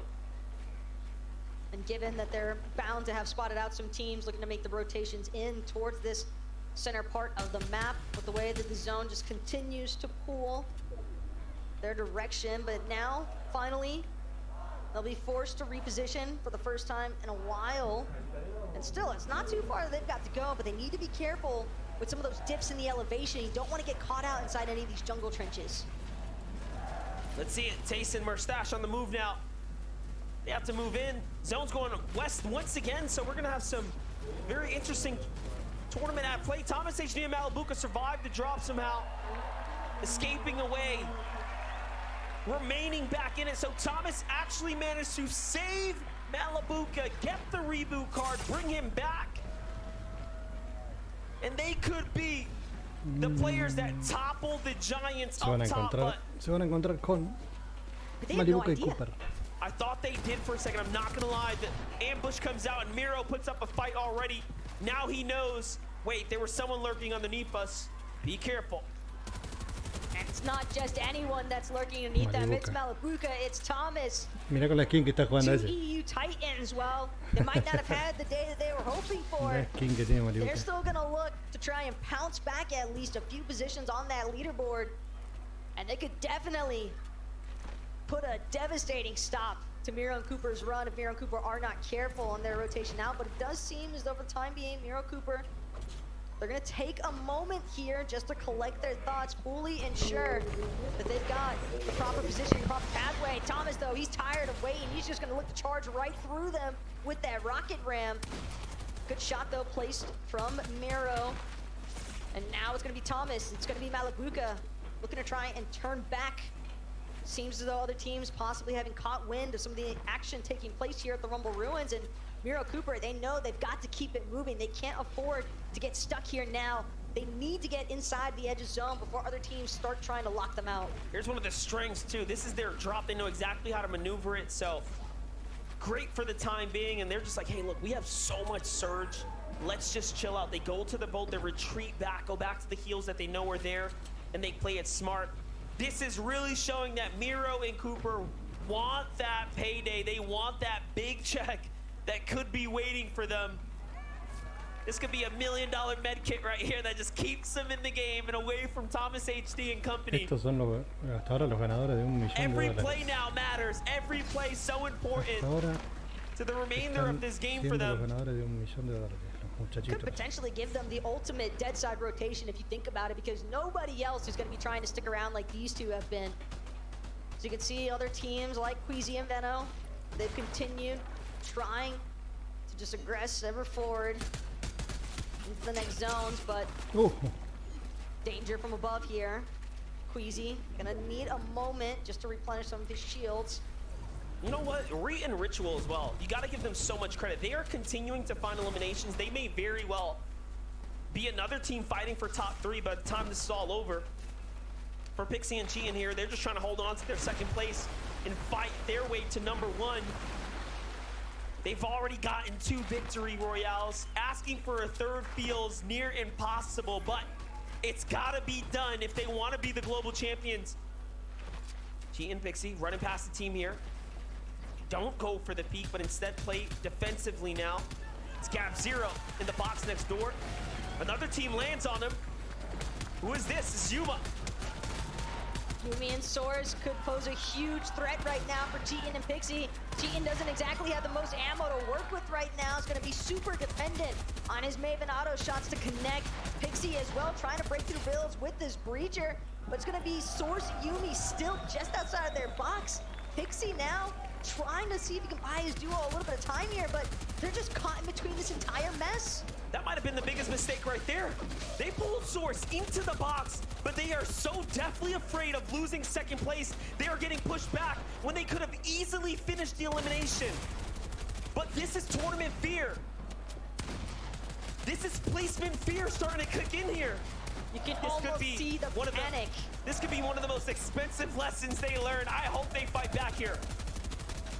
It is just crazy right now how hesitant Pixie and Cheatin are, and the hesitation is finally going to cost them. Cheatin has been knocked in the process. Pixie picking up his teammate now, hoping nobody realizing that he's just below, but he realizes now he's gonna have to forfeit it. Tries to wrap around now to UB and Source.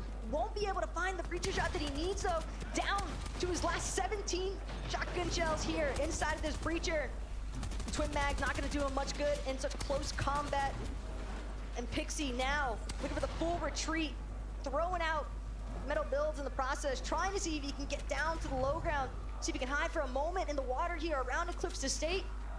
But he might just be open season for the rest of the lobby as Pixie now, in a moment of desperation, continues trying to build for his life. Hide from this rock, hoping that the chest can give him something, anything to work with. He needs builds from that. That's all he's trying to get at this point.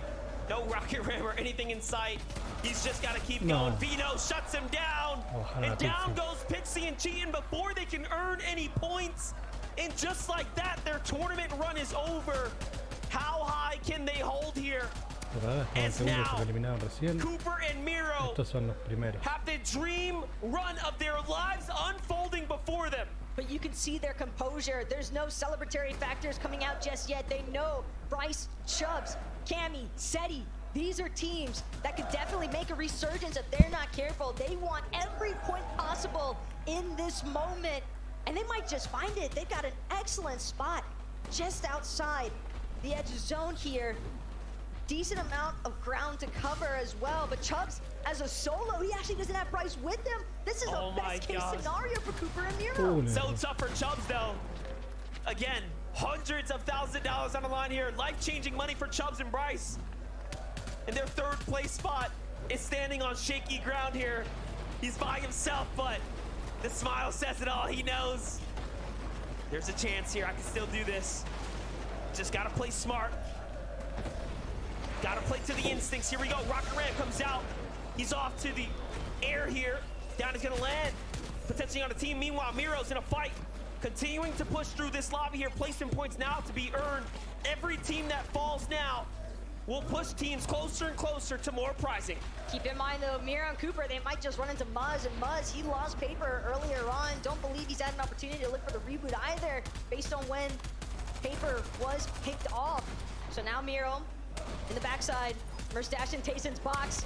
He could go massive here. He wants to find the shot to connect. Both teams gonna get dropped another layer here. Inside the box though, gonna be Tayson first to fall. Cooper and Miro just continue to grow the count. 324 points currently on the leaderboard. And Cooper, despite having been knocked, Miro's still going. No way, but he finds Kylie there too with a huge finish. And his teammate gets finished off now too. Shot from the side here. He has no more builds. He needs this refresh. If not, it's over. And down he goes. There is still a runway in front of Cammy and Seti. If they can get over 10 eliminations and win this game, that will be a 100-point run. So it's not over yet. Chubbs falls too. Down goes Bryce. Down goes Chubbs. It's all or nothing. Copenhagen, hold your breath. Let's see how far Cammy and Seti can go. Will you put your money on it? Is the question. Hard to ever count Cammy and Seti out, but when they need still another 9 eliminations, they've got to find the players first. Cammy gonna rocket ram forward.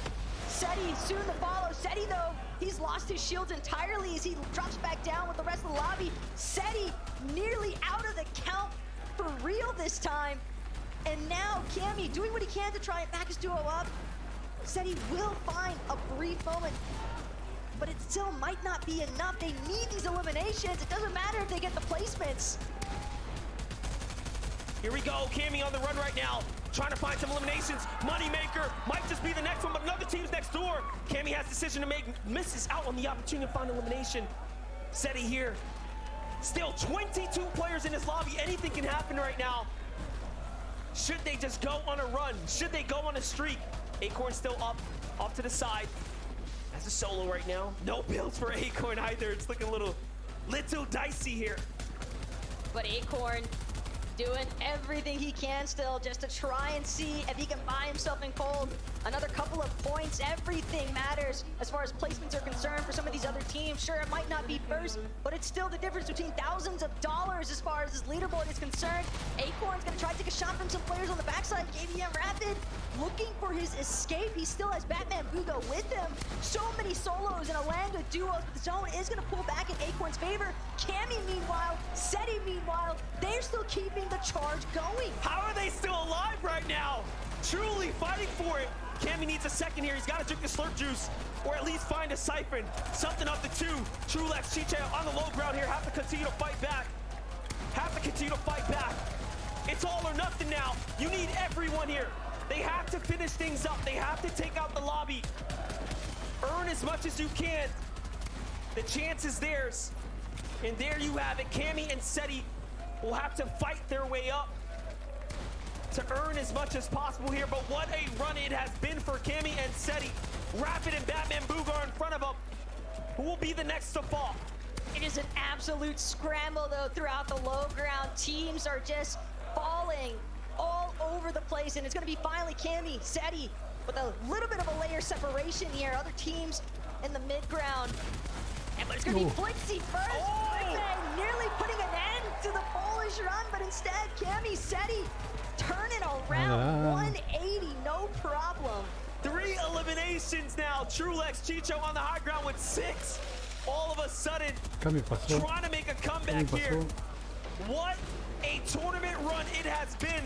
You gotta have nothing but appreciation and support for Cammy and SETI, who are fighting for it and keeping it interesting. Oh my gosh, 4 HP, down goes Chicho. Cammy will not give this up without a fight.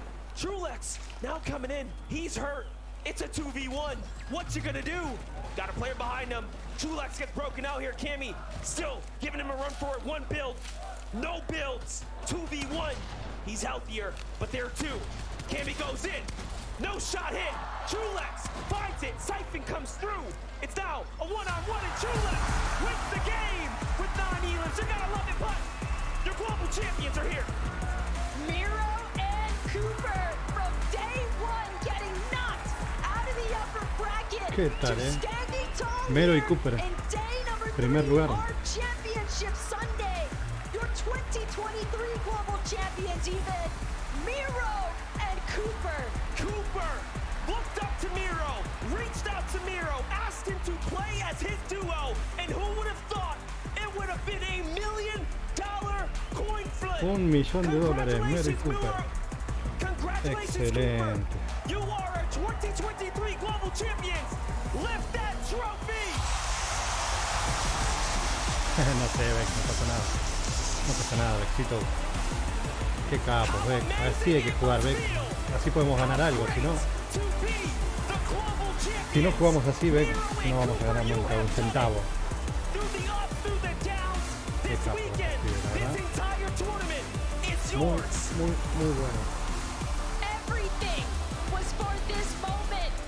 Cooper, it's your first time here in Copenhagen, but you have certainly left your mark on everyone in this building. Your first ever land, and you are a global champion.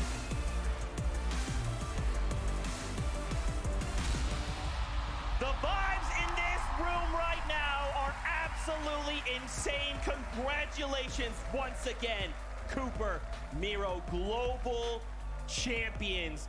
They hit the ground running. A second place, a 5th place.